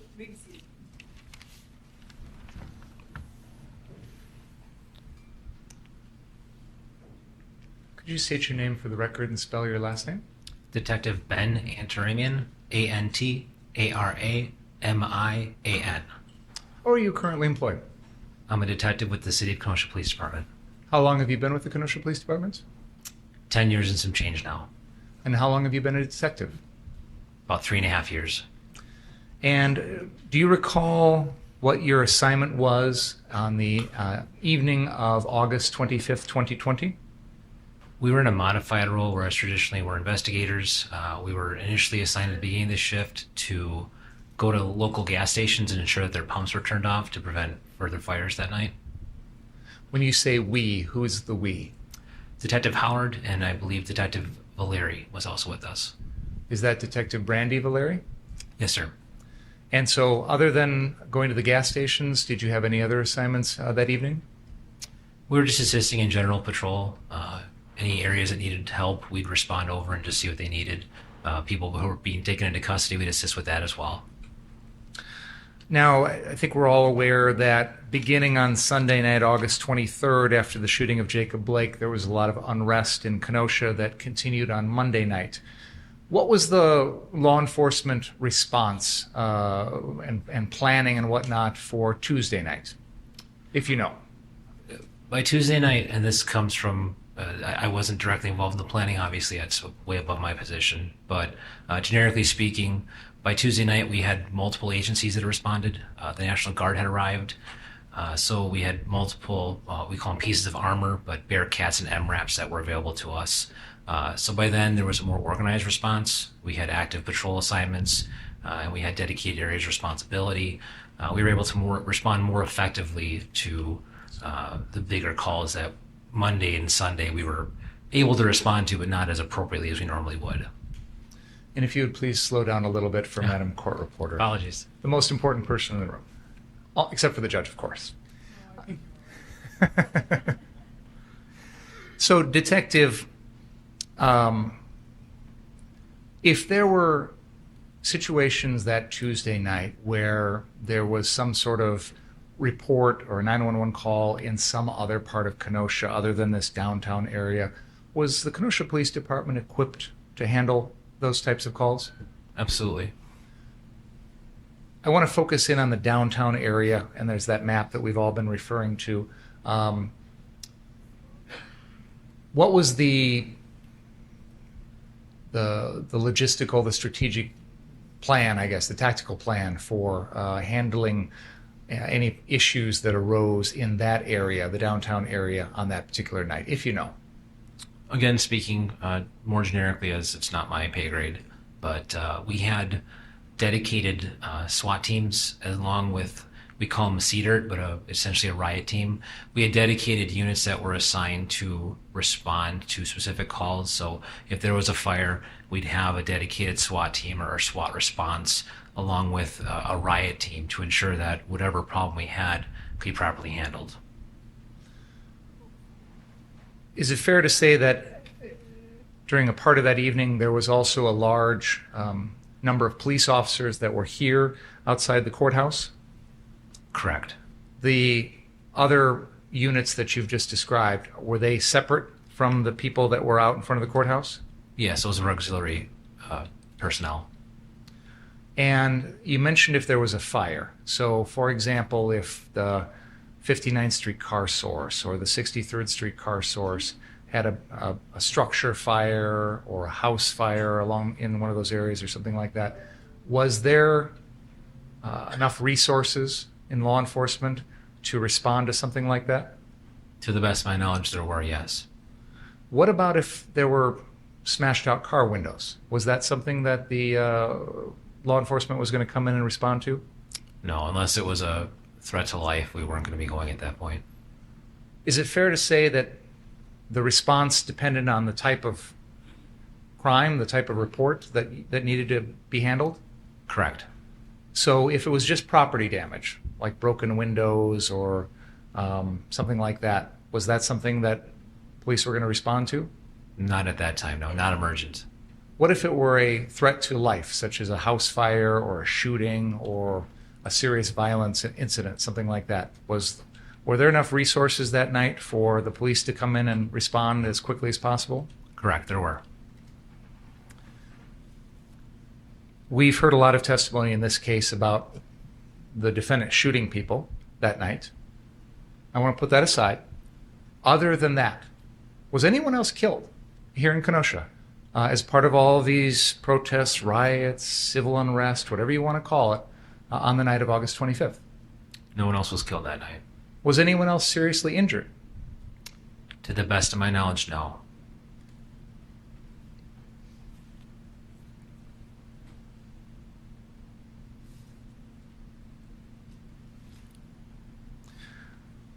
You've described a little bit of your personal assignments that evening. Did there come a time in which your responsibility changed? Yes, there was a time when that changed. Tell us about that. So around 11:49 p.m., there were multiple calls for shots fired in the area of 63rd Street and Sheridan Road. Initially, officers were, they believed to be chasing the involved parties were involved in the shooting, west and south. So it'd be off screen, but there's a minimum security prison closer to 65th and 14th. The foot pursuits had generally gone that way. So we were tasked with assisting with the perimeter that was established and trying to catch those people. I want to stop you for a second because I believe you mentioned there was a report of a shooting at 63rd and Car Source. Is that right? Correct. Or 63rd and Sheridan, which is the Car Source, right? And we now know that's the killing of Joseph Rosenbaum. Is that fair to say? Correct. Other than that, did Kenosha police respond to other unrelated shootings in that area at that same time? Yes, so as that unfolded, we received more reports for shots fired, and as you've seen the videos and heard, it continued. But essentially there was what was believed to be an exchange of gunfire, and I believe it's Main Park, which is just west of the Car Source location at 226 Sheridan Road. Can you use that laser pointer and point out that park that you just described? Okay. And what is the name of that park? I believe it's Main Park. And that's basically located between 10th and 11th Avenues and 62nd and 63rd Street. Is that fair to say? Correct. Okay. And do you know whether or not there actually was any sort of shooting over there? There were shots fired. In terms of someone hurt, we never received reports of anyone injured by gunfire in that area. Do you know whether or not that had anything to do with the events in this case? I do not believe it had anything to do with this case.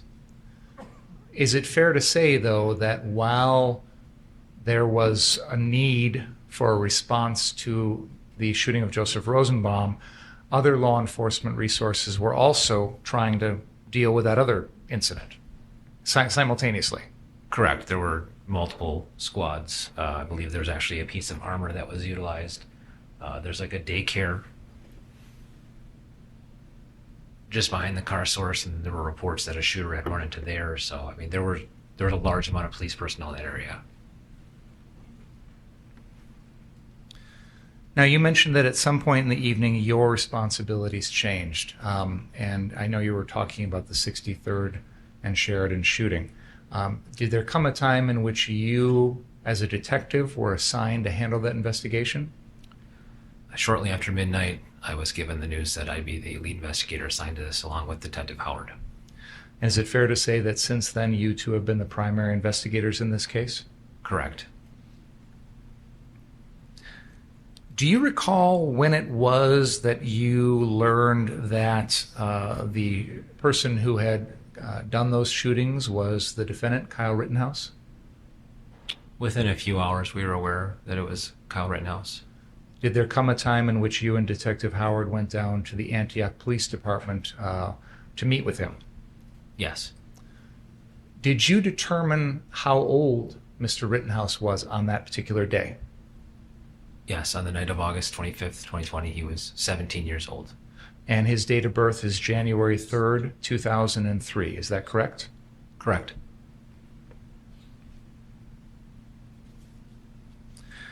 As part of your investigation, did you take possession of the firearm that was involved, that the defendant used to shoot Mr. Rosenbaum, Mr. Huber, and Mr. Grosskreutz? Yes, I took possession of it down in Antioch, Illinois, at their police department.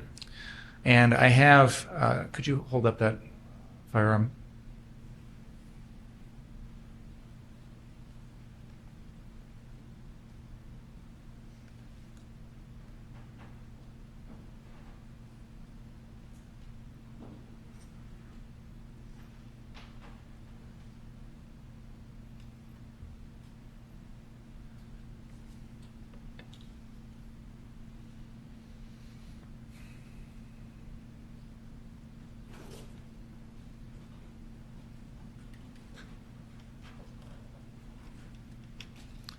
I'm having Detective Howard hold up a weapon that has been marked as exhibit number 28. You don't need to bring it to him, just if you could show it to him.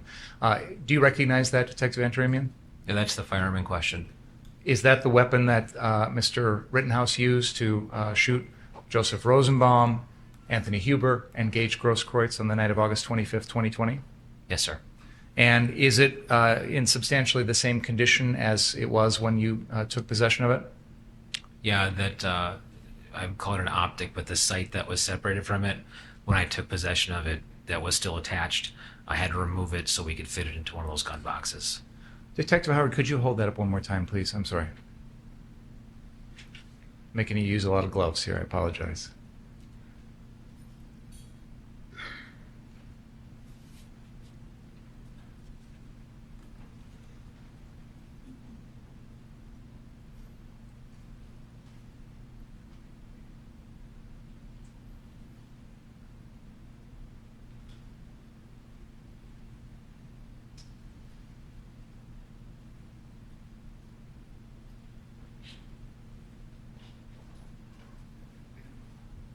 If you could just hold that up so the jury can see it, please. Right there is fine. Thank you.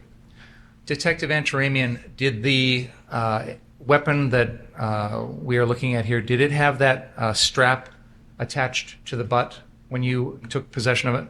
Yeah. Okay. Thank you. After you took possession of the defendant's weapon, what investigation, if any, did you do to determine whether or not that was actually the weapon used in these shootings? So later on after that night, I believe it was the 28th, we had the weapon taken to what's called a NIBIN facility down in Chicago. N-I-B-I-N.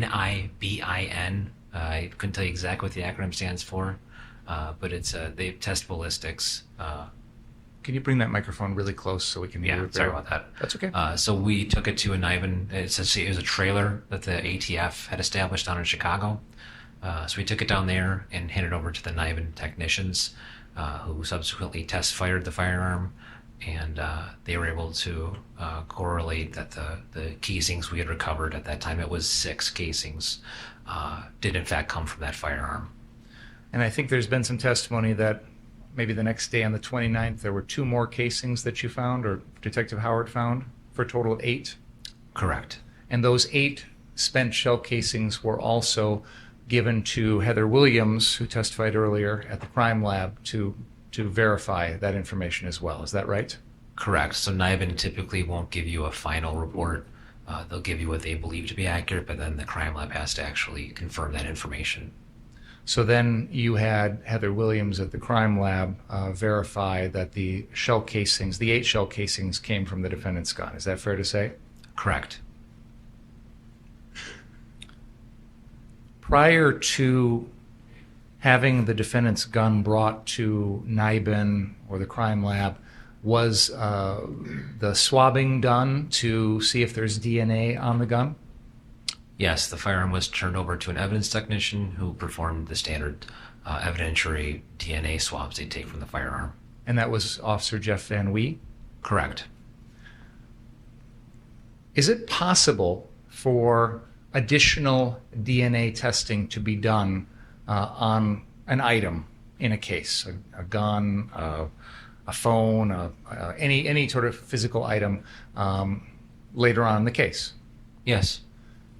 After that initial swabbing was done, did you ever receive a request from the defendant or his attorneys to have additional DNA testing done on the gun? I didn't hear what you said. You were objecting why? I'm sorry. That's right. I should use my microphone. It's bird shifting. Rephrase your question. I'll ask it this way, Detective Antaramian. After the first swabs were done by Officer Van Wee, did you ever receive a request from anyone to have additional swabs done on any part of that gun? No.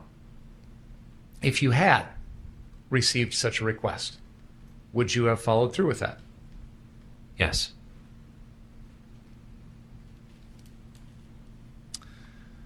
We've heard some testimony about an item that was recovered from Mr. Grosskreutz. Detective Howard, if you could locate that for us, please.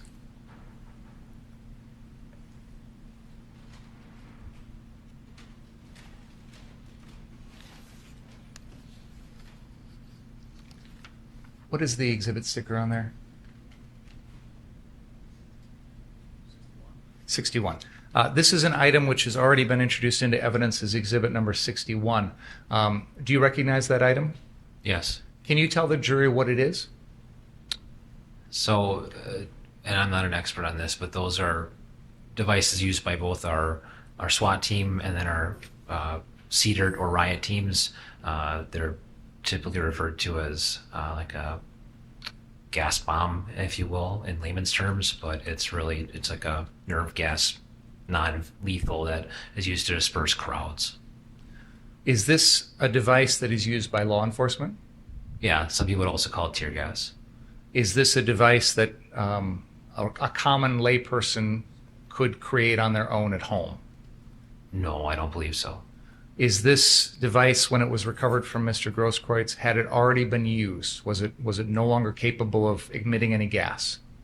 Based off my observations, it was already spent. Go ahead. Yeah, thank you. Could we please have exhibit number 10 pulled up?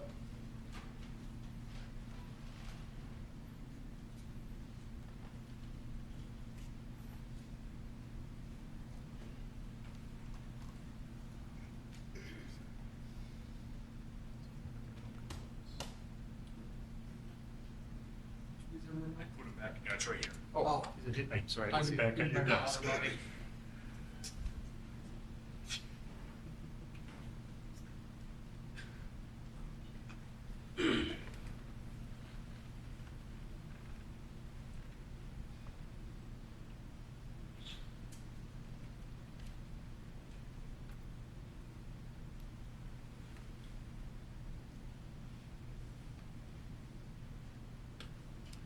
Now, Detective, as part of the investigation in this case, did you and Detective Howard work to acquire video that was recorded by various people of the shootings?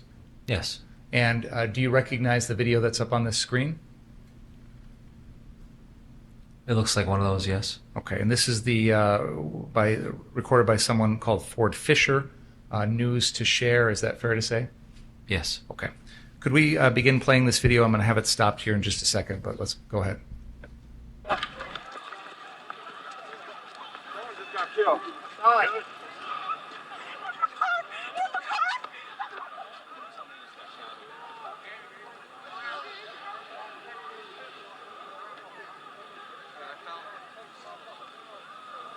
Felt like a ricochet in the camera.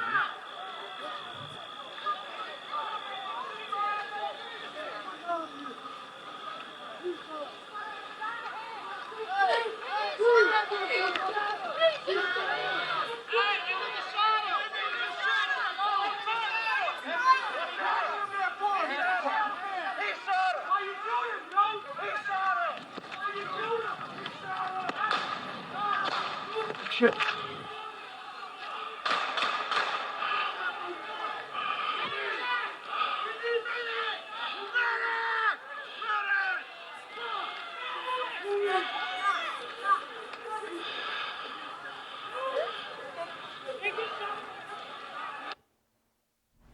Detective, does this video show the immediate aftermath of the defendant's killing of Joseph Rosenbaum?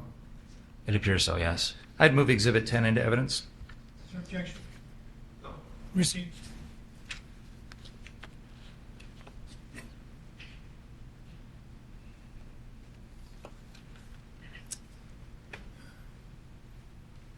May I see you turn for a second?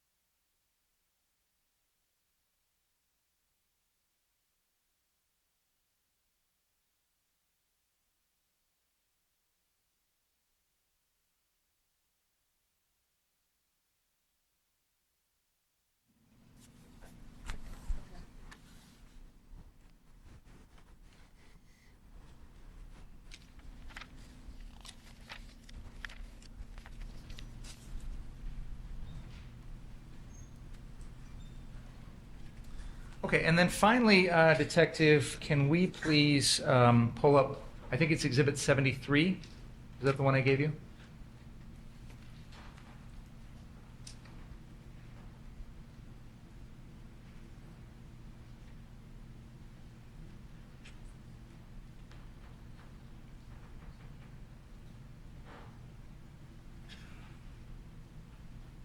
Before we begin that video, Detective, at some point in the investigation, did you become aware of the fact that there was drone video that someone had recorded?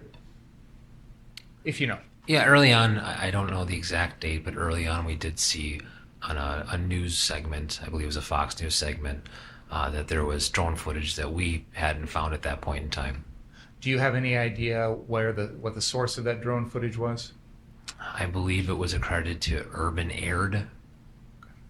I have on the screen a video which has been marked as exhibit number 73. Is this that footage that you're referring to? It appears so. Okay. Can we please play that for the jury?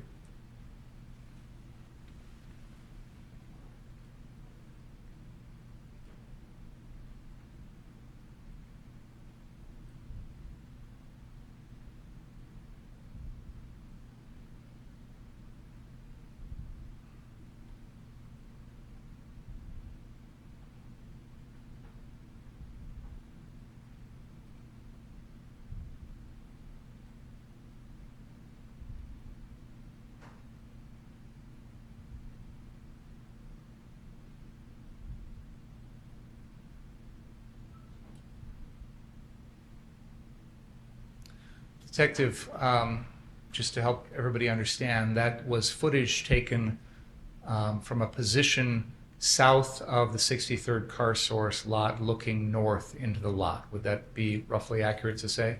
Yeah, it'd be right around that area, looking northbound. And does that show the shooting of Joseph Rosenbaum? Yes. Okay. I would move Exhibit 73 into evidence. I have no further questions.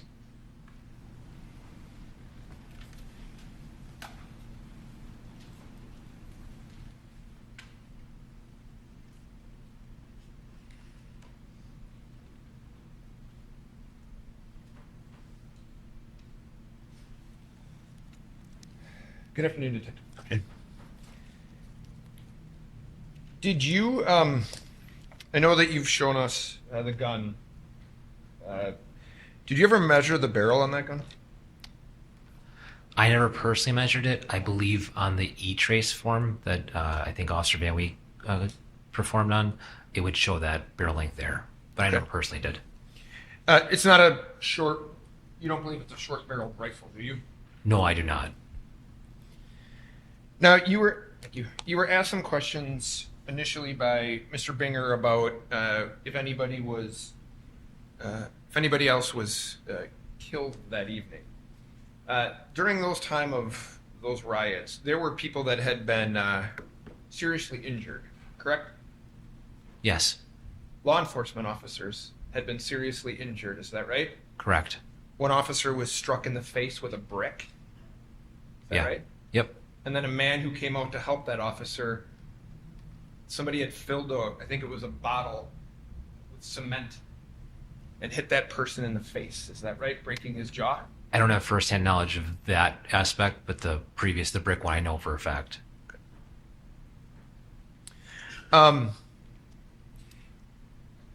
In terms of, I'm going to ask you this question.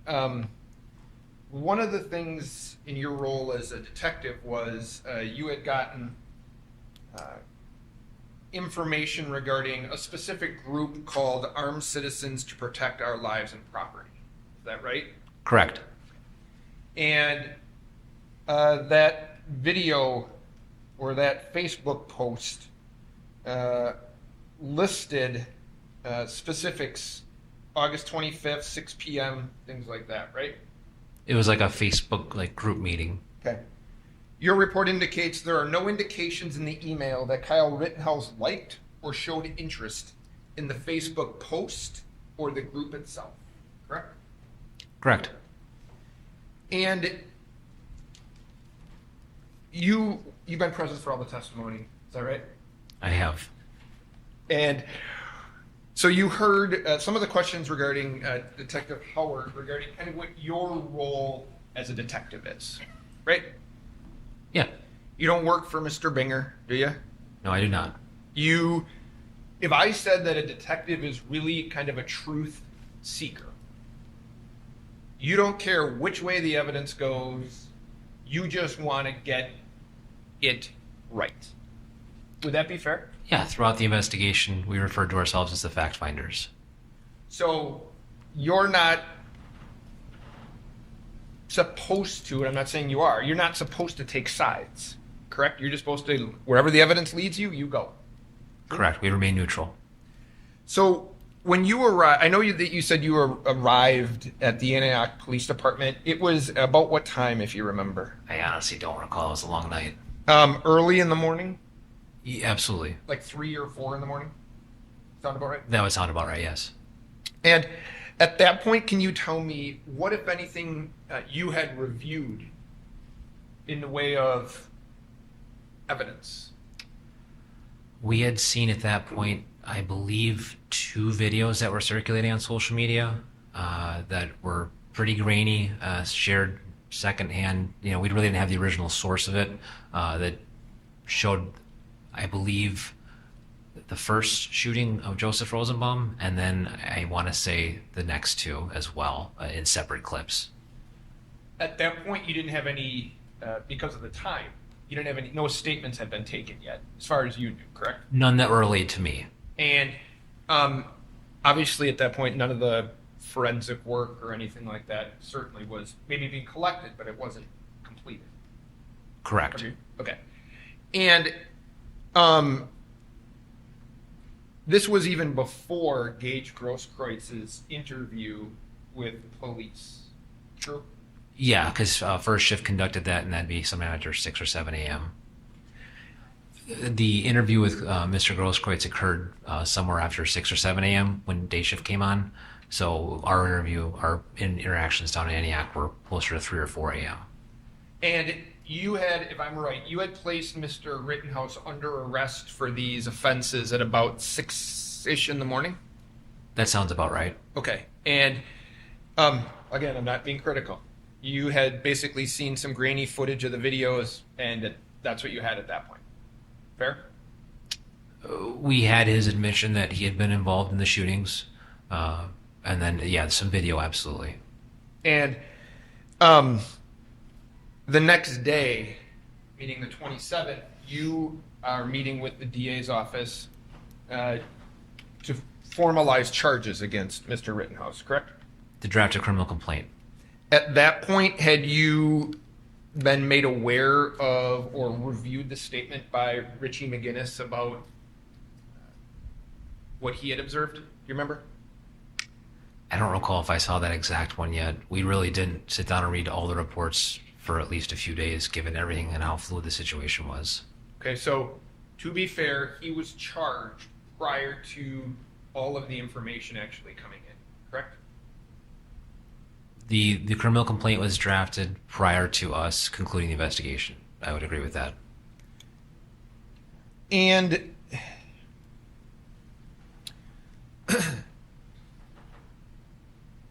you and I might deal with warrants kind of on a regular basis. You ask for search warrants kind of in the regular course of your job, right?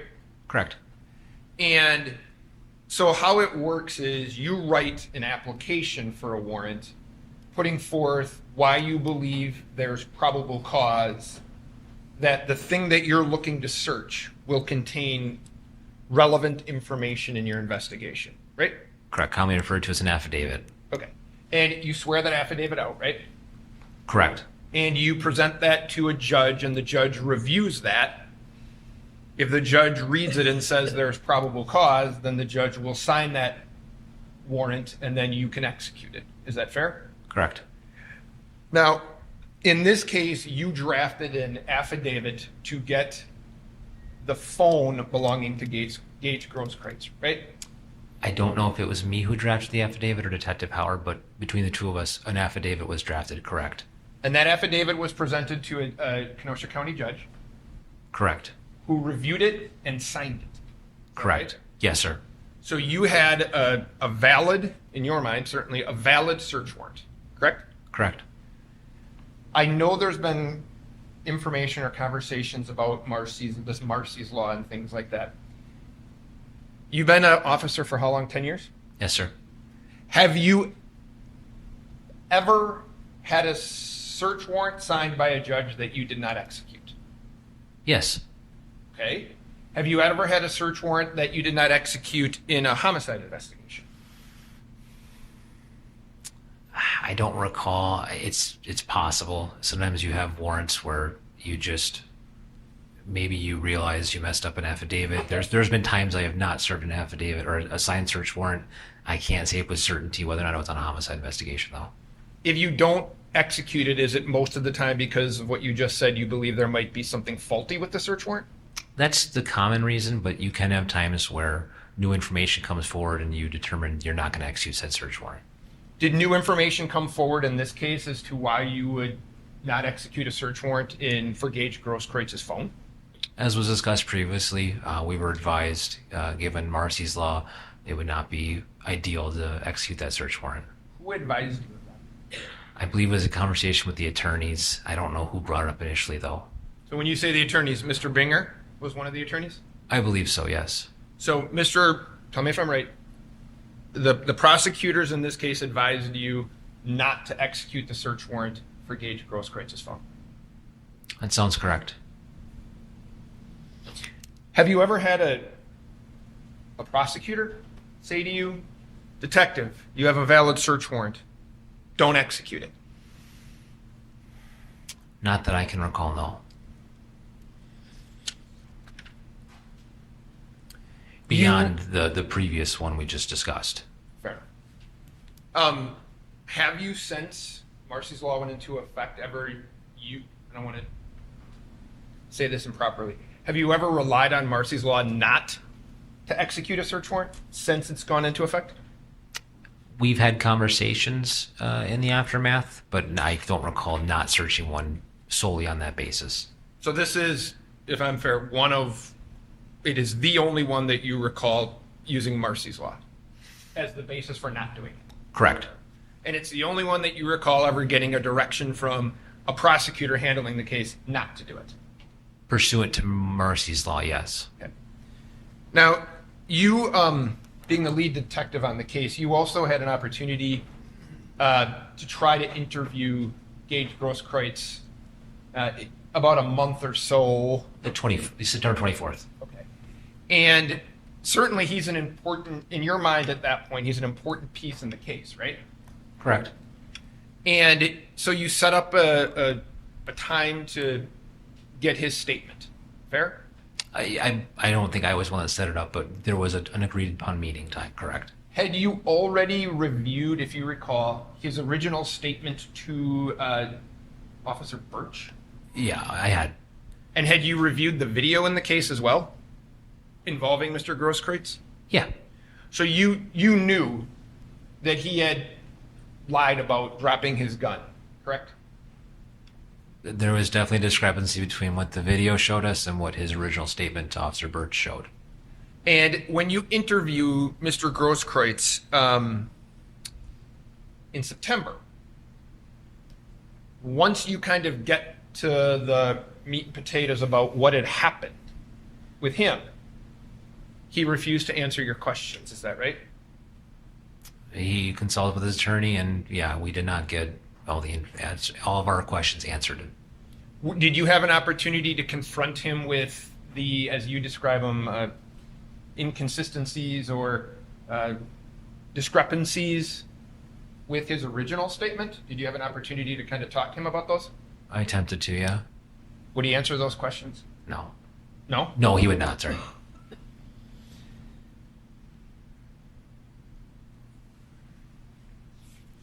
So is it fair that at that point the interview just kind of ended? He doesn't answer your questions. I'm assuming then at that point it's over?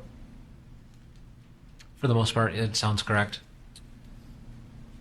You asked for permission or consent to look through his phone. Is that right? Correct. And you did that for multiple people in this case. Did you not ask for permission? Yes, we asked many people. And there's actually a form that you use that they sign that grants you permission to do that, right? Correct. Okay. And in this particular case, did he ever give you permission to look through that phone? No, he did not.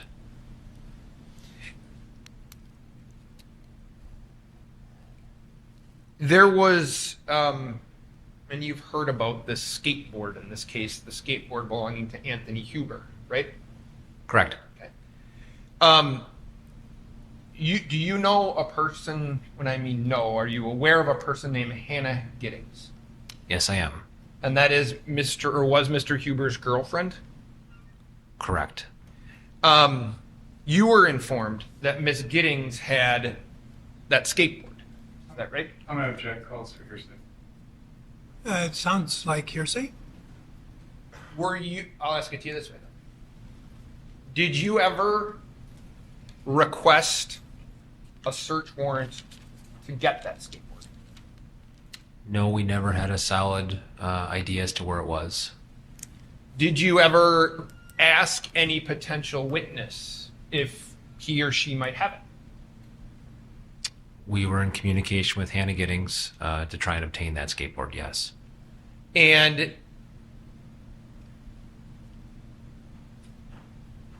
I don't want you to tell me what she said, but based on the information that you had, Do you think that you had a basis to get a search warrant for it? No, because one of the aspects of a search warrant is you have to define where you're going to search, and without a solid location that would determine that, I wouldn't have enough for a search warrant.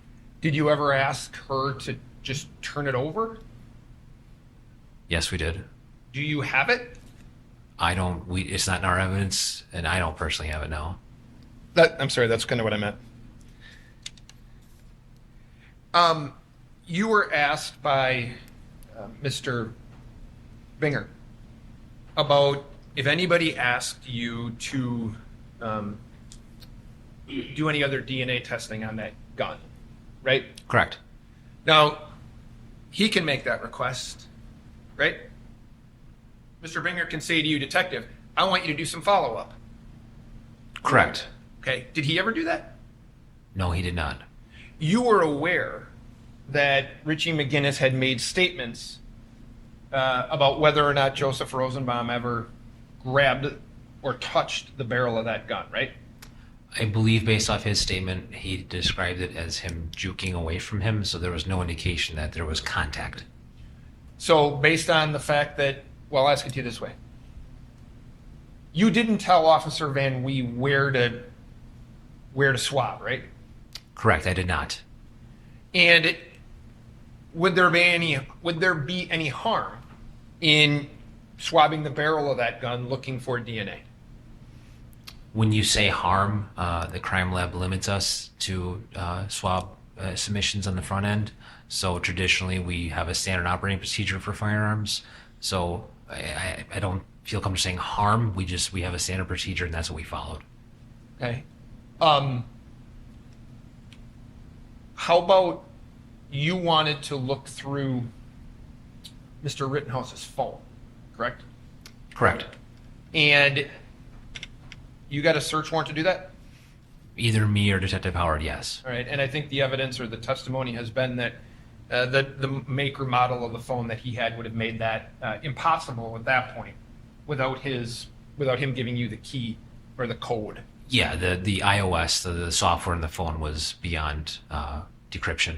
And he voluntarily provided you information that unlocked a phone that you would otherwise not have had an opportunity to look at, right? It came in through the attorneys, correct. Okay. Now, you have described in your interviews with witnesses the night of the 24th and the night of the 25th as the most chaotic days of your professional life. Is that fair? I'd include the 23rd, but 23rd and 24th. So those days, 23rd, 24th, 25th, most chaotic days that you've had as a detective or a police officer even. Correct.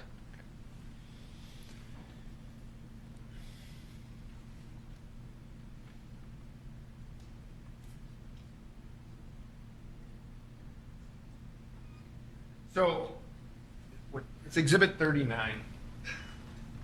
You've seen this picture? Yes, it's an evidence. Yeah. Okay.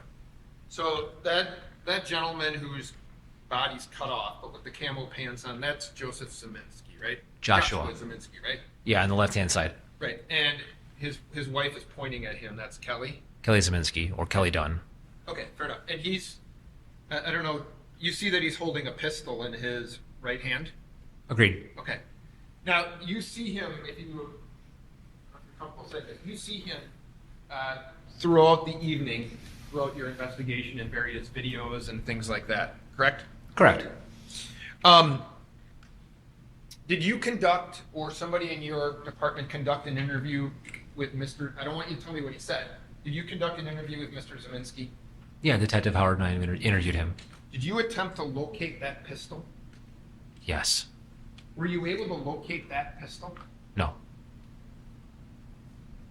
Did you hear me? Yeah, you said that you were unable. We were unable to locate that pistol, correct. Why was it? He had reported it stolen prior to our interview with him. So it was gone. According to him. Now, is it fair to say as the lead detective, or one of the lead detectives, I don't want to take anything away from Detective Howard, that you have reviewed all of the videos in this case? I have not personally, no. Oh? No, between the two of us. Split them up, kind of? He did the bulk of the video investigation. Okay. Have you seen the video with Joseph Rosenbaum screaming, "Shoot me," and then saying the N-word? I have seen that video, yes. Okay. Have you observed, in a minute, this is 74. I'm going to show you what has been marked as Exhibit 74. Take a peek at that. Does that appear to be the backside of Joseph Rosenbaum? Yeah, it does. Okay. Here we go.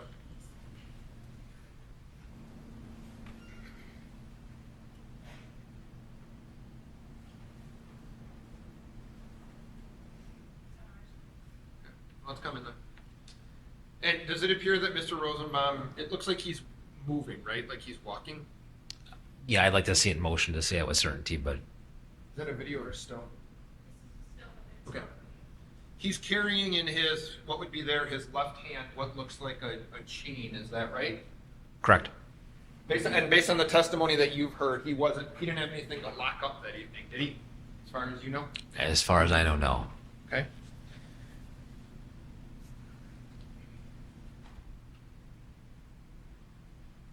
Going to show you Exhibit 75. And Judge, I would move 74.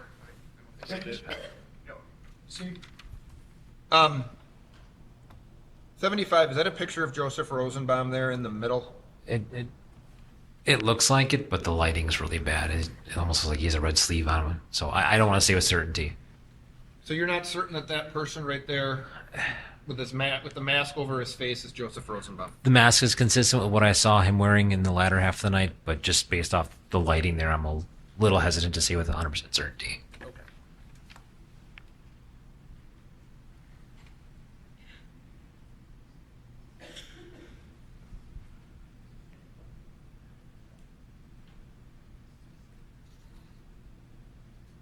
Can you bring that back up for a second? Does it appear, to be fair, that he's holding a bag? Appears so, yeah. Okay, so, and we've heard a million times that Joseph Rosenbaum had a bag. Correct. Okay, so the bag fits and the mask fits Joseph Rosenbaum, right? It does. Okay. Are you aware that Mr. Rosenbaum was pushing lit dumpsters into the street? Have you seen that? Yeah, I've seen that.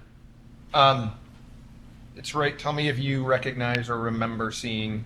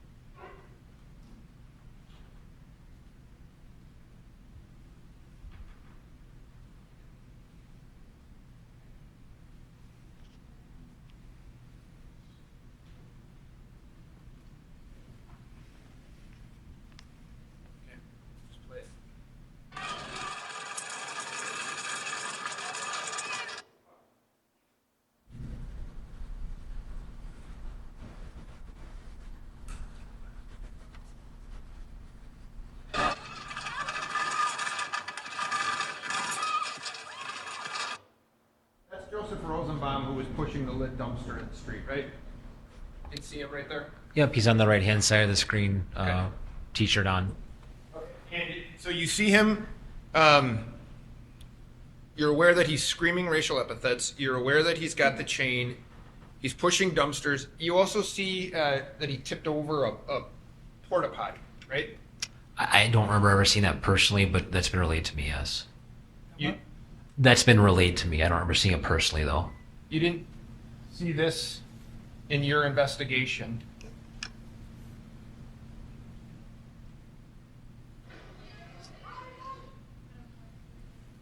What?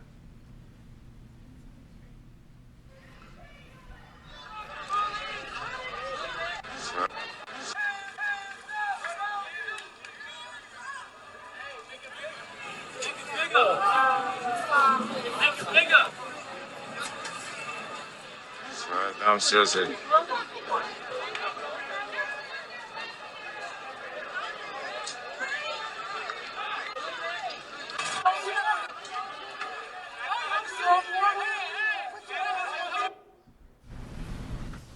So you saw him pushing over the porta potty. Would you agree that his behavior is that of somebody who is acting like a rioter? I'm not object, Your Honor. It's just a characterization the jury can decide for themselves Can you read it? to the extent that they need to do so. Sorry, repeat the question. You don't have to answer the question. Okay. Do you sustain the objection? I sustain the objection. Oh, okay, I'm sorry. You also heard Carrie Ann Swart talk about him carrying an empty water bottle around with him, or multiple water bottles with him, right? I remember hearing one. I don't remember hearing multiple. Okay. And that you remember her telling us, meaning us in court, that she took it with him when he left, right? He took it with him when he left. Yep. Yes. And are you aware that there's been indications that homemade gas bombs were made from water bottles that evening? I have heard that, correct. Now,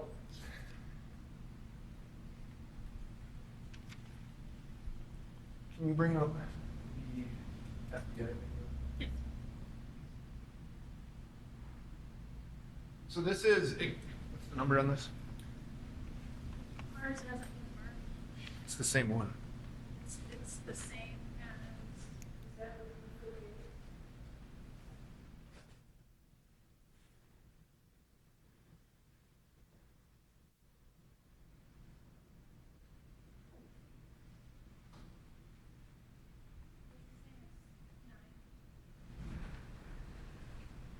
Do you have an objection if I just show this?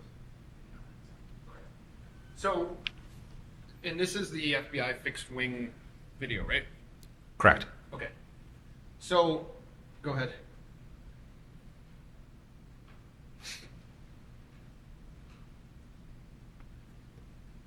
It's up. It's up. Wait, stop it. Now, we all, I think, have agreed this blue circle is Joseph Rosenbaum. Is that right? Correct. So, to be fair, there's been talk about whether or not Mr. Rittenhouse was chasing down Mr. Rosenbaum. What you see here is Mr. Rosenbaum, and I'm not saying that he actually physically ducks, but he ducks in between two vehicles to let Mr. Rittenhouse pass him. Is that right? I'm going to object, Your Honor. It's also speculation, and I think the jury can watch the video and draw their own conclusions. It really is speculative because you're asking the motive of the decedent as to why he took the path that he did, and you're asking the officer to comment on it. Then I'll withdraw the question and rephrase it. Very good. You would agree that Mr. Rosenbaum steps out of the path that he had been traveling and in between two vehicles, right? I object, Your Honor. Stamp objection. No, overruled. I mean, it may be the same objection, but it's overruled instead. So you see him step between the two vehicles, yes? He is walking southbound, and then he ends up going south-southwest, and ends up, I don't know if I'd say between the two cars based off what I'm seeing, but it's hard to tell with that blue circle, but he's definitely off the path he was currently traveling on. Okay, and the other, play the video if you can.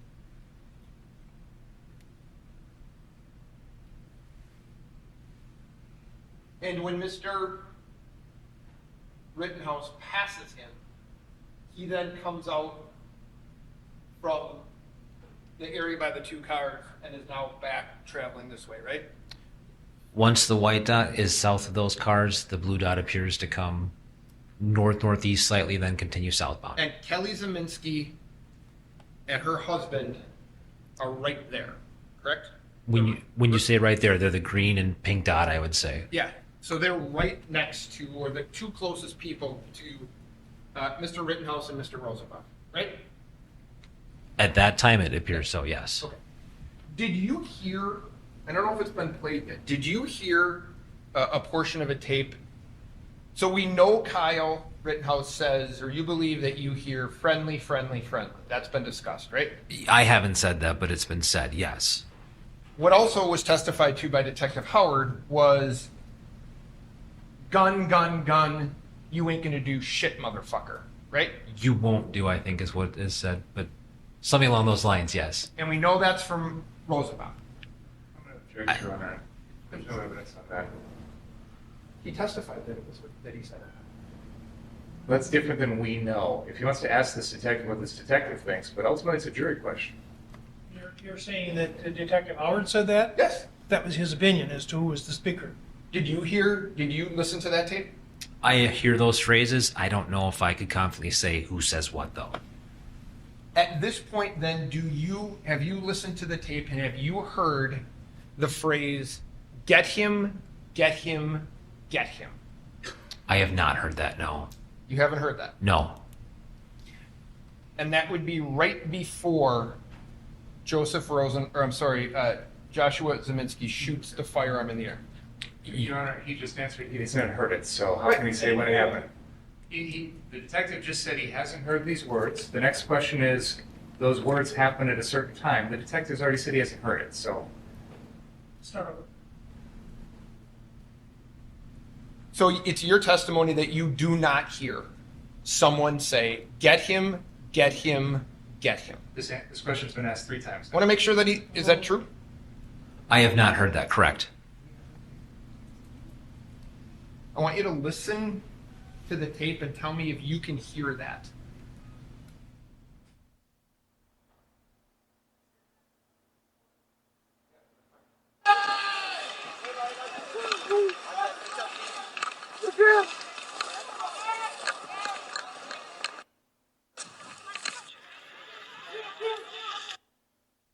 I want you to listen to that, okay? Mm-hmm.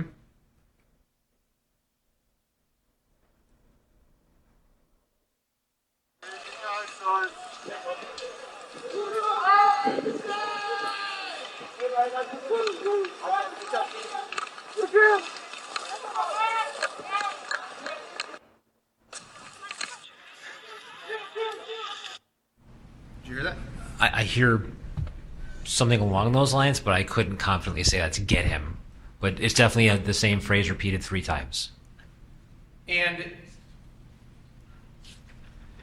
do you see Mr. Rosenbaum then chase Mr. Rittenhouse through the parking lot, right? You don't dispute that? No. Okay. Do you hear, and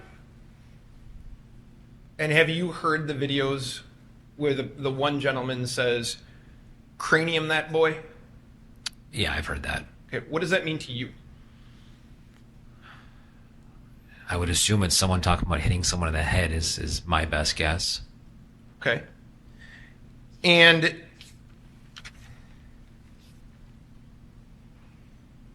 you observe Mr. Rittenhouse speaking to Mr. Grosskreutz right after the shooting. Correct. Okay. Would you describe Mr. Grosskreutz based on your observations of him running after Mr. Rittenhouse? Your Honor, I'm going to object. This is characterizing a video we've all seen. The jury can draw their own conclusions. Mr. Grosskreutz has already testified on this point. Overruled.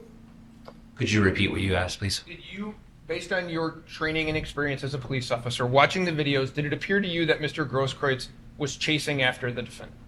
Chasing after Mr. Rittenhouse? He was definitely running in the same direction. Behind him? Behind his path. Okay. Comment on the witness's answer, orally or with facial reaction. Very good. Thank you. What I want to ask you about, too, is there are multiple times, we've talked about the times that Mr. Rittenhouse has actually pulled the trigger, right? Yes. Yeah. You'd agree there are multiple times, based on the the surrounding circumstances that he doesn't pull the trigger, right? I can think of one time for sure I've seen where, when you say he didn't pull the trigger, I don't. The gun may be pointed at someone. You saw the video where the person, I showed it to Mr. Grosskreutz, the person runs up to Mr. Rittenhouse and then steps back, right? Yes, I've seen that. Correct. And no shot fired. Correct. You saw other people that were kind of, it wasn't a 2 or 3 person chase. There were multiple people kind of around Mr. Rittenhouse, some of them brandishing weapons, correct? There were people, and there were people that were armed, absolutely. And those people who didn't attack him, he didn't fire at them, did he? Correct. The only people that he fired at were people that had either kicked him, hit him with something, or pulled a gun on him when he's running down Sheridan Road, right? I would agree with that statement. And after initially when he sees Gaige Grosskreutz, you'd agree when Mr. Grosskreutz's hands are up, he doesn't fire. Correct.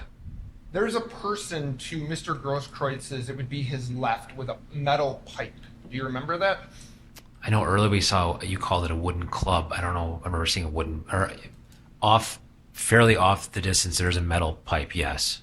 And so people who are armed, he doesn't fire at any of those people, does he? Correct.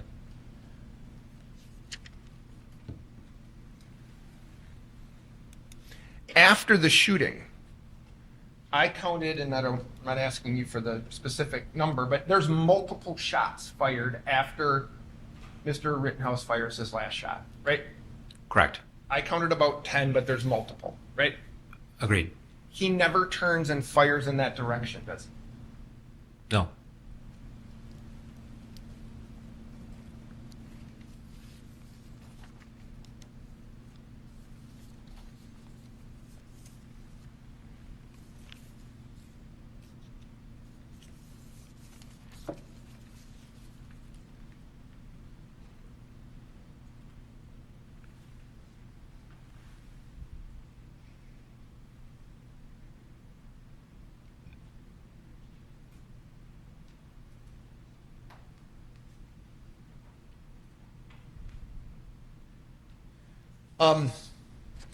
So I think it was the video that Mr. Binger showed you, the drone footage.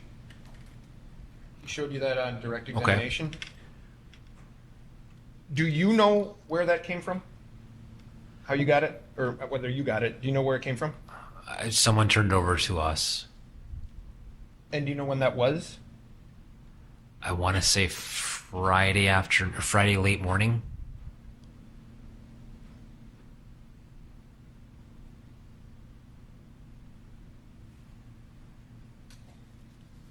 If you know, Hannah Giddings, was she in court while this hearing's been going on, this trial? I believe I saw her today, but beyond that, I can't say with certainty beyond that. So you believe she was here today? I believe so, yes. Okay. Was there, don't take it as a criticism, was there any effort to get the skateboard, talk to her about that today? No.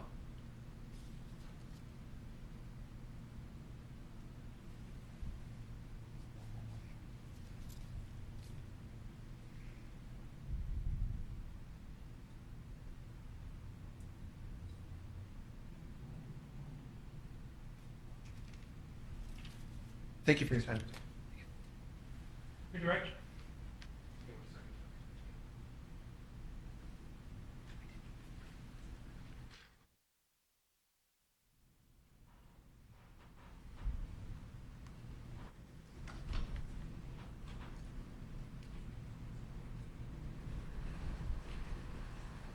Detective, this drone footage that we just showed the jury, the version that we showed the jury, did you and Detective Howard have any versions of that prior to Friday? Not independently. We had, it was something attached to a news segment. So the video existed, but it wasn't in its raw form. That was a news segment on Tucker Carlson on Fox News, do you know? That sounds correct. And that aired a couple days after the shootings, right? I believe so. And so ever since then, you've been trying to get the highest definition version of that video. Is that right? Correct. And now we have it? It appears so. And after we got it on Friday, did you take a look at it? A little bit, yeah. And did you get a chance to look at it at home? A little bit. Okay. Did you were you able to zoom in and look at details of the defendant's actions in that video? Yes. What did you see? So it appears that when the defendant comes around what we've been referring to as the Duramax vehicle, he deliberately, when I say deliberately, with caution and intentionally, sets down the fire extinguisher and then appears to bring his rifle up and point it in the direction of the Zeminskis. Then what happens? It's hard to tell based off where it was and based off what I was viewing it on, which was my work phone, so it wasn't the highest def. But it looks like Joshua Zeminski takes a couple steps towards him, and then at that point, the defendant starts to run, and then Rosenbaum follows. Does the video also show the shooting, the killing of Mr. Rosenbaum? It does. And when you look at that video, how close does Mr. Rosenbaum appear to be to the defendant? This is just going off of me looking at it again on a phone, but not closer than a few feet. Not close enough to touch the defendant? It does not appear so, no. Now, I want to go back to the beginning of your testimony. You were asked about the process by which a criminal complaint was drafted in this case, and I think you said that that was done before the investigation was complete. Is that fair to say? Correct. Why would a criminal complaint be prepared before the investigation is complete?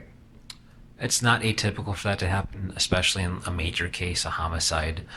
There's a lot of legwork that has to be done, even when you know who did it. So in this case, we obviously knew who did it, but we have to get all the facts.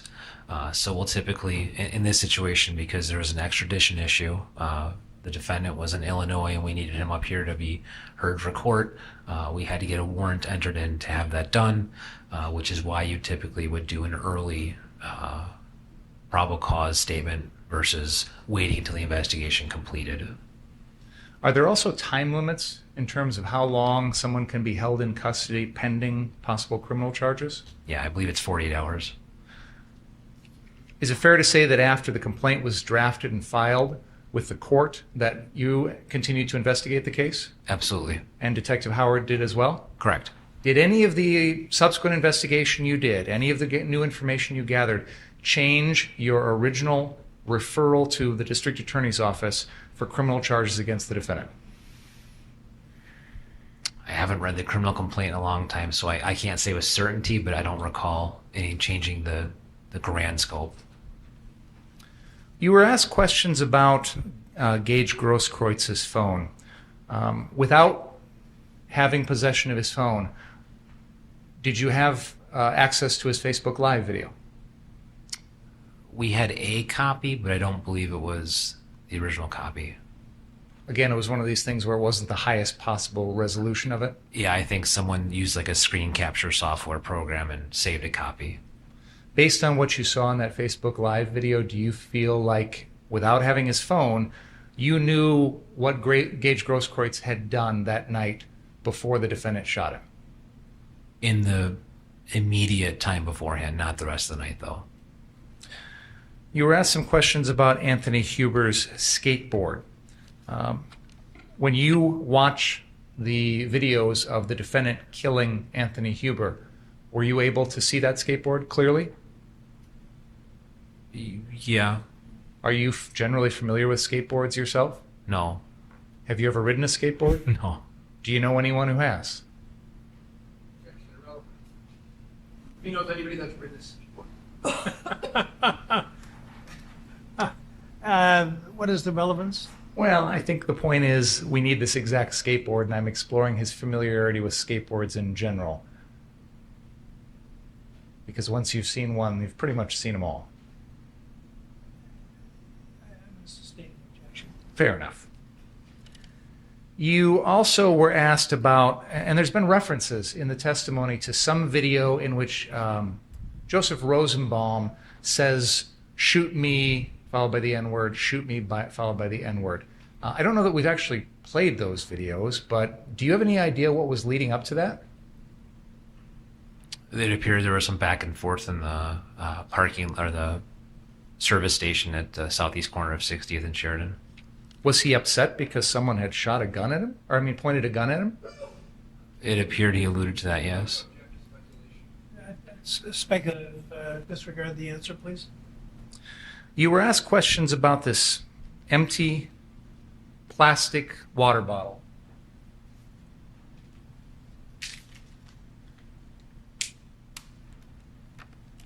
That Mr. Rosenbaum had in his bag that night. Is that right? Correct. Do you have any indication that Mr. Rosenbaum ever created any sort of chemical bomb or ammonia and bleach bomb or anything like that night? No. Do you have any indication that at any point before he was killed by the defendant, there was anything in that bottle? No. When you see people carrying around empty plastic water bottles, does that suggest to you that they're about to commit a crime? No.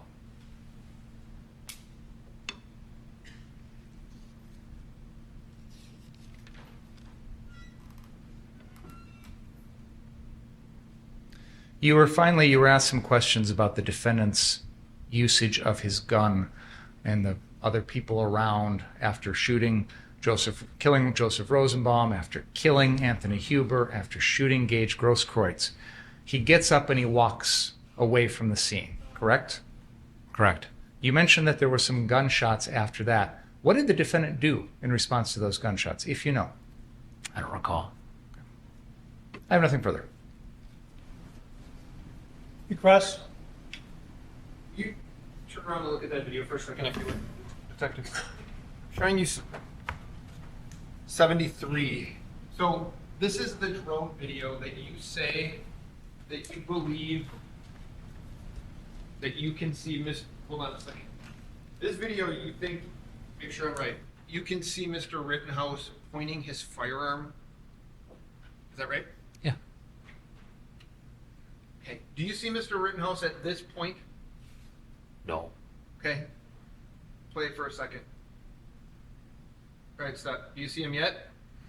We're 1 second in. So, just so you're aware, you can't do it with this program as far as I know, but like on my iPhone, my work iPhone, you can pinch to zoom. So what the jury gets to see, we'll never see that, right? If there's a way to zoom it in. Okay, well, this is what we have. And you'd agree that from this video that we have, what you've testified to is unobservable. Agree? Off this view, absolutely. Okay. Did you send the video to be enhanced in any way to like the crime lab or anything like that? I haven't personally, no. Do you know if anybody has? I believe the prosecution is doing that now? I believe so. Okay. Sorry. No, I'm talking to the district attorney. Oh.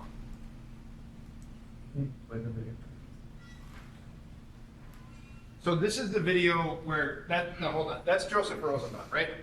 In the middle. This gentleman right Red here? shirt, black pocket. Yep, this is him. Okay. Can you play the video, please?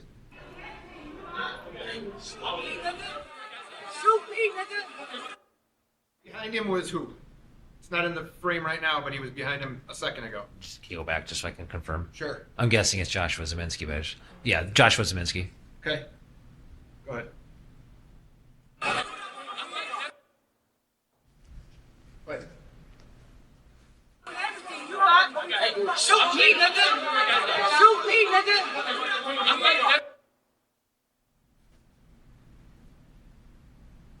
Now, do you know? You have no idea why he's saying that, correct? I don't know why he's saying that. But we've established he's saying it in the guise or in the surroundings of a Black Lives Matter protest. Yes? Agreed. You had said that on this video that we don't get to see, you're able to see things in terms of how far away you believe Joseph Rosenbaum is, right? from. You talking about the Mr. drone Rittenhouse? video? Yeah. Yeah. Okay. Do you know, in your training and experience as a detective, do you know what extreme stippling is? I know stippling is related to when a gunshot occurs, but I couldn't say what extreme stippling is now. What's stippling? You're putting me on the spot here. It's I believe it's when gunpowder hits the skin, but I That you're close enough. So if somebody shoots, or if somebody is close enough to a gun when it's fired, the gases that come out of that gun burn the skin of that person, correct? I'm going to object this is beyond the scope of redirect, John. Overall. I don't know enough about it to say that that's the textbook definition, but it's definitely indicative of proximity to a fired gun. Based on your investigation in this case, Joseph Rosenbaum had stippling on his body, correct? Correct.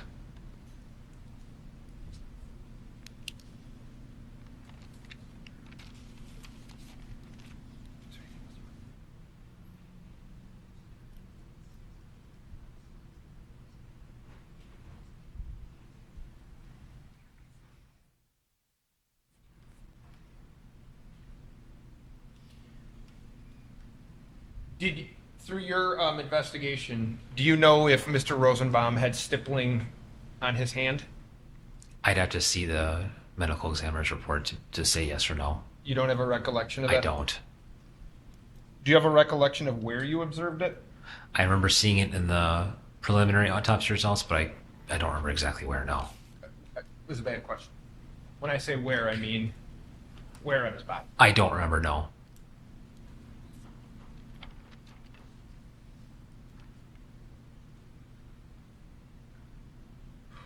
I don't have anything else. Thank you, Detective. Any redirect? Can I have a moment, John?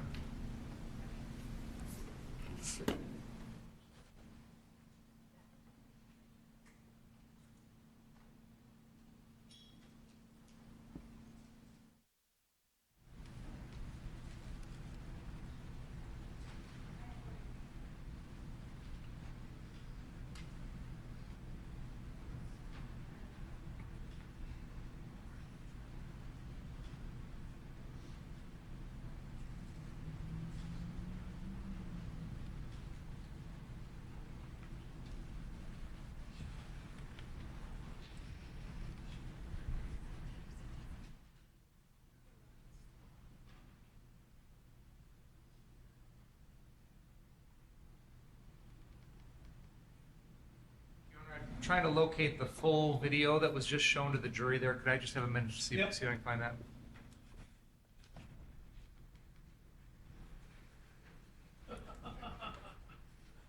She says she's complaining about what she sees outside, and she says, I'm going to go home and put pajamas on right away. Hey, just think, it's only about 45 days, and the days will start getting longer.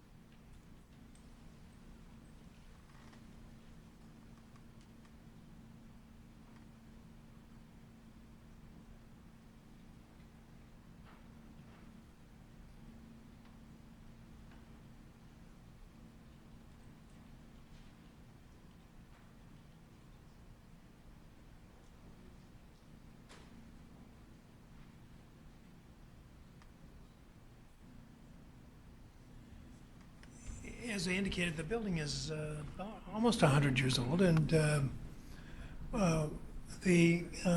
last year they undertook a project to see how much of the damage could be reversed and what the cost would be. I was amazed.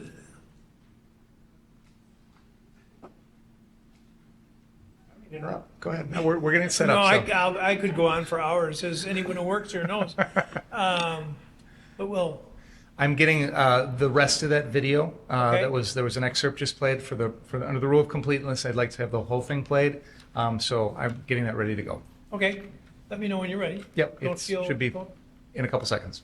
In a couple seconds, well then I'll, unaccustomed, I'll be quiet. Okay, this is the Twitter Julio Rosas, the Fight at Ultimate Gas Part 1. Will we play that, please?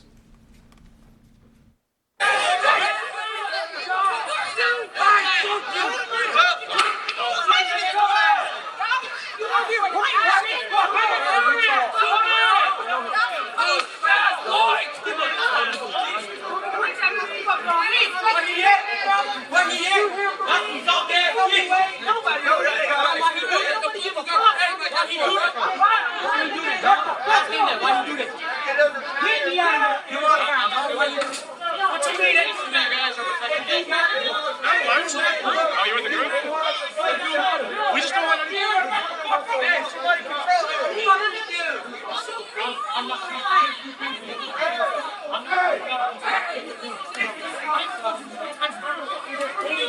Yo. We gotta stick together. Yo, he's talking down. He's point nobody fucking gun and say everything you got. Shoot me, nigga. Hear someone say, "Don't point your gun at me." Let's back up about 20 seconds, please. Play from there, please.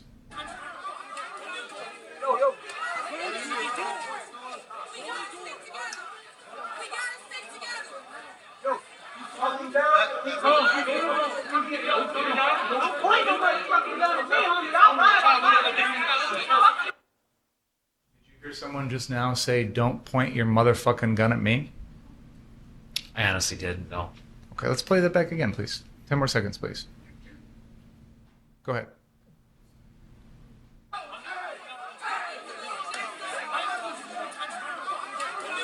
Yo.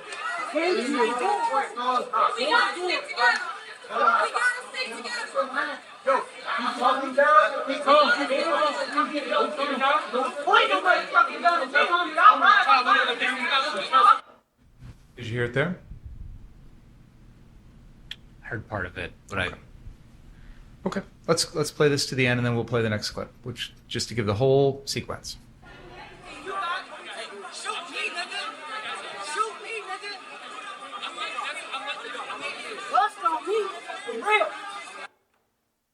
Now we're going to play part 2 of this.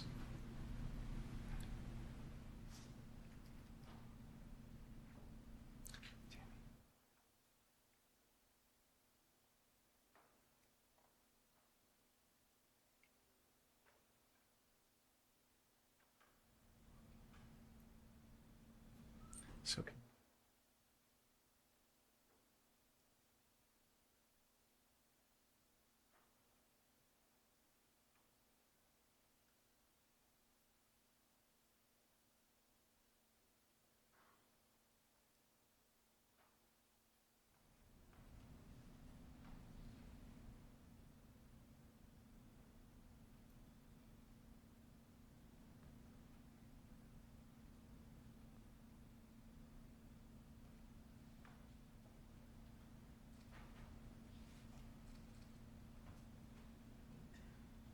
And this should be part 2 of that.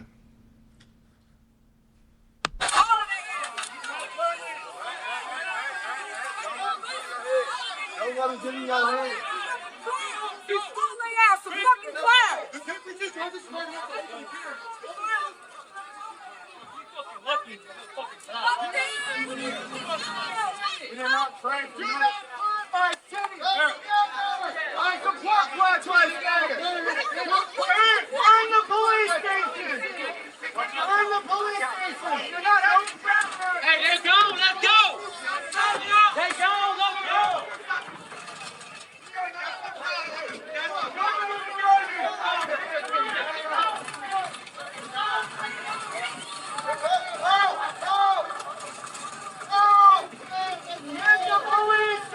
Don't burn the city! This is our home! This is our home! Those are going to be marked as exhibits 78 and 79. I'd move those into evidence. Objection? No. See? Nothing further. Thank you. Recross? I don't. Let me step down. What about it, folks? Time to go out into the dark of night? Please don't talk about the case overnight. Read, watch, or listen to any account of the trial. Mrs. Mentig, is she here? I'll turn you over to her, and you might as well go up to the jury room and enjoy the evening.